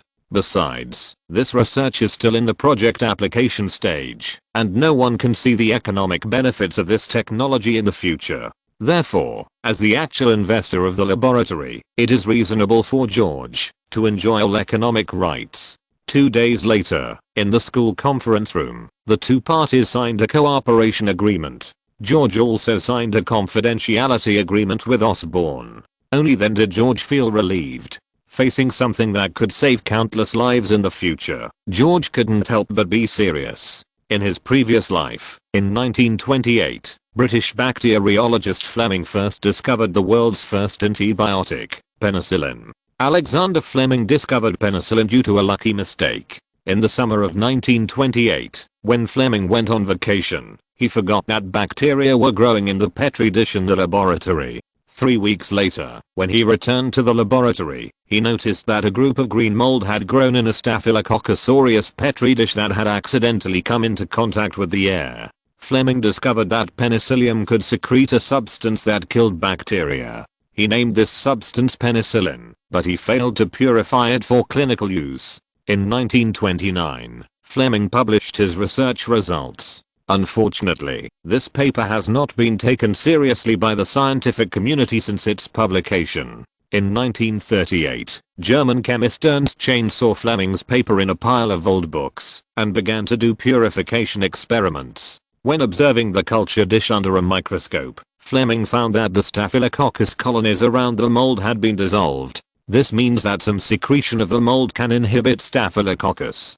Subsequent identification showed that the mold was penicillium, so Fleming called the antibacterial substance it secreted penicillin. Unfortunately, Fleming had not been able to find a way to extract high purity penicillin, so he cultivated the penicillium strains generation after generation, and in 1939, provided the strains to British pathologist Florey and biochemist Chain, who were preparing to systematically study penicillin. Florey and Chain repeated the experiment with penicillin in 1940. They injected 8 mice with a lethal dose of streptococci and then treated 4 of them with penicillin. Within a few hours, only the 4 mice treated with penicillin were still alive and healthy. A series of clinical experiments thereafter confirmed the efficacy of penicillin against various bacterial infections such as streptococci and diphtheria bacteria. The reason why penicillin can kill bacteria without damaging human cells is that the penicillin contained in penicillin can hinder the synthesis of bacterial cell walls, causing the bacteria to dissolve and die, while human and animal cells do not have cell walls. In the winter of 1940, Chain extracted a little penicillin. Although this was a major breakthrough, it was still far from clinical application. In 1941, the baton of penicillin purification was passed to Australian pathologist Walter Florey. With the assistance of the US military, Florey isolated strains from the soil, brought back by pilots from airports in various countries when they were out on missions, increasing the production of penicillin from 2 units per cubic centimeter to 40 units. Around 1941, Howard Florey, a pathologist at the University of Oxford in the UK, and biochemist Chain achieved the separation and purification of penicillin and discovered its efficacy against infectious diseases. But penicillin can cause allergic reactions in some individuals, so a skin test must be done before use. Most of the antibiotics used are extracted from microbial culture fluids, and some antibiotics can be synthesized artificially. Since different types of antibiotics have different chemical compositions, their mechanisms of action on microorganisms are also very different. Some inhibit protein synthesis, some inhibit nucleic acid synthesis, and some inhibit cell wall synthesis. After a period of intense experiments, Florey and Chain finally extracted penicillin crystals using freeze drying. Later, Florey discovered a mold on a melon that could be used to extract penicillin in large quantities and used corn flour to prepare the corresponding culture medium. Driven by these research results, American pharmaceutical companies began to mass produce penicillin in 1942. By 1943, pharmaceutical companies had discovered a method for mass production of penicillin. At that time, Britain and the United States were at war with Nazi Germany. This new drug is very effective in controlling wound infections. In October 1943, Florey and the US military signed the first penicillin production contract. Penicillin turned out at the end of World War II and quickly reversed the war situation for the Allies. After the war, Penicillin was widely used and saved tens of millions of lives. By 1944, the supply of drugs was sufficient to treat all Allied soldiers who participated in World War II. Because of this great invention, Fleming, Florey and Chain jointly won the Nobel Prize in Physiology or Medicine in 1945 for the discovery of penicillin and its clinical efficacy. Penicillin is an important antibiotic with high efficiency, low toxicity and wide clinical application. Its successful development has greatly enhanced the ability of human beings to resist bacterial infections, and led to the birth of the antibiotic family. Its appearance has ushered in a new era of using antibiotics to treat diseases. In this life, George has almost completely mastered all the key points, and the research and development of penicillin must be smooth sailing. How to keep this cash cow is what I need to consider in the future. Don't be funny if you publish it for free and let other large pharmaceutical companies make money. In the last life, 2 production overlords in the pharmaceutical industry were created. November came quietly, and the initial investment in the laboratory was very small. George provided funds, ideas, and directions, and the specific observations were completed by Osborne and some senior students. George also used Saturday and Sunday to send out wine and drinks, earning another $1.8 million. Now with the stabilization of the market, the amount of funds that wine and drinks can provide George has basically stabilized. There are $1.8 million every month. Although it can be increased again, George has limited time, and it is impossible for him to do nothing and change to buying wine, so he has no plan to increase sales for the time being. On the 4th, he received a message from Morgan Bank saying that it was preparing to negotiate with Durant. If George was interested, he could participate. George knew that it was time to prepare to divide the cake. George asked for leave from school that day and returned to New York on the 5th. At Morgan Bank, George met Durant, J.P. Morgan Jr. and Pierre Samuel DuPont. George was the last person to attend the closed-door meeting. After a 2-hour meeting, George finally bought Durant's 12% of General Motors shares for $39 million. The two signed the agreement prepared in advance on the spot. George became the 3rd largest shareholder of General Motors after the DuPont family and the Morgan family, owning 13.8% of the company's shares. In fact, George only had to pay $3.9 million as a deposit to get this part of the shares. The rest was paid by Morgan Securities Center. After signing the agreement, Durant left sadly, and the three did not stand up to say goodbye. Next, the three signed a contract for the new battery business. The 3 newly registered battery companies were jointly held by the 3 companies. George held 40% of the shares with technology, and the other 2 were responsible for production and sales. Regarding Wells Fargo Bank, George used $45 million to own all the shares of the bank. George borrowed $50 million from Morgan Bank with electric start, seat adjustment and headrest patents. After paying these 2 funds, there was still $1.1 million. George used this $1.1 million to buy a commercial radio station license and a complete set of radio stations from the DuPont family. All 3 were happy. George was equivalent to getting something for nothing. He used the future benefits of several patents to get shares of General Motors. You must know that by 1926, General Motors stock had risen to $210 per share. Then, through patent licensing, 10% of the sales price of each GM car will be used as George's patent royalties. These profits have not yet been included in the dividends. Of course, as a company in which he has a stake, George also promised to license the patent to other automobile manufacturers around the world 3 months later. That night, the DuPont family held a grand banquet on Wall Street, because with Pierre DuPont holding the positions of chairman and general manager, the DuPont family became the biggest winner of Grams. At the party, George became the 2nd most popular person. Many people came to meet the fastest member to enter the billion-level asset class. George also met many celebrities from all walks of life through the banquet, which was a great harvest. He regarded today's harvest as his belated birthday gift. This day should be very memorable for George. The next day, all newspapers in New York were publishing news about DuPont, what would flourish under the leadership of DuPont, and some reported that GM would adopt new technologies, etc. George, the new billionaire, was only briefly introduced in the financial newspaper. The title used was still the luckiest young man. After seeing these reports, George felt that this was the power of public opinion. Compared with DuPont's propaganda methods, the stocks of companies related to DuPont today will not rise sharply, or at least will not fall. The profits can be imagined. George did not care about those for the time being, but came to the company to sort out the company's business with Paul. Now George owns 2 companies in the military industry, Winchester and Panlong Aviation. At the US Military Order Conference in October, he successfully won 4.5 million military orders. The only orders were Winchester's M1 Orwell rifle and Panlong Aviation's P-29 and F-4B fighters. The 2 companies began to make profits, but George did not withdraw this part of the profit, but invested it in research and development.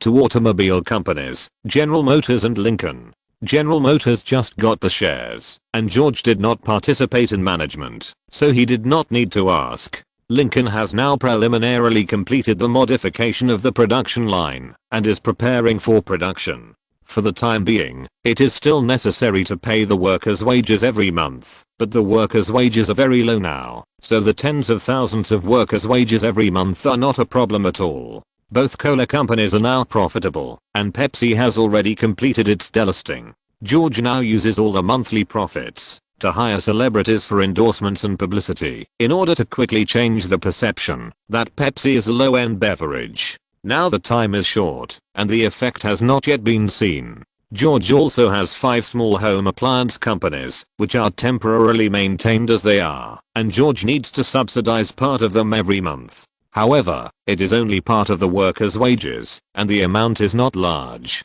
As for the newly established Panlong Security Company, the recruitment of all personnel has been completed, and Ryan took 120 newly recruited security personnel to the winery for special training. George will also go there specially this time to open the Chakala seeds for all members. Now the new takeover is Wells Fargo Bank and a newly registered Panlong Broadcasting Company. Both of these companies are in New York State, and George needs to go there in person for field inspections. As for the 2 laboratories, the progress is relatively smooth, so it is still in the investment stage for the time being. In terms of funds, after investing in the stock market in June, there was still more than $6 million left. From June to November now, in 6 months, the profit from liquor was more than $9 million. After closing the futures position, he made $50 million US. The principal was $10 million US, and he used patent loans to loan $50 million US. In other words, he made a total of $125 million US in the past 6 months, not including the money in the novel. But the expenses were also high. After purchasing so many companies, the total expenditure was $68 million US in cash checks. There were also some daily expenses such as workers' wages, which were about $70 million US. So now the company has a total of $55 million US in funds. This money is still in the account of the Bank of America. Of course, George could also pay the full amount for the purchase of General Motors stocks, but there was no need. Here we have to thank the leverage that continued to exist in the United States during this period. This economic policy did not begin to deleverage until 1930. Chapter 45. Inspecting the company and your own bank. After calculating the accounts of one company, George informed Paul that he would start to visit his company in 3 days and then let him prepare. During these 3 days, George went to Panlong Winery and met 120 security personnel in the winery. After more than 10 days of training, these people have initially restored the discipline of the army. Accompanied by Ryan, George watched everyone's practice, and these people finally met the real big boss who had never shown up. Their training program is mainly physical training and discipline training. Guns and other weapons training have not been carried out for the time being. After the test, George also showed the so-called vitality seeds. The term vitality seeds was changed by George himself, and it was called chakra all day long, which was a bit awkward in English. So when promoting it to the security personnel, the term vitality seeds was used. George also introduced that only those who accepted vitality seeds could be elected as team leaders, captains, instructors and other positions. If you don't want to accept vitality seeds, you will be demoted to ordinary security. After a month of ordinary security training here, you will be arranged to work in the security department of your own company. Those who are willing to accept will be paid $10 a day. In addition to the cool ability, all the personnel chose to accept the vitality seeds. Of course, George also explained the disadvantage of planting vitality seeds. That is, life and death are in George's hands. The 120 people selected by Ryan are all from very difficult families and are family oriented. In this situation, where there are a large number of business people, it doesn't matter who you work for. So all these people accepted the vitality seeds, and Ryan will teach them the refining technique and the 3-body technique in the next month. After a month, they will be taken to a training base prepared by Ryan for them to continue training in firearms and other aspects, until all members master the 3-body technique. George also designed combat uniforms for 120 security personnel, based on the combat uniforms of Deadshot. Unfortunately, the helmets are more difficult to get, so they are still replaced by all black masks. Among these 120 people, 110 are combat personnel and 10 are logistics personnel. Ryan divided them into 12 teams in total, and Ryan himself served as the instructor. As for the winery, it has basically been put on the right track now. Allison was promoted to the position of general manager and his salary was increased. He will be in charge of the winery in the future, while Ryan will be responsible for the security company. After handing over the training to Ryan, George returned to New York. The next day, the two began their tour. The first stop was Panlong Broadcasting Company in Pennsylvania. The so-called broadcasting company is actually a warehouse, where broadcasting equipment is stored temporarily. There are only 2 people, who are retired employees of Westinghouse Company. George was very dissatisfied when he saw this situation. Because there is no FM technology at present, the radio stations are negotiating the broadcast time. As the only 2 legal commercial broadcasting companies, they must occupy the reputation of the audience. Therefore, when George saw this situation, he first dismissed the 2 retirees. Then he asked Paul to immediately recruit a maintenance staff who can use the broadcasting equipment and 2 broadcasters who speak clearly, 1 man and 1 woman. 2 editors and 4 reporters are also needed. It is best to recruit a newspaper president to serve as the general manager of the broadcasting company.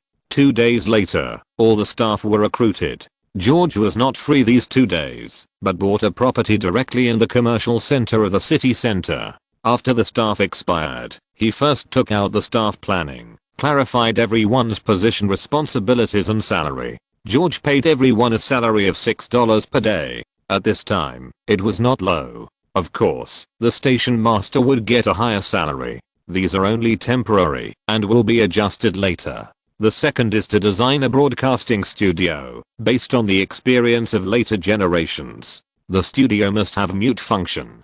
Fortunately, as an online and offline training teacher in the previous life, I have been exposed to this. It will take a few days to get the studio ready, and George and the newly recruited station master will set the program time and program content. First, some game content can be broadcast, and second, some novels, stories, and children's books without copyright fees can be told. This can be designed separately. Then add the current news interviewed by his own reporters. Some music teams can also be invited to perform regularly every day. George also hired a financial and logistics. George asked Paul to deposit $10,000 into it as an initial cost. In the early stage, George planned to cultivate the stickiness of the audience. In a few years, radio stations will be like mushrooms after rain. They must have their own recognition. There is no rush for this. Everything starts from scratch, and it will be fine. The first thing to do is to build the radio station. George left a plan and did not stay for long. You can come back to see it on your way back. Then George visited several small home appliance companies in turn. Because the second generation injection molding machine has not been realized yet, George just walked around the factory to stabilize the employees' emotions, and the management has basically not changed. Then he came to Panlong Airlines, met Boeing and Lockheed Brothers and others, and visited the production and manufacturing of aircraft. He also visited the R&D department. George increased the basic salary for everyone and received the gratitude of all employees of Pan Long Airlines. Boeing also said that the boss was generous for George not to withdraw the profit this time and put all the money into the company's development and product development. George hopes to subdivide the R&D department and tell Boeing the concepts of future transport aircraft, fighters, and civil aircraft. The subsequent development can be studied based on these three aspects. At Pan Long Airlines, under the guidance of Boeing, George also personally flew the plane. This driving experience is different from George's experience of flying with bone wings and turning into a bird. After 2 days at Pan Long Airlines, George arrived at the main destination of this trip, Wells Fargo's headquarters in California. Recently, there have been rumors that Wells Fargo has been acquired, and some people say that it is Morgan Bank that acquired Wells Fargo. When someone outside the bank asked about the current president of Wells Fargo, Harry did not give a clear answer. Today, Wells Fargo's San Francisco headquarters office building. Harry and a group of Wells Fargo executives met George and his party at the entrance of the building. Harry introduced George to the vice president and heads of various departments. Savings Department, Investment Management Department, Human Resources Department, Legal Department, Affairs Department, etc. In addition, there were branch presidents who arrived in advance. George made a brief speech. Tell all management. There will be no personnel changes in the bank. Please continue to work with peace of mind. And he expressed satisfaction with their current work performance and will consider giving everyone a raise with Harry. Then, tell all personnel that the unopened company will form Pan Long Group and Wells Fargo will be used as the settlement center. The funds and transactions of the existing 13 companies and laboratories will all go through their own banks. Now that they have their own bank, the flow of funds will be smoother, and they will take out a sum of money to establish bank branches in major cities across the United States. George's decision is not just talk. It is really going to be implemented. This year's economic crisis has caused too many small and medium-sized banks to go bankrupt. Now, as long as they spend a part of the money to buy the site of the completely bankrupt bank, all the staff can go to work directly, and they don't have to bear the debts before the bankrupt bank, which is almost like picking up something for free. In terms of future real estate appreciation, buying dozens of such small banks now is actually an investment. George will not worry about business. He can just say hello to Corleone and let the Mayfair's money be deposited in his bank. Of course, this money must be legal income. It will inevitably be discovered, and George can't help them conceal it. Don't think that the Mayfair's money is not visible to the public. In addition to a lot of black money, they also run regular businesses such as restaurants. These can all be regular users of his bank. I believe that with the current supply and demand relationship between George and the Mayfair, they will still agree to this request. Wells Fargo is now a full-service bank. Community banking specializes in financial services, insurance, various loan businesses, etc. It provides transportation and financial services for transportation from the Midwest to the Pacific coast of the United States. Their development is relatively conservative. However, correspondingly, their internal training is very solid, which provides the possibility for rapid development. George and Harry met alone in the president's office. George smiled and said, "Harry, I now own 100% of Wells Fargo shares." "Yes, boss. What are your instructions next? Or are you going to fire me and send another president?" George smiled, shook his head and said, "I won't fire you. As I said before, I'm very satisfied with your work. At least in this period of time after the acquisition, you have handled the bank's affairs very well. So I came to you today to talk about your business. Harry, I hope you will continue to stay as the executive president, and we will make Wells Fargo the best bank in the United States. How much is your current salary?" $4,000 boss. I will increase it to $6,000. At the same time, it will increase by 5% every year, and you can get a commission of 0.5% of the bank's profits, Harry said. Harry's heart moved slightly. No one is not tempted by money. Working is to make money, so the salary can be increased by a large amount, and it is still increasing every year, especially the profit commission, which makes Harry even more excited. As long as he can increase the bank's profits, His commission in the future may be higher than his annual salary. With his ability, this goal can be easily achieved. In the future, Wells Fargo will become the core bank of all George's companies, and the accounts will go through it. And he knows these companies' future earning power better than anyone else. In the past, Wells Fargo could only develop slowly. With his support, I believe it will enter a period of rapid development. How do you want me to be a boss? Harry asked. It's very simple. Just be stable like before, inside the bank. Then make the bank stronger. Harry nodded. Don't worry, boss. This can be done. There was no resistance in taking over Wells Fargo. It has to be said that Morgan Bank is very powerful. If George were to acquire it himself, he might face a lot of difficulties. 2 days later, the market released a blockbuster news. Wells Fargo is preparing to delist. Stock delisting. Generally, it is forced to delist due to bankruptcy, too low face value, etc., while Wells Fargo took the initiative to apply for delisting. This is the third time that George's company has delisted. The last time was Pepsi and Lincoln. Because George has already obtained 100% of the shares, he only needs to make a public announcement and does not need to return the shareholders' money, which saves a lot of trouble. From now on, Wells Fargo will no longer be a listed company. The reason why George wants Wells Fargo to delist is very simple.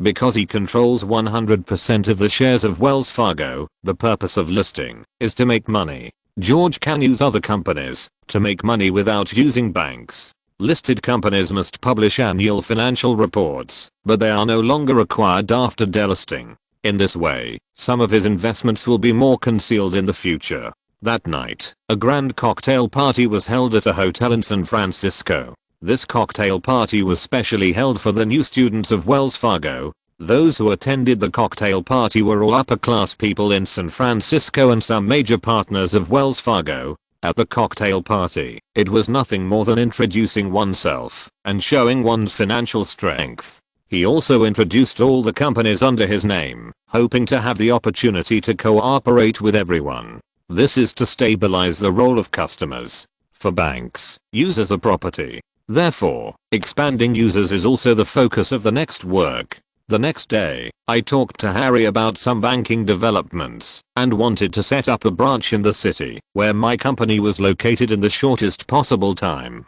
All company accounts were handled through my bank, especially the New York branch. Chapter 46. Encountering the Han Gang again. 19th century and the beginning of the 20th century, with the construction of the Pacific Railway in the United States and the discovery of gold mines in the western region, a large number of Chinese workers from East Asia were introduced to the United States as cheap labor, and the first place where the Chinese settled in this strange continent was California. Although George often flies around the United States, he has never really seen this country. After finishing the Wells Fargo bank business, George, on a whim, decided to visit the city of San Francisco. San Francisco was a very famous city in the previous life, with a bloody history of the Chinese. Looking out the window, the city has become a modern city. It reminds me of the time when I just walked out of the town more than a year ago. I was still riding in a horse-drawn carriage. There is a sense of déjà vu of time separation. At noon, according to George's request, the car came to San Francisco Chinatown, one of the earliest Chinese streets in the United States. Looking at the group of people with black hair, yellow skin and speaking Chinese dialect on the street, a sense of intimacy arises spontaneously. After getting off the car and strolling on this street, if it weren't for the foreigners who occasionally walked on the street, there would be a feeling of traveling again. George came here specifically to try the Chinese cuisine here. Walking into a restaurant with a sign saying Cantonese style morning tea. As soon as he entered the restaurant, he was immediately infected by the lively atmosphere. George looked around. The very spacious hall was filled with many tables and chairs. It looked like it could seat at least 200 people. It was a very large restaurant. A waiter who was cleaning saw George and his friends coming in and habitually shouted, "Welcome. Please come in." Then he walked to George's side and said to him, "Please come this way." After that, he led the way and took George to an empty table inside. "Is this your first time here? You look unfamiliar," the waiter said in English. "Haha, it's your first time here. Do you have anything delicious in your restaurant?" George answered in Chinese. You speak Chinese very well. I used to be a chef in Guangzhou, and I just came to the United States in the past 2 years. The waiter looked very familiar and confident, and chatted with George in Chinese. Paul and Harry could only watch from the side, not understanding what the two were saying at all. Really? That's great. I'm looking forward to it. Haha. Then the waiter handed over the menu, and George followed his recommendation, and ordered a large table of food, including chicken feet, beef rice noodle rolls, lava buns, seafood porridge, etc. Sir, that's enough. The food in this small restaurant is still very large, so you can't finish it if you order too much. Don't worry, I won't not pay. We all have big appetites. Okay, please wait a moment. I will arrange for the chef to serve you the food right away. Boss, you have been talking to these people in Chinese for so long. Is the food in this restaurant delicious? Paul asked at the side. It should be good. Just look at the number of people in the hall.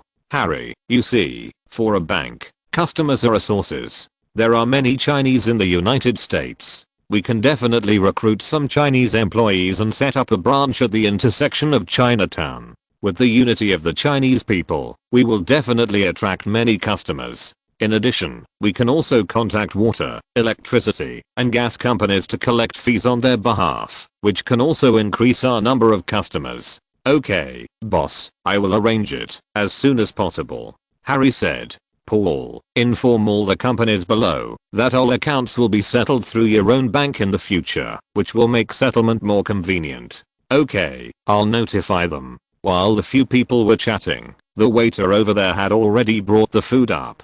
Dear guests, everything you ordered has been served. Please enjoy your meal, the waiter just now said. Okay, thank you. Everyone, enjoy your meal. If you need anything else, please let me know at any time. After saying that, he went to the side to greet other guests. Come on, Paul, Harry, come and try it. This is chicken feet, which you may not be used to, but this rice noodle roll should be good.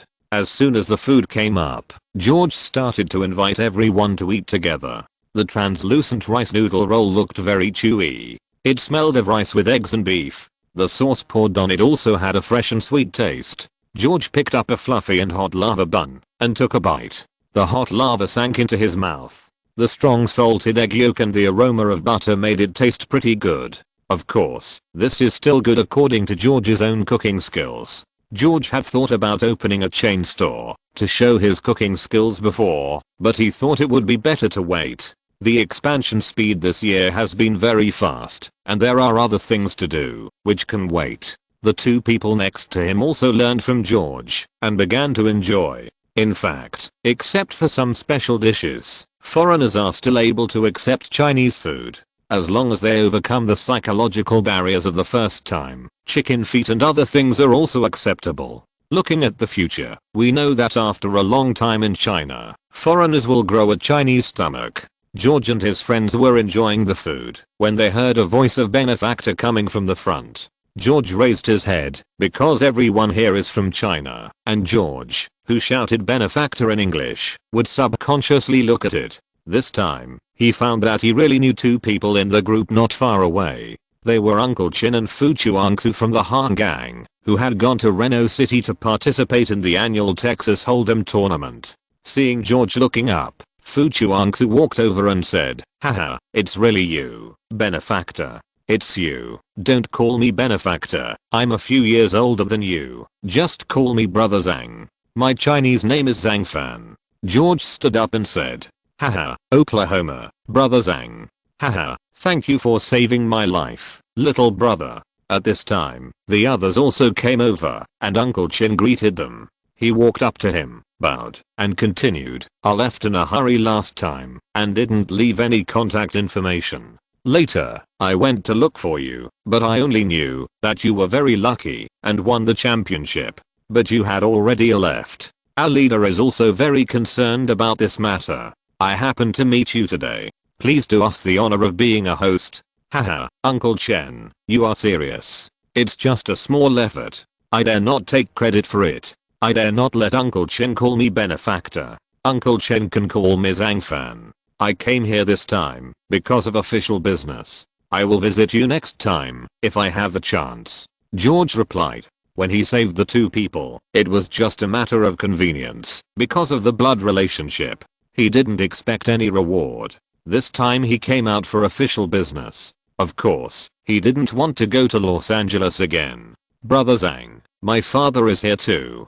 Come with me to meet him. He has blamed me many times before for not leaving your contact information. Yes, Brother Zhang fan, the master is upstairs. Please give me a chance. George looked at the two of them. It seemed that it was really difficult to refuse, so he said, okay, since Master Fu is here, it is only right to pay a visit. After that, he explained to Paul and the others, and asked them to wait here. Anyway, the two of them could not understand the Chinese language. Then, George followed Fu Chuangsu and others to the private room on the second floor. The private room was large, but there were not many people. Seeing Fu Chuangsu and others pushing the door in, the three people in the room also looked over. Seeing the promising foreigner walking in the middle, they all looked suspicious. Uncle Chen took 2 quick steps and came behind the tall man in the middle and whispered a few words to him. With George's current hearing, he could hear that he was introducing himself to the middle-aged man again.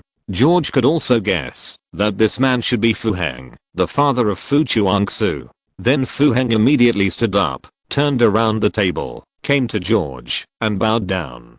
George couldn't let him bow down. He quickly grabbed Fu Heng's shoulders with both hands to stop him from bending down. He said, Mr. Fu, I dare not perform such a great ceremony. It will embarrass the young man. Fu Heng stood up and was secretly surprised when he saw that he couldn't bow down. He had decades of kung fu, but this young man could blush and hold him up while talking. He must be very strong. Then he said, Sir, you are so polite. You saved the lives of my brothers and my only son. You deserve this gift.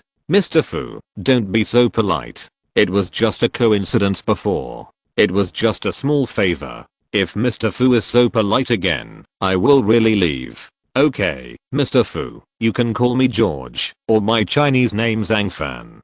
Don't call me Mr. anymore. Okay, George, Gao Yi. Come, I will introduce you to 2 seniors. Then he brought George to the table, gestured with his right hand to the person on the left and introduced. This is Master Lee of the San Francisco branch, and this is Mr. Wan who just arrived here. You two, this is my son's lifesaver. Sorry for disturbing you today. Haha, Brother Fu, what are you talking about? We are not talking about any shameful business. It's okay. The Master Lee and Mr. Wan waved their hands and said. Fu Heng pulled George to sit down and greeted the 3 people who followed Fu Chuangsu. Before, downstairs, Fu Chuangsu did not introduce them, and George did not know the relationship between them. After hearing the greetings, George realized that these old gentlemen were invited today. After Fu Heng greeted several people, he asked Fu Chuangsu to take a few young people to get things, and arranged for the 3 old gentlemen to sit down. He came to George and personally poured a cup of tea for George, saying, come and taste the tea from the Celestial Empire. George picked up the teacup and first looked at it. The tea soup was bright red and clear. Then he put it under his nose and sniffed it. The aroma was mellow. Finally, he took a sip. The taste was fresh, mellow, rich, and sweet. He couldn't help but say, good tea. This was the first time George had tea in the past 17 years of his life. As a teacher in his previous life, tea leaves were indispensable in his cup. After a long time, he naturally got to know tea. Oh, George knows something about tea. Haha, it's just a hobby, but it's rare to drink such good black tea. This should be tea from the coastal provinces. Haha, that's right. This tea is the authentic Zhengshan Xiaozhan black tea that Mr. Wang brought this time. There is indeed not much. When you leave later, I still have a few teals. Please take it back and taste it slowly. Haha, then I won't refuse. George said. I see that Mr. George speaks the Chinese language very standardly, and he also knows a lot about the Chinese etiquette. I wonder if Mr. George's ancestors have any history with the Chinese? Because it was just a casual chat, there was no need to care too much, so the Master Lee asked at this time. Yes, George. If you close your eyes, no one will think you are a foreigner. Fu Heng also said. Well, that's right, the others echoed.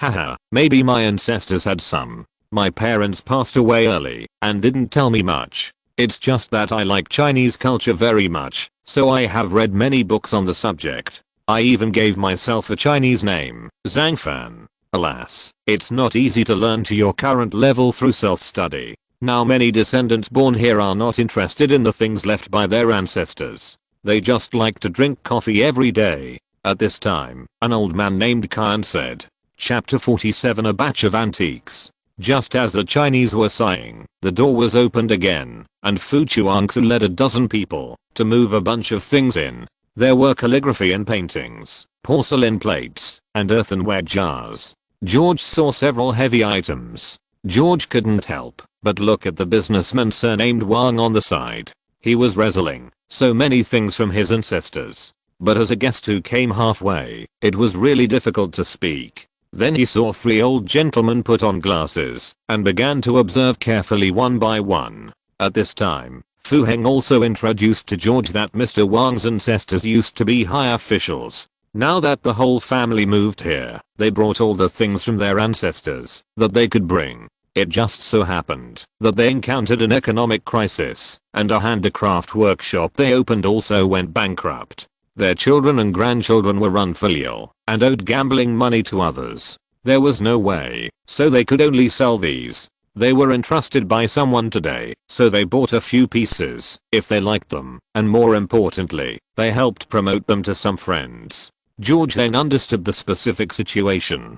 Finally, after a rough inspection of nearly half an hour by the three old gentlemen, a total of 128 pieces of various antiques were estimated at $50,000. Don't think that George is talking about business worth millions or tens of millions of US dollars. You should know that the salary of a normal worker is only $3 a day, and the higher paid workers are only $5 a day. For example, Harry, as the president of Wells Fargo Bank, only earned more than 4,000 yuan a year. This offer of $50,000 is not low, and this is a foreign country, and not many people understand the cultural significance of this place. And those who understand, no one is willing to spend money to buy these things in a foreign country. Then there is the current situation in the restaurant. After the three masters finished quoting the price, the room became quiet. Looking around without saying anything, Fu Heng said, Mr. Wang, the things are all good.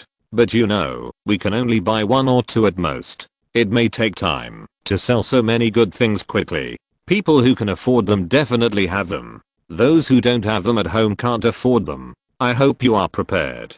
Yes, this time I specially invited Master Fu to come here, just to use Master Fu's relationship to see if there are people in our Chinese circle who are interested, so that everyone can buy a few. If Brother Wang hadn't encountered difficulties, he would not sell the things passed down from his ancestors. Then there was another silence. George was a little moved at this time, and took a sip of tea. He said, Hey, seniors, Mr. Wang, I wonder if I can participate. Oh, George, do you have anything you like? Tell me if you like it, and it will be my thank you gift to you. Haha, thank you, Master Fu, for your kindness. I still want to know if I'm qualified to buy it. George looked at Mr. Wang.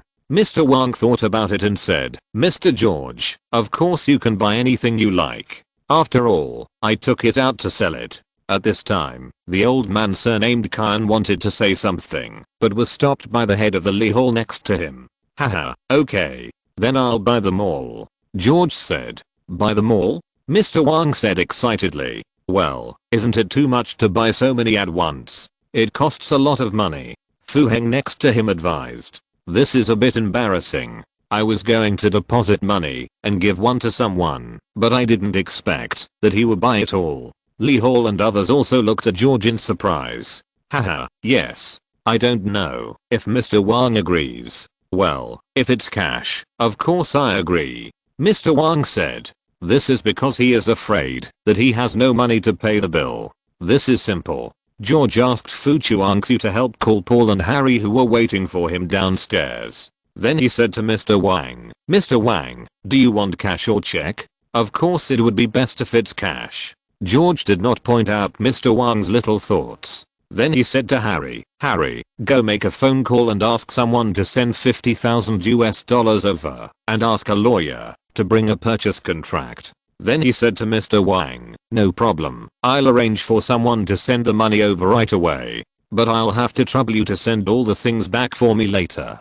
Mr. Wang and his men were able to bring over 100 items, so they naturally had a car, and George didn't have to arrange for people to move them. Foreigners don't understand these things, and George would be heartbroken if they encountered them again. Any item here would not be less than $1 million in the future. There were also many priceless treasures inside, and George was prepared to rob them at night if the man surnamed Wang didn't sell them to him. It's better to have them in his hands than to lose them to other places. Then everyone was eating while waiting for the money to be sent over. In fact, there were millions of cash in George's space, but there were too many people, so it was really inconvenient to take it out directly. While waiting, everyone realized how rich the young man in front of them was. Of course, this time Paul and Harry were there to introduce George. This moment made the people present feel embarrassed. Sitting with a billionaire, well, a billionaire. Fu Chuangsu started to move his fingers on the side.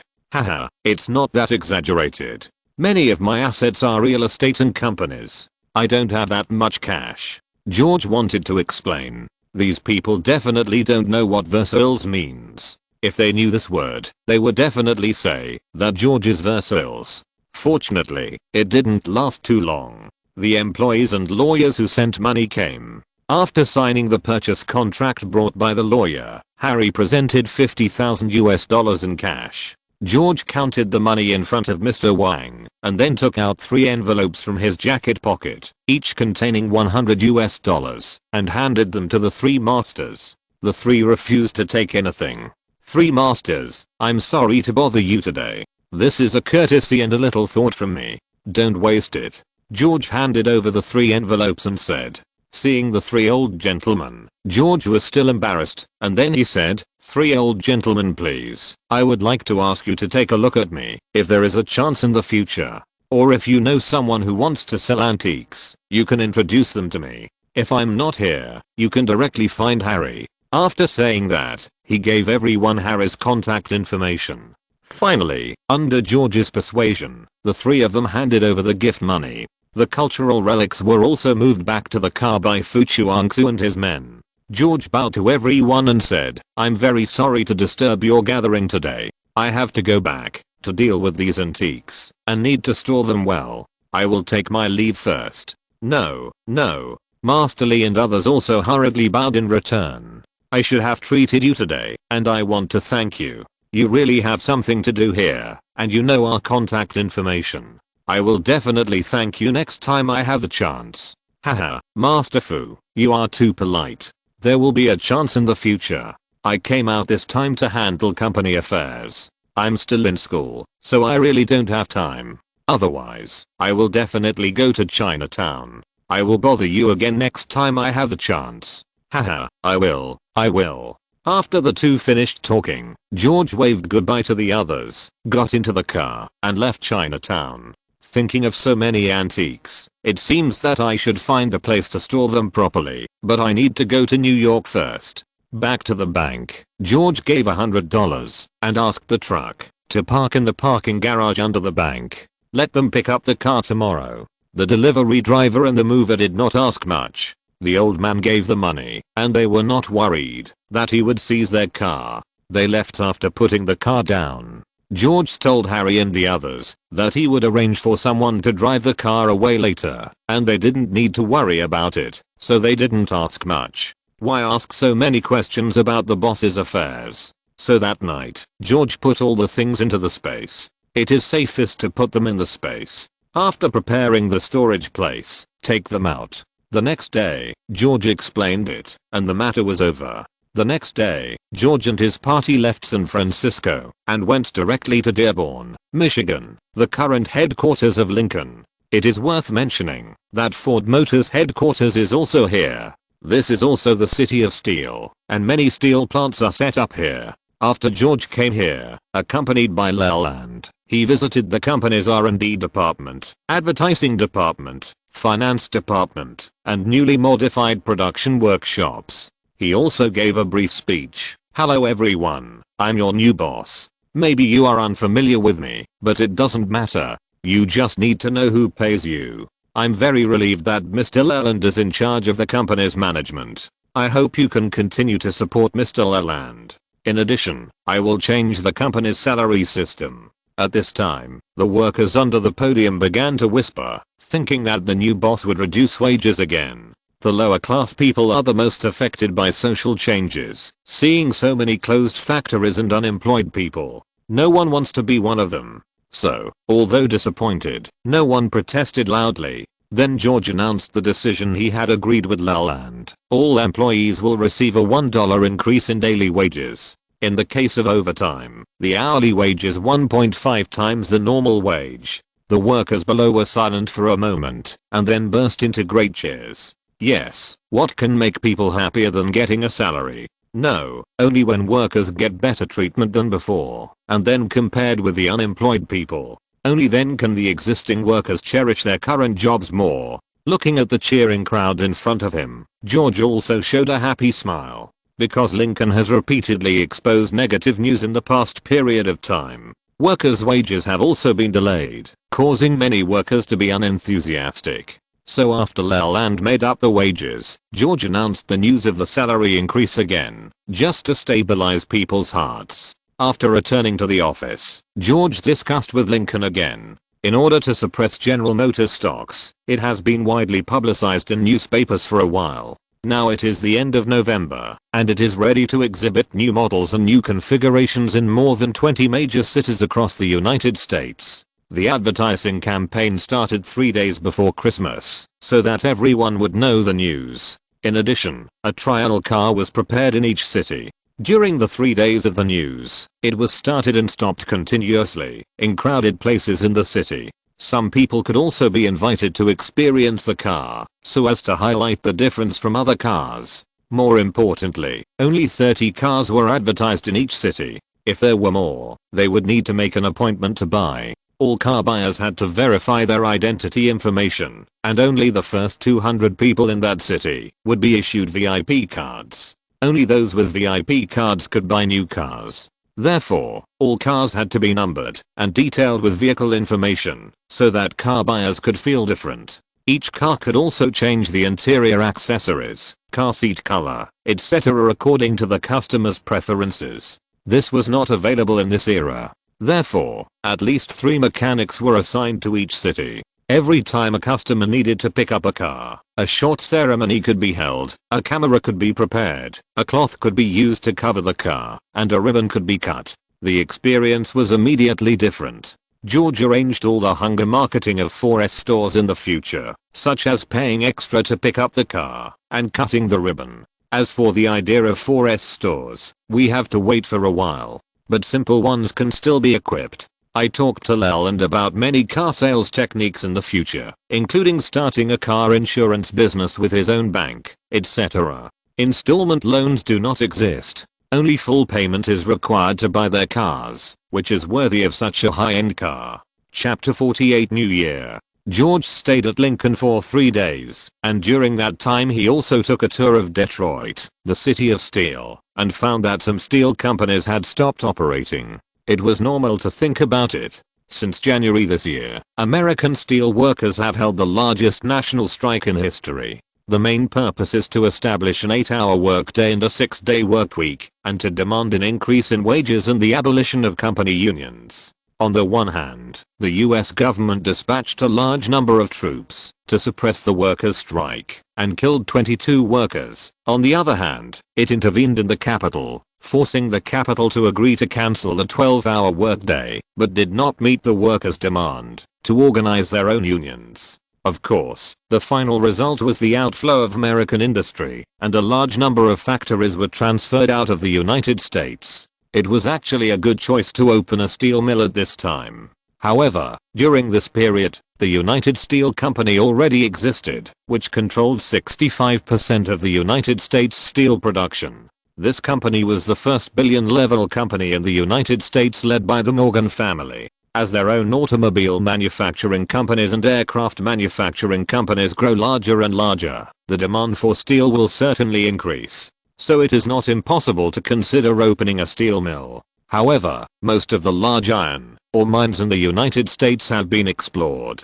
George couldn't help but set his sights on foreign countries. Moreover, Paul came from a mining company, so it must be right to let him be in charge of this matter. Keep this matter in mind. George asked Paul to return to New York first, as he still had things to do. In fact, George flew for 2 more days to deliver the wine and beverages for December. 2 days later, George returned to New York and received a check of $1.8 million from Tessio. After George returned to New York, he stayed there for only 1 night and then returned to school. This time he was away for a month, which was indeed a bit long. However, this is a university, and there are holidays such as Thanksgiving in the middle. So it didn't cause George too much trouble. Maybe it was because he didn't have the habit of celebrating foreign holidays, and he was alone, so he didn't feel anything about celebrating holidays. After returning to school, he took classes for a week with peace of mind, and stayed in the laboratory for a long time. Because there were experimental steps that George almost copied directly, this experiment was just to supplement George with some specific data. So it progressed quickly. Time is always so hurried, and it came to Christmas Eve. After the school holiday, George returned to New York. In the past 2 days, Leland also published a newspaper in the largest newspaper in New York for 3 consecutive days, based on what George said. Almost everyone around was talking about the news titled "The New Revolution in the Automotive Industry," published in the newspaper. George did not go to the scene to check the sales on Christmas Day. However, according to the statistics after the event, Leland reported to George by phone that 30 cars in each of the 25 cities had been sold out, and there were orders for 5,000 cars. In other words, all the VIP cards given out were at least 1 car per person. Moreover, these cars were all paid in cash. According to the price of $1,600 per car, George earned more than $9 million in turnover at once. Of course, the net profit is definitely not that much, but its ability to attract money is evident. In the previous year, George bought military enterprises, beverage companies, and automobile manufacturing companies. He has been buying, and buying. If it weren't for taking advantage of the opportunity of the stock market crash, he would not be able to withstand his tricks. The slogan that George asked Leland to promote was that, except for custom cars, Lincoln would only produce 10,000 units of each model.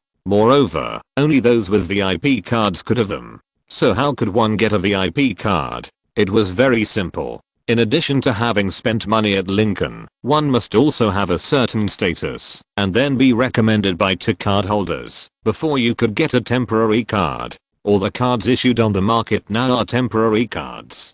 Temporary cards will be cancelled after 6 months. If you want to get a VIP card again, you need to pay a membership fee of $500 a year. During this year, you can enjoy free car washes, maintenance and other services. After Christmas, George called Paul and told him to acquire a mining company as soon as possible with a complete exploration team. Then he bought a newspaper in 30 cities across the country, requiring that the newspapers must be complete, and also to acquire a film company. Then he bought a publishing house. Since the publication of Mice and Men and Other Problems for Smart Children has not been published, including the previously prepared Harry Potter is still in the space. He can publish them by himself. Anyway, publishing houses are not expensive. If you buy one, you can publish your own works in the future. More importantly, this era does not have the most famous adult magazine in the previous life, Playboy. I can get him out first. The newspapers and magazines of this era are famous for being vulgar and violent, and they don't understand men's hearts at all. So George feels that he has the responsibility to build him up. After many years, Stark will be replaced by his own magazine cover characters. Haha, look at him still showing off. After Christmas, car manufacturing companies have found Panlan Company through various relationships and want to negotiate with George about the use of those car patents. There are also foreign car brands that have sent people to negotiate. George is really troublesome. In order to avoid talking to each company one by one, he asked Paul to notify all the car brands, including BMW, Mercedes-Benz, etc. A total of 20 companies all came. In the middle of the banquet hall temporarily rented by the Plaza Hotel, there is a car that Lincoln just launched some time ago. Its appearance is based on the model launched by Bentley in 1926 by George. Its new 6597cc overhead camshaft inline 6-cylinder engine has 4 valves per cylinder. The standard model can produce 140 horsepower, and its maximum power reaches 180 horsepower.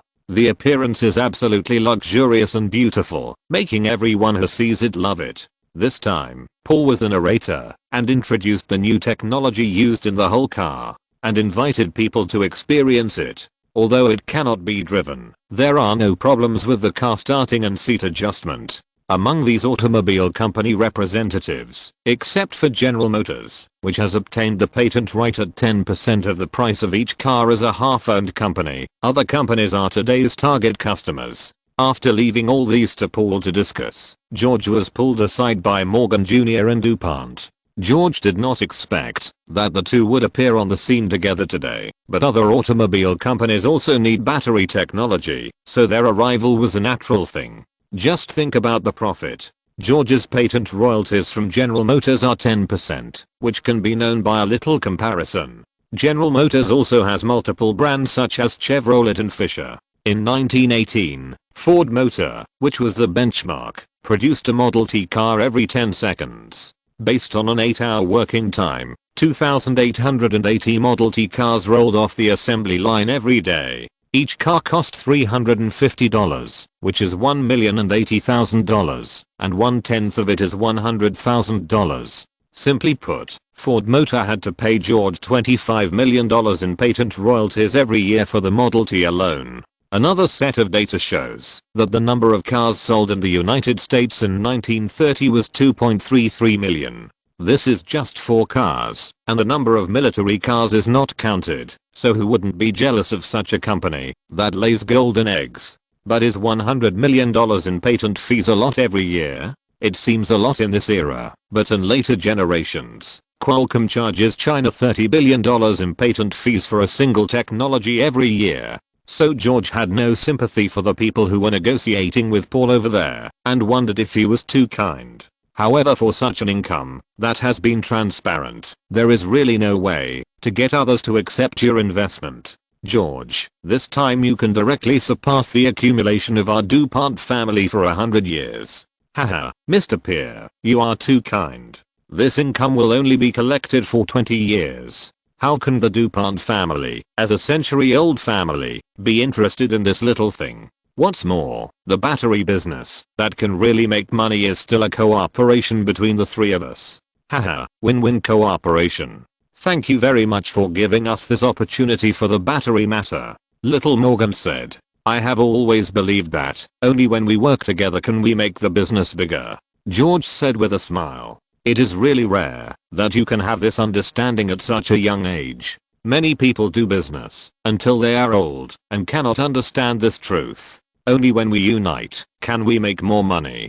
DuPont said. George, what are your plans for the next step? After speaking, the two old foxes stared at George. Well, this year's economic crisis is very serious. 2 days ago, I saw a professor in California who was going to build a California city. After seeing this, I also wanted to build my own city, so the next step is to find a place, buy a piece of land, and build a city. Haha, you young people are really capable of doing things. But my family has a construction company. If necessary, we can cooperate again. Little Morgan immediately replied. Haha, okay, but I haven't chosen where yet. Maybe I will find a desert like California City and take a look at it when the time comes. George replied with a smile. Of course, you are still young and have a lot of time. But next time you have any profitable projects, don't forget us. Of course, like this time, our cooperation is very pleasant, isn't it? Yes, then I wish us a pleasant cooperation next time. After that, the three of them laughed. The next day, all the newspapers in New York reported the largest patent fee event in the history of the United States. George, the billionaire, really entered people's field of vision, and his experience was also dug out. Titles such as the descendant of a hero, the luckiest boy, the youngest billionaire, etc. were all given to George. George also inadvertently revealed the idea of building his own city. Many newspapers also sang the opposite tune, saying that George was rebellious and would fail, etc. However, George just smiled and did not react when he saw the report. On the second day of the patent incident, George began to find that there were a group of reporters everywhere he went, and it was indeed not convenient for him to be alone. Moreover, Ryan's more than 100-long security personnel have completed 3 months of training. Paul bought a bankrupt clothing factory and the vacant land around it in the suburbs, covering an area of more than 30 acres, as a training camp for Pan-Long security. This time George specially transferred 5 people as a team to protect his safety. Of course, it was just a show. If something really happened, it was unknown who would protect whom. The next day, George came to a pharmaceutical company that had just completed the acquisition and was directly renamed Pan-Long Pharmaceutical by George. It is hard to imagine what it was like 10 years ago when beverage companies such as Coca-Cola were promoted as good medicines for curing diseases. This company is preparing to produce penicillin in the future. This thing is definitely not something that I can control alone, but as one of the discoverers, I must get the biggest piece of the profit. After the acquisition was completed, George just gave a health product formula for digestion tablets. This kind of thing does not need drug testing. As a health food, it is easy to be put on the market. The formula is also very simple. Hawthorn and other digestive fruits, mashed into a paste, shaped and dried. Anyway, it won't kill people. How good. If you're listening to this novel on a channel other than Fanfic World, it means they downloaded and uploaded it without effort. We cordially invite you to visit our channel, Mundo Fanfic Novelos. There you'll find the original version of this story and you can explore many other novels of various genres. We're waiting for you to immerse yourself in a world of incredible novels. Chapter 49, Repairing the Plank Road in the Open, and Marching Through Chinkang in Secret. The next day, Wells Fargo's branch in New York opened for business. On the opening day, people from Morgan Bank, DuPont, and those automobile companies all sent people to congratulate, and sent flower baskets. Vito Corleone also came to congratulate George in person. A small opening ceremony, on the contrary, was very lively. The newspapers on the next day also published the lively scene on the scene. At this time, George had come to Pennsylvania to inspect the radio project again. The current radio company is already very good. It broadcasts 3 times a day, morning and noon, for 1 hour each time. In the morning, it broadcasts current affairs news. At noon, it broadcasts game broadcasts. And in the evening, it broadcasts story collections. There will also be some music programs in the middle, but at this time, they are all live performances. After a period of adaptation, George's Pan-Long radio is much better than Westinghouse's radio. It is said that all the staff of Westinghouse's radio are still temporary staff, and the broadcast address is still in a temporary tent on the roof. However, George also borrowed the design ideas of the recording studio when dealing with the sound effects of the studio. After giving the broadcasting company the task of recruiting people as soon as possible and training new people, George continued to go south to Texas. Because George is now a celebrity, his arrival in Texas was announced by local newspapers. Just like when he first arrived in Pennsylvania, there were reports that George was eyeing to buy land and build a city in Texas. Texas is the largest state in the southern United States and the second largest state in the United States, second only to Alaska. Texas is close to the Gulf of Mexico and has a coastline. Texas was once an independent country. Later, the largest oil refining and petrochemical center in the United States was in Houston, Texas. In fact, George really came to buy land. He stayed in Texas for a week. Then he contacted the state legislature directly and proposed to buy 3 pieces of land in Texas. The 3 pieces of land are in a triangle. The largest piece is 210,000 acres and is located in the western desert area of Texas. This area is the Wolfcamp Shale Formation in the Permian Basin. Another piece of land is in the eastern part of Texas. There is a dense pine forest, which is in a triangle sandwiched between Dallas, Houston and Shreveport, Louisiana. The area is 150,000 acres. The other piece of land is Burnett in Oklahoma. It is a grassland with a grazing area of 70,000 acres. When the two states received George's purchase application, they were also very puzzled. Some people also doubted whether George had discovered something here. However, the Wolfkin Shale has been explored by others, and it is basically a desert. As for the triangular area, at that time, this area was extremely backward. Although there were some villages and sawmills composed of houses with asphalt oil paper roofs, there were few decent roads in this area and the population was small. After suffering from years of drought, local white farmers faced banks coming to collect debts. Therefore, many people speculated that this was the place chosen by George to build a city. As for the last 70,000 acres of grassland in Oklahoma, it was understood by others as a signal that George wanted to engage in the breeding industry. Therefore, the stock market of the breeding industry rose because of the legend that George was interested in it. In order to get these three pieces of land as soon as possible, George also asked Wells Fargo and Paul to form a negotiation team and come to Texas. Boss, this is Paul greeting George. Well, you are here. You have worked hard. Take a rest for a night. Where is the person in charge of Wells Fargo Bank?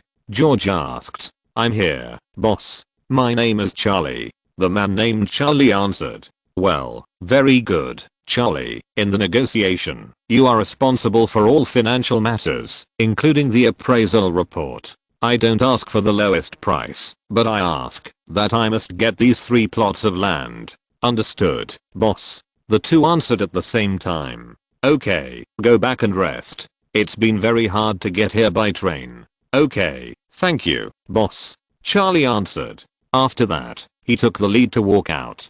Paul, who stayed behind, said at this time, boss, this is a film and television company and a publishing house that I bought. The film and television company is in Los Angeles, which was acquired by Heir, and the publishing house is in New York. It was doing well before, but because the money was invested in the stock market, and after losing, it borrowed money from the mafia. Now it is sold at a low price, so I bought it. After handing all the information to George, he took out a picture and said, this is the mechanical equipment you asked to make. It has been completed and temporarily placed at the security base. Well, good job, Paul. George affirmed. And boss, I have selected 3 mining companies that you asked me to acquire before. Here are their information.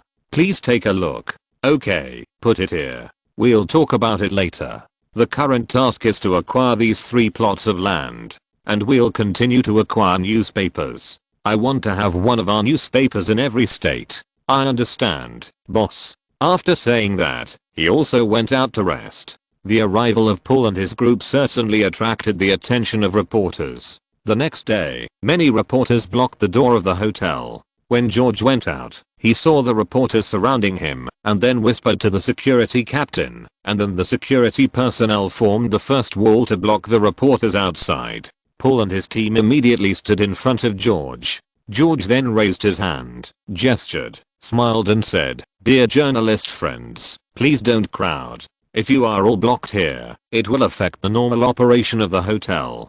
So, can we stand aside, okay?" After saying that, he took the initiative to walk to the side. The flow of people also moved with George's movement. After he got to the side, George said, "Well, this should be my second interview, so I will selectively go back to 5 questions. So please raise your hands to ask questions. Thank you."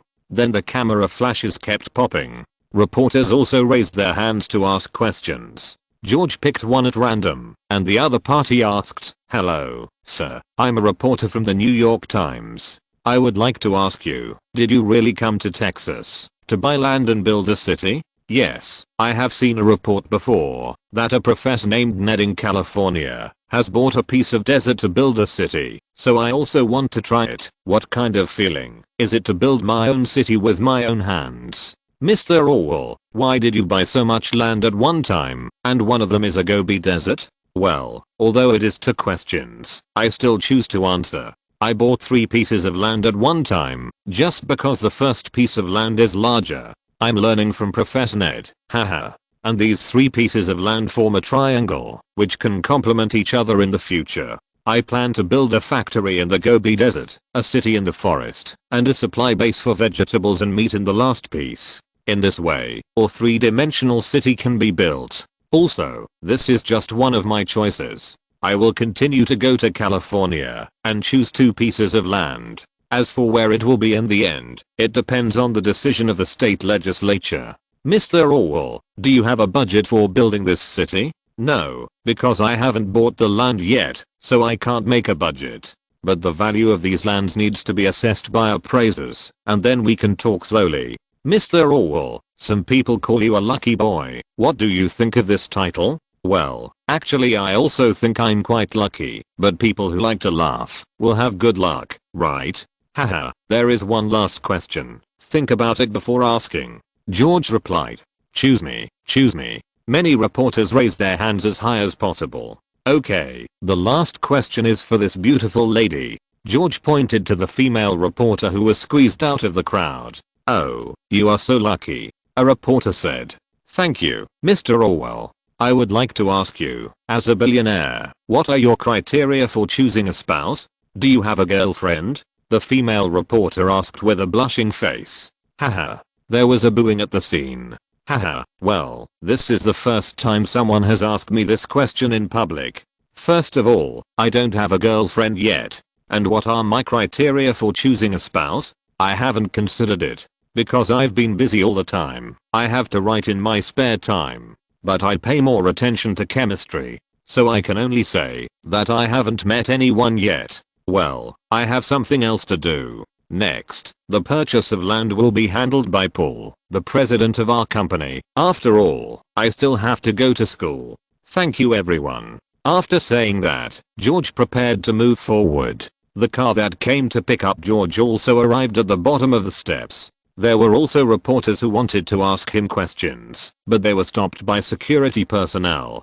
After George and his group got on the car, they drove to the station, leaving Paul and others to deal with the land issue.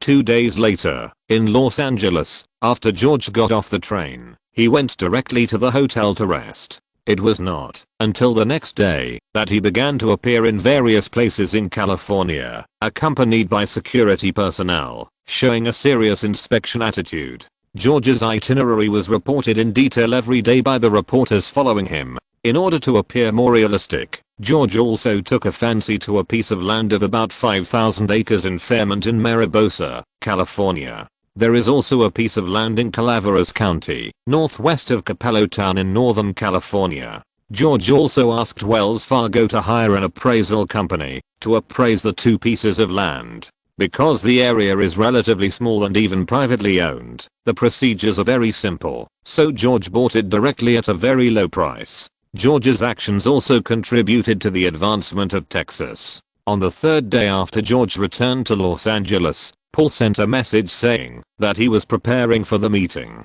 The next day, George came to Hollywood, which is a place where dreams begin for all those who pursue the dream of becoming a star. Since 1912, many film companies have settled in Hollywood. In 1913, Carl Lemmer established Universal Studios in Hollywood, marking the transformation of film production from manual workshops to industrialized production. In 1916, the famous Lasky Film Company merged with Paramount Film Distribution Company and a large Hollywood film company integrating production, distribution and screening began to take shape. The First World War provided Hollywood with an opportunity for rapid development. Various production companies sought market security by purchasing large-scale cinema chains, and large-scale cinema chains obtained a stable source of films through the original studios they owned. It is also worth mentioning that the Morgan and Rockefeller families controlled Hollywood. The shadows of these 2 consortiums were behind the 8 major film companies in later generations. However, George did not want to participate in this kind of control. He just wanted to release 2 movies every year to make some money. After all, he had seen so many classic movies in his previous life. It would be a waste if he didn't release them.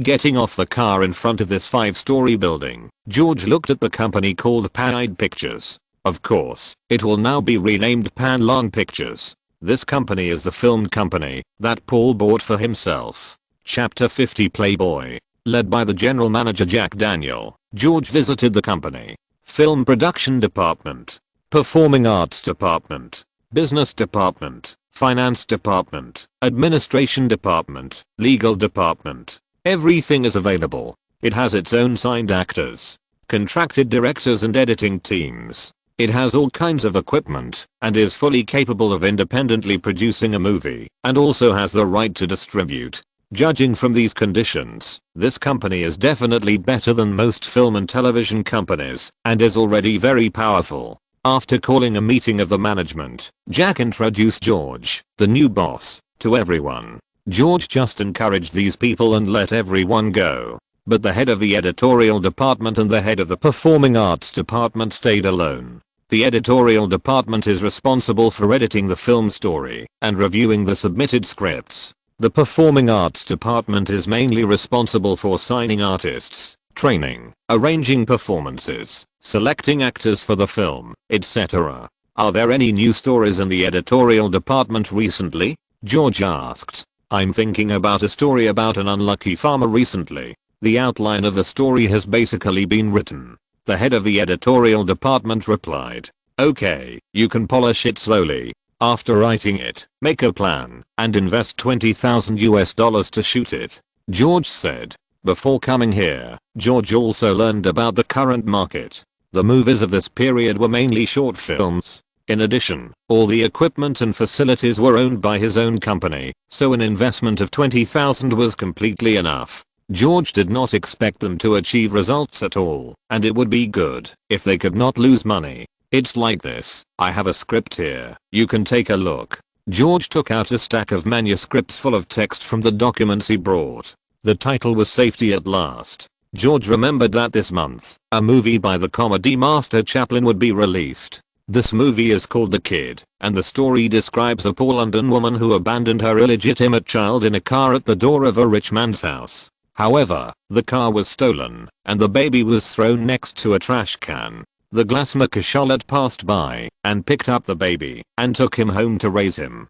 When the child grew up to 4 or 5 years old, Charlotte took him out to work. The child first threw a stone to break someone's window, and then Charles stepped forward to replace the glass, and the father and son had endless fun. Later, the national charity organization wanted to send the child to an orphanage, and Charles felt confused. He decided to take the child back, so he climbed over the roof, caught up with the running truck, and finally held the child in his arms again. Charles could not return to the top floor where he lived, so he took the child to a nightclub. At this time, the mother of the little tearful child, Banke Suayu, had money and offered a reward to find her child. Someone secretly took the child away from Charles and returned it to his mother for money. In his dream, Charles came to the paradise of the alley, where there were quarrels and laughter. When Charles woke up, he found his mother and child standing by his side, and he finally found happiness. The box office of this movie reached $2.5 million that year. It can be said to be Chaplin's masterpiece. It was also his first comedy. The movies of this period were still black and white silent movies, also known as the silent film era. This era created a peak figure in comedy art performance Chaplin. But there are two comedy masters who are on par with him. Harold Lloyd and Buster Keaton are known as the three great comedians in the world. They were one of the most talented and influential figures in the silent film era, laying the foundation for modern comedy films. At this point in time, except for Chaplin who already had his own company, the two were still experiencing their own hardships. The script of Safety Last that George took out was the work of Harold Lloyd. Harold played a young man who left his hometown to come to the big city to make a living. He could only work as a clerk at the bottom of the department store due to his poor life. On weekdays, guests bossed him around. In life, Harold had to pretend to be a successful person and save money to buy gifts for his girlfriend. In the end, this white lie was about to fall apart when his girlfriend hurried to visit him. For this reason, Harold racked his brains and made every effort to make up for his lie. For commercial promotion, the company invited a stuntman to perform the stunt of climbing from downstairs to the roof of the building. Unexpectedly, the stuntman had a dispute with the traffic police on the way and could not arrive. In order to give an explanation to the onlookers, the department store had to let Harold act as an actor and perform stunts in public. Harold Lloyd, the nerdy looking man with glasses and a straw hat, also won the title of civilian hero because of the movie Safety Last and was recognized as the king of adventure comedy. The key to the movie's deep impression on the audience lies in the thrilling climax at the end. Reckless and careless, funny, and humorous stunts performed on the edge of a 12-story building, and at the bottom is a bustling street with heavy traffic and crowds. One step follows another, step by step, as if walking on thin ice. Each new floor encounters new difficulties, and the thrilling level is enough to attract the audience's attention. The script George took out was detailed to every detail. If it was given to any director with real shooting experience, George believed that he would be able to shoot the effect he required. While the editor was reading the script, George handed a piece of paper to the performing arts department. It recorded some of Harold Lloyd's situation during this period. George told the performing arts department that this play needed this person. Lloyd had an accident while filming the short film The Haunting in 1920. A prop bomb blew off his right hand. Lloyd had to wear a prosthesis since then, fearing that the audience would find out the danger behind his hard-working performance. Now he is at the bottom of his career. George asked them to sign Lloyd, and he wanted him to be a permanent one. The rest will be done by them naturally. While waiting for a few people to discuss the script, George saw a pile of photos of beautiful women on the table.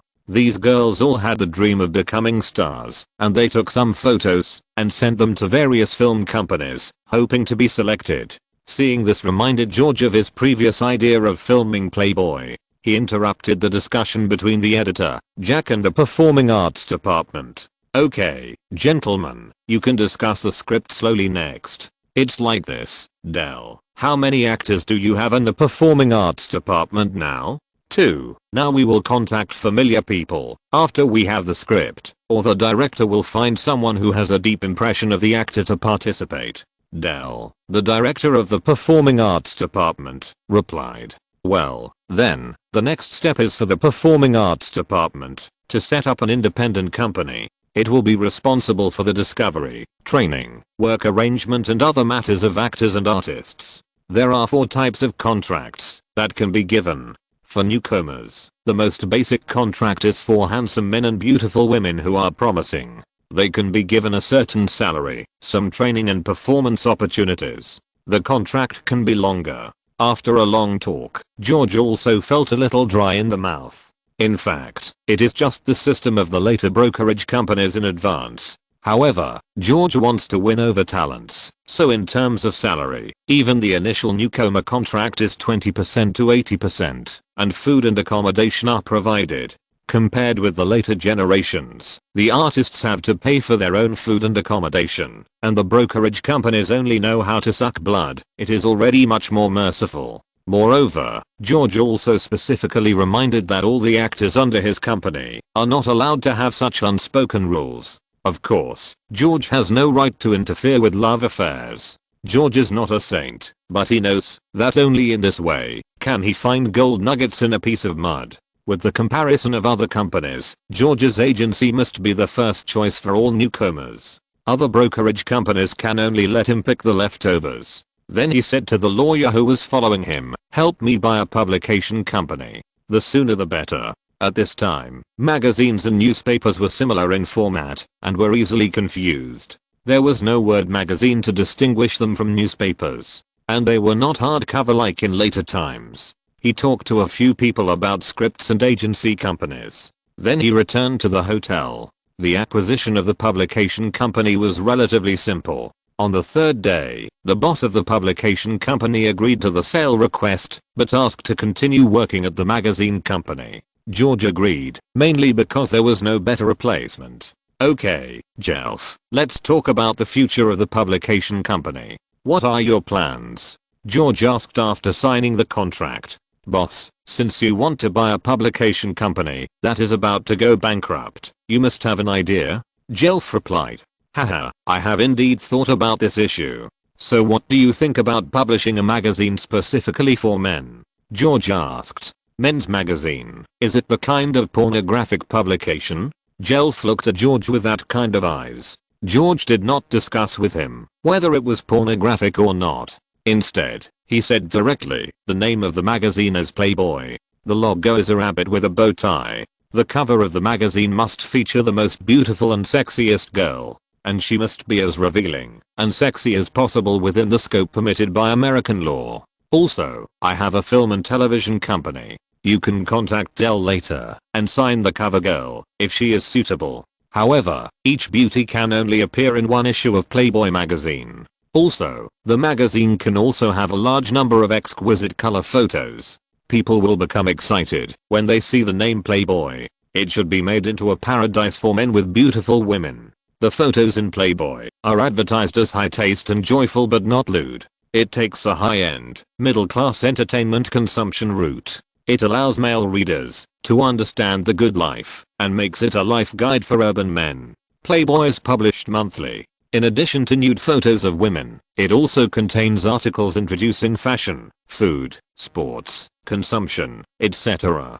In addition, there are short stories, celebrity interviews and even news and current affairs commentary. Remember the tone of Playboy's content. National affairs are not within our scope of concern. We don't want to solve any world problems or prove any great moral truths. If we can provide American men with some extra laughter and distract them from the anxiety of the atomic age, we think we have proved the rationality of our existence. Our magazine, although there are beauties, the style cannot be vulgar, but more elegant and refined. American society is still a bit conservative now. We want to break traditions, liberate thoughts, and advocate freedom. I believe this will make our magazine stand out. Then George gave him the instructions on how to bind it. But boss, this will increase the cost a lot. In addition, the cost of binding a magazine may be $3. Then we will sell it for $3.5. Our target customers are not ordinary people, but middle and high level people. We must treat Playboy as a luxury product to make it better. Jeff nodded. Anyway, George is the boss now, so just do it according to his requirements. And think about the effect, and decide that this method is feasible. Okay, you take charge of the arrangements next. Make the first sample and show it to me before selling it. As a boss, I have described the thing in such detail. If it cannot be completed, I will have to find someone else to do it. End of this chapter. Thank you very much for reaching the end. Don't forget to like. Looking for more exclusive content and immediate access? Subscribe to our Patreon. Remember, every like, subscription, or donation encourages us to continue. Thanks to everyone. See you in the next video.